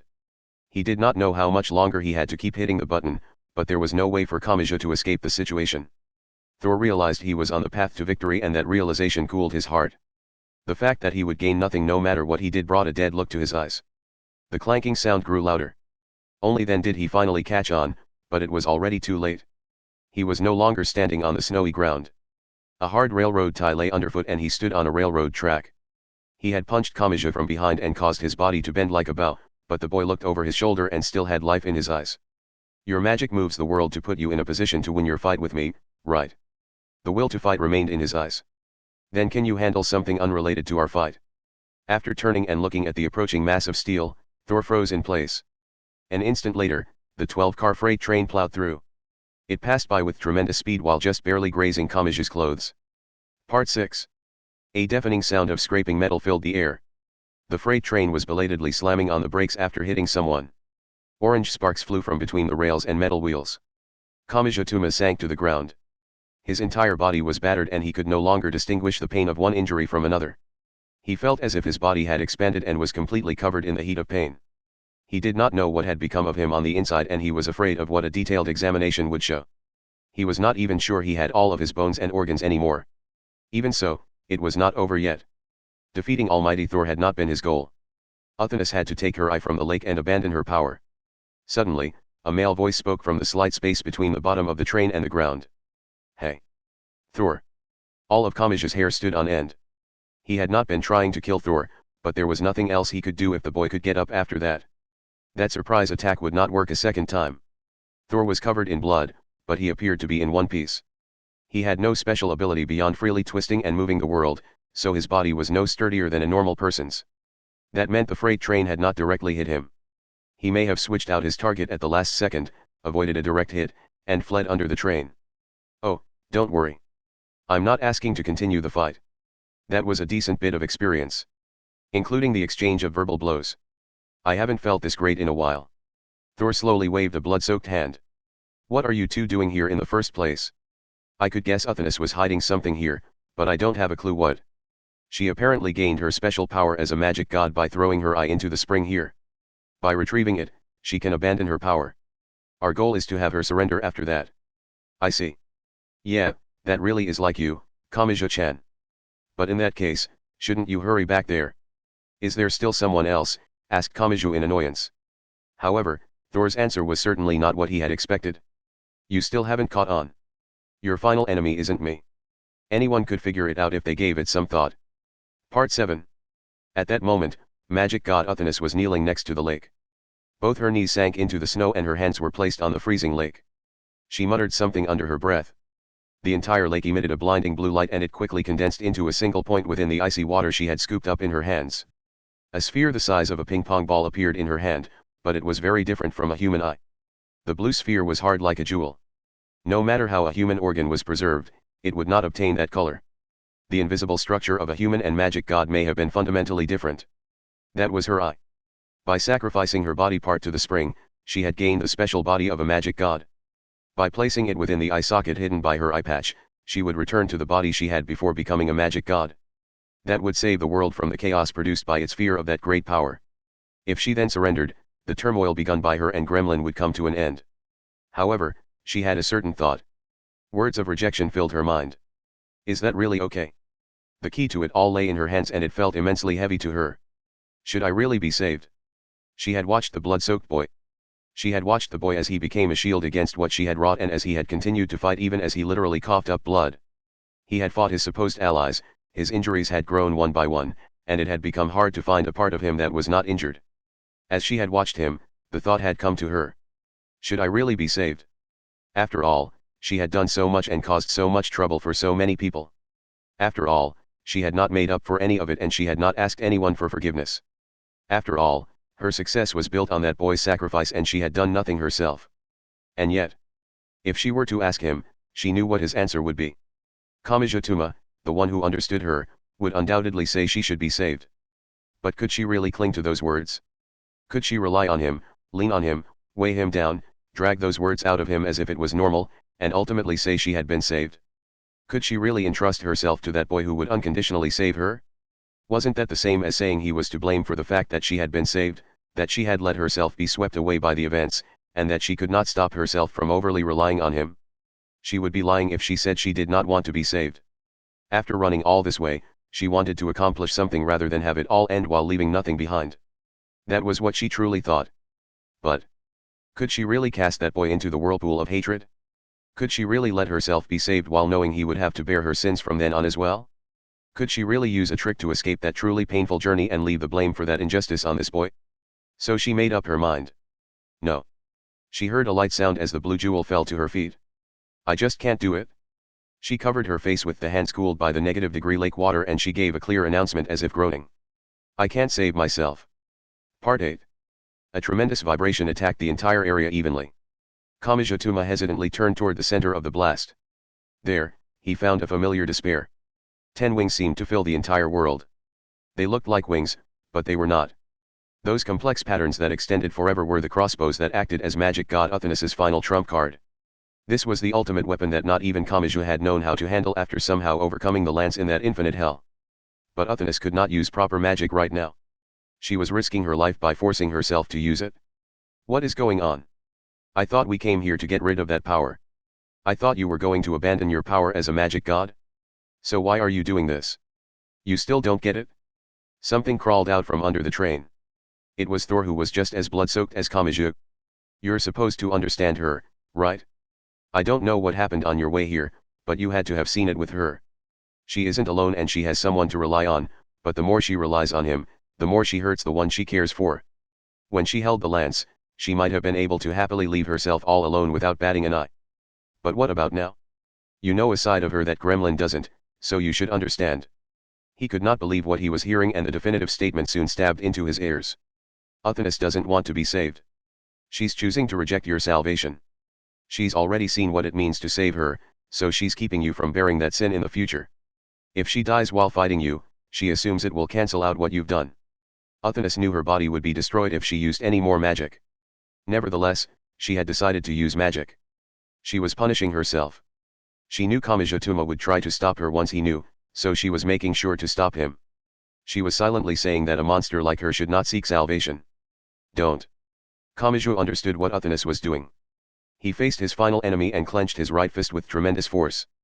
Don't run, Uthanas. He shouted with every last ounce of strength in his gut. He stood from the snow, clenched his fist, faced those 10 dreadful crossbows, and let out a further cry. You were a horrible villain. The entire world hated you. You had a special power and deflecting all that hatred was a piece of cake. You were born special and you crossed the point of no return when you threw your eye into that lake. From that point on, there was nothing normal or average about you. You didn't fit in this world and there was no place for you here. But. He walked across the snowy field as he shouted. He approached little by little. The girl at the base of the 10 crossbows had a glowing wound in the center of her chest and something like a stake was pierced through it. That was likely the fairy spell and cracks were spreading from there to every part of her body. An ominous creaking sound came from her and she looked like she had been dunked in liquid nitrogen and was about to break. Despite all that, you chose to face the world, Uthanas. You decided to become normal and average. So don't run. Don't run from paying for your sins, Uthanas. Don't turn your back on happiness. That's not humility and it's not justice. You're not saving anyone like this. You're just running from a painful journey. He had been unable to defeat this surefire attack in the very end. This had taken his life. He once more faced that true despair and he prepared his fist head on. What are you going to do? Asked Thor. Most likely, not even that almighty god could escape this tremendous attack that was fired in exchange for her life. Thor would be no help here. No one in the world would. Isn't it obvious? This fight was between Kamijituma and magic god Uthanas. This was Kamiji's homework that he had been unable to complete as he wanted back then. If she thinks it's better for her to die, and if that ridiculous idea is giving her the mistaken impression that she's saving me by running from that painful path. He thrust his fist forward as if once more issuing a challenge to this true god and that puny human boy made his announcement. Then first I'll destroy that illusion. Chapter 20, vs. Round _12, Secret. Part 1. In truth, Kamijituma and Almighty Thor were not the only ones watching that scene. For example, a black cat that did not mew even once stared intently at it from the snow. For example, an American UAV turned its inhuman camera toward it from 30,000 meters in the air. For example, a monokage laughed from orbit even farther up. While wearing a white ghillie suit and lying in the snow, Sergeant Ingrid Martin focused on the information she was gathering via parabolic microphone. She had heard their conversation. After that, she asked for instructions over the radio. What should I do? We're trying to figure that out, too. Damn it, so this is how it turns out in the end. Most likely, the president on the other end of the radio did not have a proper grasp of the situation. The same went for Sergeant Ingrid. What were those things growing from the eye patch girl's back? Could anyone answer even that simple question? Can you continue to keep track of their conversation? Asked the president. There's been a lot of static, but it should be possible. I know this is a difficult request for you since you're tasked with cross-borders operations. The president paused for a moment. But I want to declassify this footage. I want to show those two to the world as they are and I want to ask the world for forgiveness. Will you help me? Hearing that, she initially took a meaningless action. She tried to bring a hand to her forehead. If it was a request from the president, so it would be different from amateurishly uploading the footage to a video site. He would ask the world in a speech and he would take more of the blame than anyone on the actual scene. That was what he was asking. With all due respect, that would definitely harm your approval rating. Not to mention that these two are not American citizens. She knew it was useless, but she spoke anyway. The response was exactly what she expected and it came with no delay. So what? She felt as if her vision were darkening, but an order was an order no matter how reckless it was. She had been given fewer jobs that left a bad taste in her mouth since he had become president and she decided this was a good way of thanking him. And Dah. It looks like America's made up their mind, so when is our boy going to show off his good side? Make me wait any longer and I'll be really mad. Really, really mad. Something suddenly rose up 3 meters behind Sergeant Ingrid and let out a shout. Sergeant Ingrid drew her handgun in surprise, but she saw a nun wearing a red habit. It was amazing the woman had managed to hide in the pure white snow dressed like that. Next to her was a girl in a habit that looked more like a bondage outfit. My question, do you have any faith at all? What are you talking about, Sasha? The people in religious paintings are always beautiful, so justice lies in beauty. Next, a different patch of snow rose up. A girl in what looked like a lacrosse uniform and with a tail-like object growing from under her miniskirt wiped snow from her head. Yes, yes. Everyone's adorable lesser is here. And who left this black cat here? Does that mean you don't need me? I want to eat tangerines and cheese fondue in a kotetsu, too. Wearing skimpy clothing, of course. Sergeant Ingrid was so overcome by confusion that she abandoned her mission and shouted out. What is all this? When did all of you get so close? Oh, what's with this failed local mascot costume? This is just the best spot for observing them. You were actually late to show up. The imp and the red nun looked perfectly at home. In her job, Sergeant Ingrid had fought with the special forces of various different nations, but their behavior was different from any of those. The imp completely ignored her and contacted some other place. I see. So what about England? Yeah, I suppose so. It seems France is talking about withdrawing as well, and being the only country still fighting probably wouldn't be a good idea. Then pass it on to the Queen. It'd cause problems if an outlaw like me contacted her directly. Part 2. In the UN headquarters building in New York, United States President Roberto Katz arose from his seat. I'll be holding an emergency press conference. What will all of you be doing? Queen Regnant the Lizard waved a hand in annoyance. I'll leave that to the people who want to stand out in public. I'll handle the internal announcement. I'm especially worried about my military-obsessed daughter who was so eager to get out there. Her mobile fortress was destroyed, so it isn't going to be easy calming her down. Oh? You're not dead set on killing them anymore. Please do not tease her too much. The boy who held the position of Russian Orthodox Patriarch let out a heavy sigh. I will focus on reaching those in places America's voice cannot reach. I can provide some assistance as far as that is concerned, added the Roman Pope. That left France. As everyone's focus turned to the unhealthy-looking femme fatale, she shrugged with a somehow triumphant look. France never sent anyone in the first place, so we have no reason to struggle now. It seems one of this world's problems is how the clever have a way of going unnoticed. As soon as a lizard spat out that comment, a small fight broke out. Part 3. Someone spoke from a television in a warm living room far removed from the conflicts in the world. Today has been a day of trials. I can imagine a lot of people have been glued to their TVs and the internet to receive peace of mind as soon as possible. I would now like to ask you all a question. The image of the president on a giant train station screen spoke quietly. Is Uthanus, the leader of Gremlin, evil? No one would hesitate to answer that question. She is undoubtedly a villain. Tokyo, Baggage City, and even our own Hawaii. The scars she has caused are enough to determine what kind of person she is. The passers-by in front of the many electronics store televisions stopped for a moment. But is Uthanus truly irredeemable? Young soldiers in a Florida Air Force base stood in a line and listened to the speech. The people involved in these incidents or the people who have seen the scars they left may have a strong desire to punish her. I do not think they are wrong to feel that way. But is it right to strap someone to the electric chair if they truly regret their crimes and are attempting to save someone at the risk of their own life? I don't know any complicated philosophy about good and evil.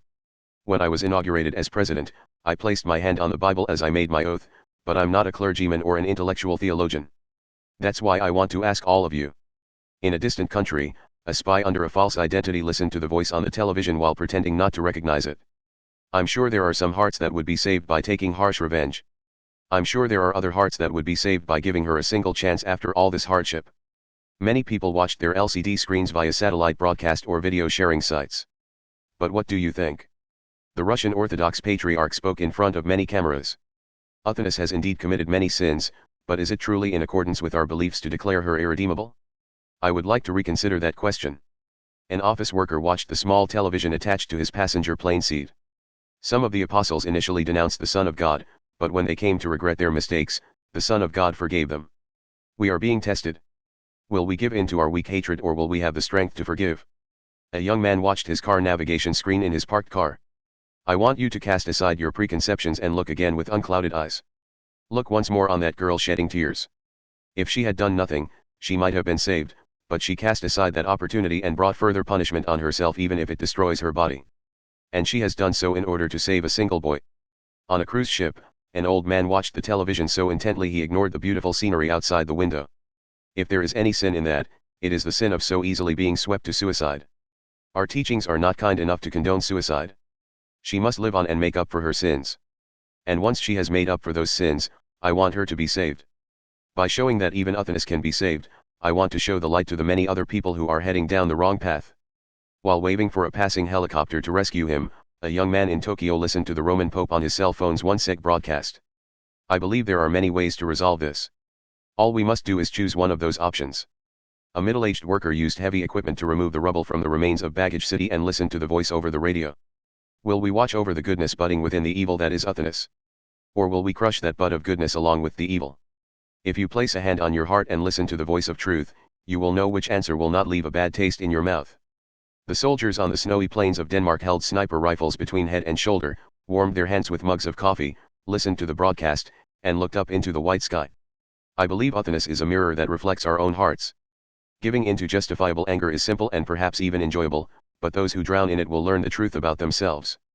Violence is still violence, and it will be their own faces they see reflected in the mirror. While continuing to hold off the British monsters 1-3, Kanzaki Kaori spat blood to the snow and listened to Queen Regnant a Lizard's voice. Until now, killing Uthanus was the only option we could think of, but a certain boy showed us a completely different way. As head of state, I wish to show my respect for that. It could not have been an easy path. He overcame anguish, doubt, fear, anger, and all sorts of other emotions to reach an answer that none of us could.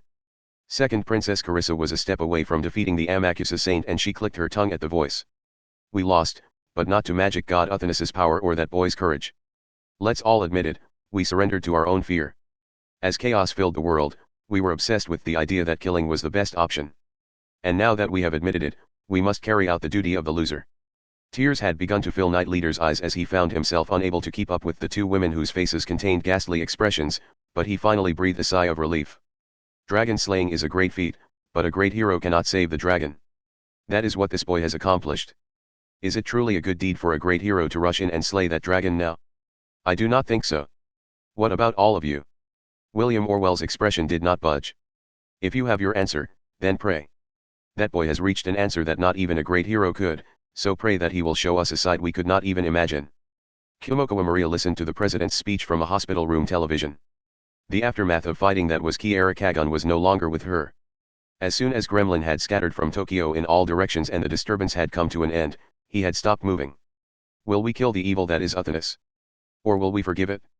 Sleeping peacefully on the bed was a pregnant woman. Fertility goddess Freja was one of the people he had tried to protect in the very end, and Maria had taken over for him. Today, I would like to do one thing. And in the end, United States President Roberto Katza finished his speech on televisions around the world. I would like to test the strength of humanity along with all of you. The world creaked. Massive power gathered in the 10 crossbows. The girl that was magic god Uthanus had rejected Kamijatuma's salvation. And in exchange, she would die. Thor, get down. Kamija would not hesitate any longer. He clenched his fist until it was as hard as rock and spoke without turning back. A single hit from this would blow the planet away. I doubt even you would survive. He took a step into the snow. As long as he could take that one step, he would make it. His feet would not stop. He walked, ran, and then dashed full speed through the snow. He rushed toward Uthanus.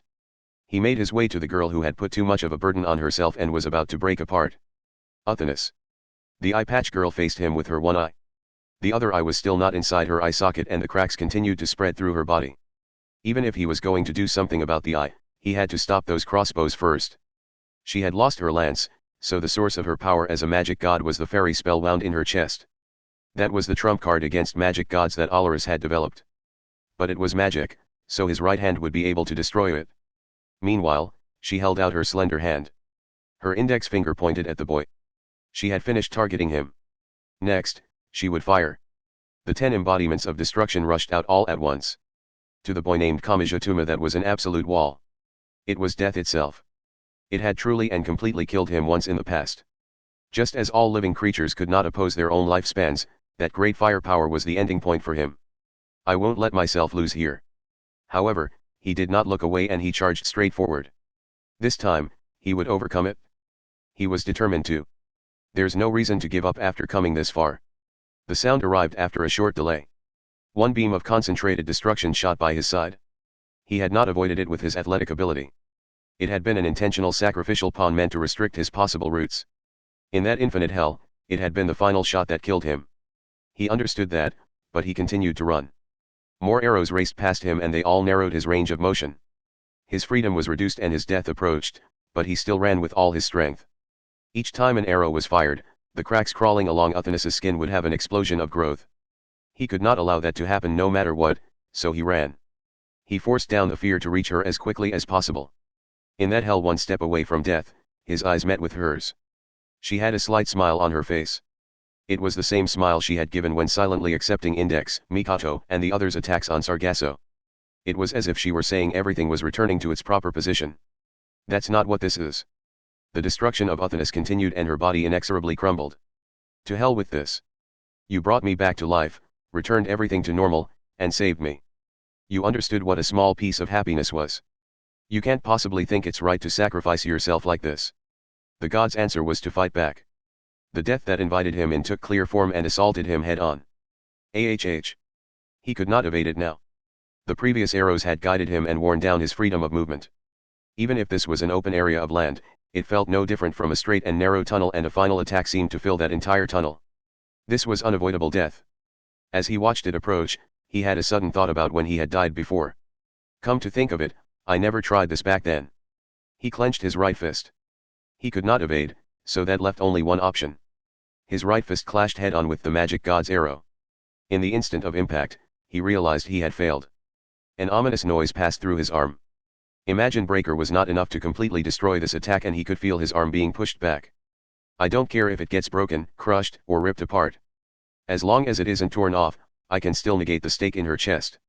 He swung up his right arm that had become a spiral of intense pain. With a sound like a rubber band snapping after being stretched beyond its limit, the arrow's trajectory was diverted slightly upwards and he slipped below it. The girl's surprised face lay before him. I win, Uthanus. He had made his way up to her, but he did not clench his fist as he moved his red-stained arm. Rather than punching, he embraced her slender body in both arms. He wrapped his arms behind her and his palm touched the stake of light piercing through the center of her chest. He gathered his last strength in those 5 fingers.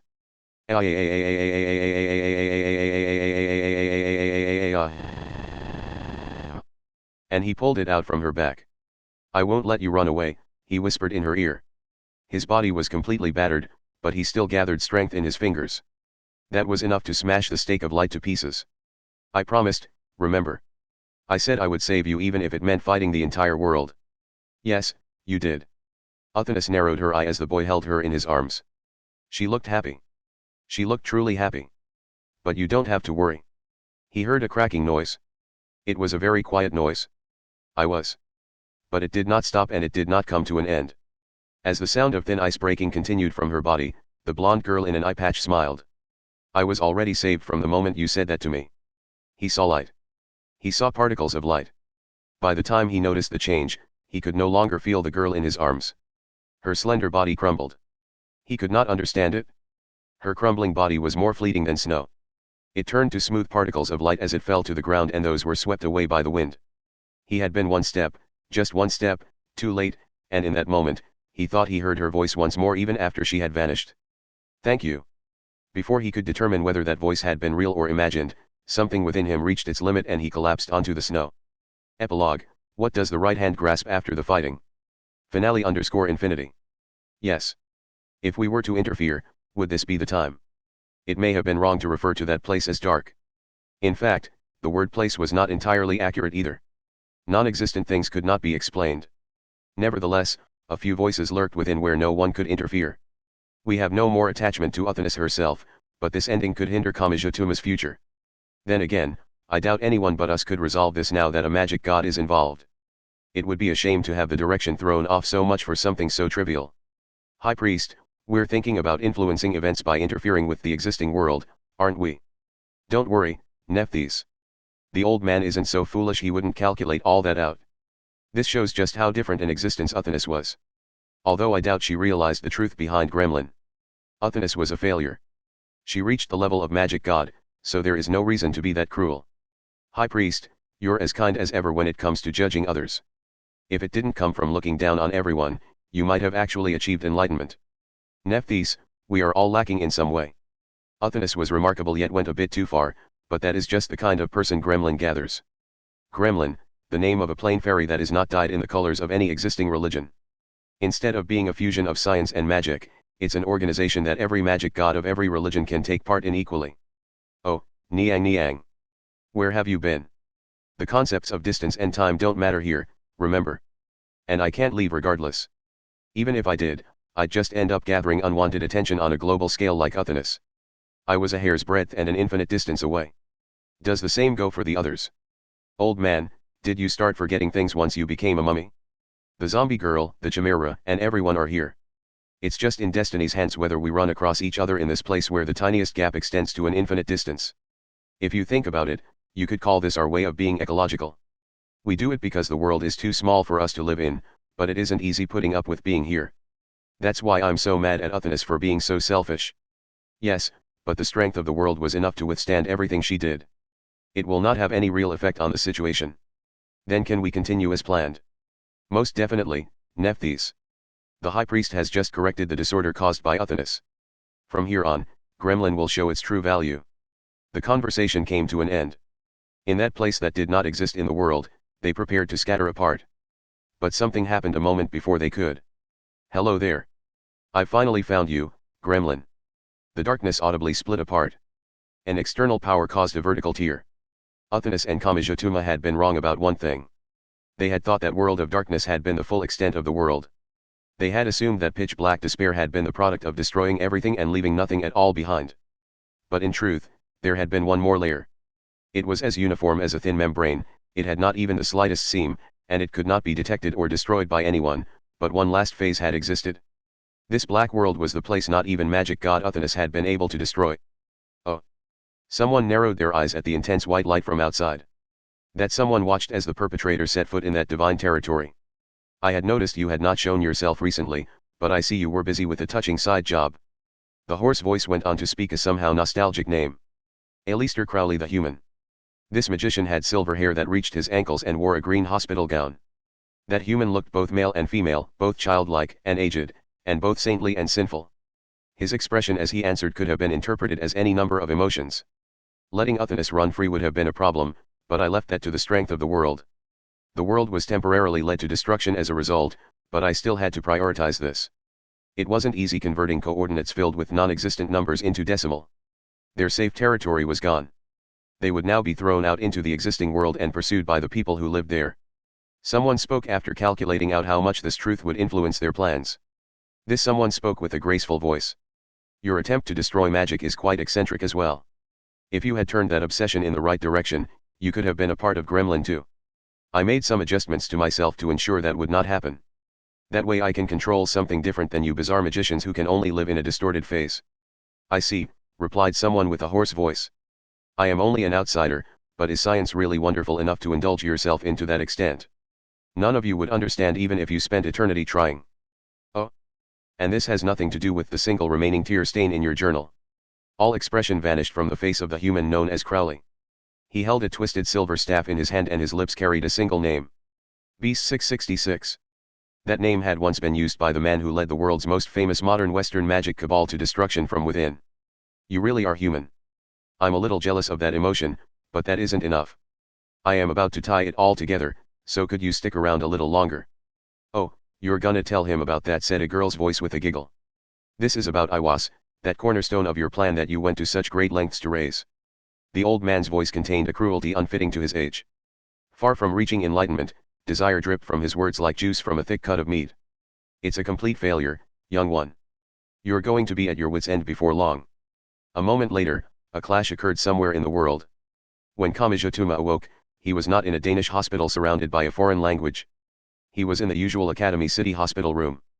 He had a feeling the fact that he could call it the usual hospital room was a problem, but he felt as comfortable waking up here as he did in his student dorm. He opened his eyes but could barely move his body and could feel bandages wrapped around him. He gathered all his strength to bring his right hand in front of his face, but the movement was restricted by N4, a blood transfusion tube, and electrode cords. His elbow and most of the rest of his arm looked like it was covered in as many cords as a computer. Wait.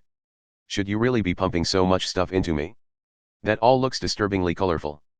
I don't think they give you this much at once even in the great supplement nation of America. The frog-faced doctor entered after hearing the ruckus and gave an explanation. You should be more worried about your body that was in such a bad state that you wouldn't have survived without taking these kinds of inhuman measures. I already know that doctors say extreme things on the first day in the hospital to scare their patients. I saw it on a documentary. I won't let you trick me like you're training a dog. Well, I won't stop you from thinking that if you want. That was surprisingly dry. Really? I really wouldn't have survived without all this? I was wrong. A doctor that won't say anything is the scariest. Healthy enough to shout, check. Okay, I think I can allow visitors now. With that, the frog doctor quickly left the hospital room and taught Kamaji just how frightening an unhelpful doctor could be. Just as he left, someone else entered. The first visitor was Index, that girl in a white nun's habit with gold embroidery. Even in the hospital, she had a calico cat on her head. Tuma, she said as soon as she entered. I think you have something to say to me. Okay, let's start by creating a comfortable atmosphere for conversation by not showing off our canine teeth like that. Tuma, I seriously look down on people who don't say thank you and I'm sorry. I would absolutely love to bow down to you in apology, but I can't move with all of this on me. As he struggled to move on the bed, he was as awkward as a battery-powered teddy bear that had been hit about 3 times with a hammer.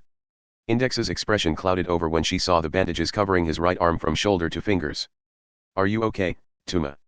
I am. He fell silent as he too looked at his arm that had appeared from under the blanket. But I couldn't do anything about Uthanas. I think the cracks had already spread too far by the time she rejected being saved and started that final battle. No matter what I did with my right hand, it wouldn't have changed the result. Tuma. What does it even mean to save someone? Kamaji gathered some strength in his barely moving right hand. She was smiling. Just before she fell to pieces, she was definitely smiling. Even with the way it ended and even with the hellish process leading up to it, she said she had already been saved. She smiled and said that had saved her. He did not think saving people was a simple matter, but he was still having trouble grasping the meaning of Uthanas's final smile. Could he really view that as saving her? Did it count as saving someone as long as they were smiling? Could an action that went against someone's wishes be called saving them? Maybe I was too presumptuous to think I could save someone. His right hand could only destroy. It was the opposite of the magic god that could create. In that infinite hell, he had thought that was more than enough. But I wanted to see that smile in a different way. That's all I wanted. Was that simply his own selfishness? Was it not about saving or not saving? Was it about what he personally viewed as good or bad? Whatever the case, that was what he legitimately thought. Uthanas had wished for and accepted her death and vanished from the world. A bitter feeling ran through his chest, but he would have to accept it as fact and continue on. He remained behind, so he had to live out the rest of his life. But then. Hey, is it just me or are you acting like I'm dead? A familiar voice suddenly reached him and a small figure poked out from under his pillow. The girl was only about 15 centimeters tall, but her identity was plain as day. Uthanas. But, how? How? You were part of the reason. The palm-sized Uthanas lay down next to his head. First, I had yet to put in the eye and was thus essentially a magic god and not a human. Second, you destroyed the fairy spell with Imagine Breaker before I fired the final crossbow shot, so I was not completely destroyed. Third, having her body crumble was not enough to kill a magic god. His mind could not keep up with the sudden explanation. He immediately looked over to Index, but her eyes were opened wide too. Her 103,000 grimoires only had the knowledge needed to make a magic god out of a human, so they may not have included what would happen afterwards. Uthanas waved her index finger while lying face down. At that point, magic god Uthanas was 99% destroyed, but it seems the remaining pieces gathered together on their own. My body changed form somewhat and I can no longer use my former power, but it seems I have remained behind. It was absolutely ridiculous. The idea of a human gathering together again after being smashed to pieces sounded like complete nonsense, but he could not question it further when he was talking about a magic god. If Uthanas said that was how it worked, he could only accept it. In fact, he himself had seen it happen before. In that infinite hell, she had hidden the final crossbow shot behind herself and pulverized her own body along with his, but her body had soon regenerated as if nothing had happened. But would my body automatically reform with no intervention from my will? I still have my questions about that. The small Uthanas stared off into the distance, but Kamaji had a completely different question. So, can I touch you with my right hand like this? What dash? Were you planning to touch me all over without warning me? That isn't what I meant. And stop snapping your teeth tougher like a bear trap, Index. With precedents like Kazakiri, I want to avoid having you vanish the instant I touch you with my right hand. There was no problem when you touched me as a neutral magic god.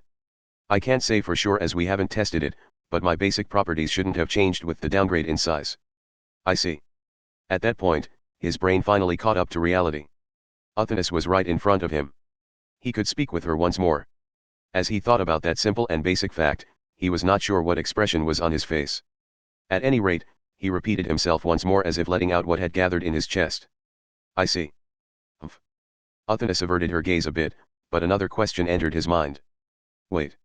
Weren't you supposed to be punished? You were supposed to be in an American prison, But did you get that changed to Academy City? About that. She trailed off. The cat on Index's head had been slowly waving its tail in great interest, and it suddenly jumped onto the hospital bed. More accurately, it jumped toward Uthanas, whose short form with glittering blonde hair looked like a lure. Magic god Uthanas had truly destroyed the world and repeatedly remade it as she saw fit, but she now felt all her hair stand on end next to the pillow. Wait, why you idiot? This combination just isn't right. I don't know of any myths involving a one-eyed god being eaten by a cat, but how about you stop staring and actually help me? I'd love to help, but does Robot Dance Kamachi look like he can do anything that skillful? The inevitable scream filled the hospital room. Looking like a stolen fish held in the stuffed animal-like cat's mouth, the 15-centimeter Uthana stared into the distance. She pictured the conversation that had occurred in Denmark after Kamijatuma had fully lost consciousness. She had spoken with the president and queen regnant via a radio thrown over by a soldier in a white ghillie suit. Looking like that, there would be no way to keep you from breaking out of an American prison. If you straighten your back, you're only about 15 centimeters, right? You could slip through the bars or even the food slot. If you abandoned your pride, you might even be able to escape by flushing yourself down the toilet. There's no point in throwing you into even a maximum security prison. Once the president was finished, the queen regnant spoke. Even if your form and the total amount of power contained within it have changed, you are still closer to being a magic god than a human. You have been weakened too far to ever use magic again, though. To be blunt, do you even have a lifespan?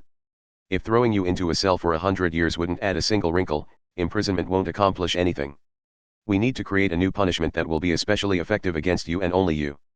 They were not her friends or her comrades in arms. They had coolly analyzed her actions and they dryly gave their answer. You must forever watch the world of happiness you went as far as suicide to look away from. That is the greatest punishment humanity can give you now that we have achieved victory over a magic god. Afterward.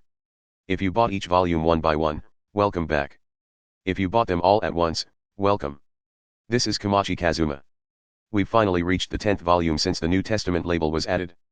As mentioned in the previous volumes afterward, this had the highly irregular three-part structure, but I thought it would make a good ending to settle everything with Uthanas. I will protect you even if I make an enemy of the world. Such a hackneyed, overused, and unarguably cool phrase. This volume's theme was trying it out for real. That made this volume about a boss rush. I focused on breaking through the center of a true hell in a world with no reduce and on Kamijatuma taking his revenge after doing nothing but lose in the New Testament series. With Marian's Daneslave, Almighty Thor after he broke from the shell of the lightning god, and magic god Uthanas's crossbow that once took the life of the protagonist, I added in everything I could that had been built up in New Testament. In New Testament 9, Kamijatuma learned he was not a hero of justice but a normal high school boy, but in this volume, I wanted to show that being a normal high school boy doesn't mean he can't challenge the world. Even as he shivers in the cold, is soaked in blood, and exchanges blows with the allies he had previously relied on, the protagonist continues to fight for a single girl. How did you like it? Chapter 9, vs. the one who bears white and black wings and opposes the world round _01. When you hear the term boss rush, you might think the enemies will gradually grow stronger at each new stage, so I immediately sent in one of the strongest. I even showed a super weapon hidden in the shadow of Endymion to make even his entrance exciting.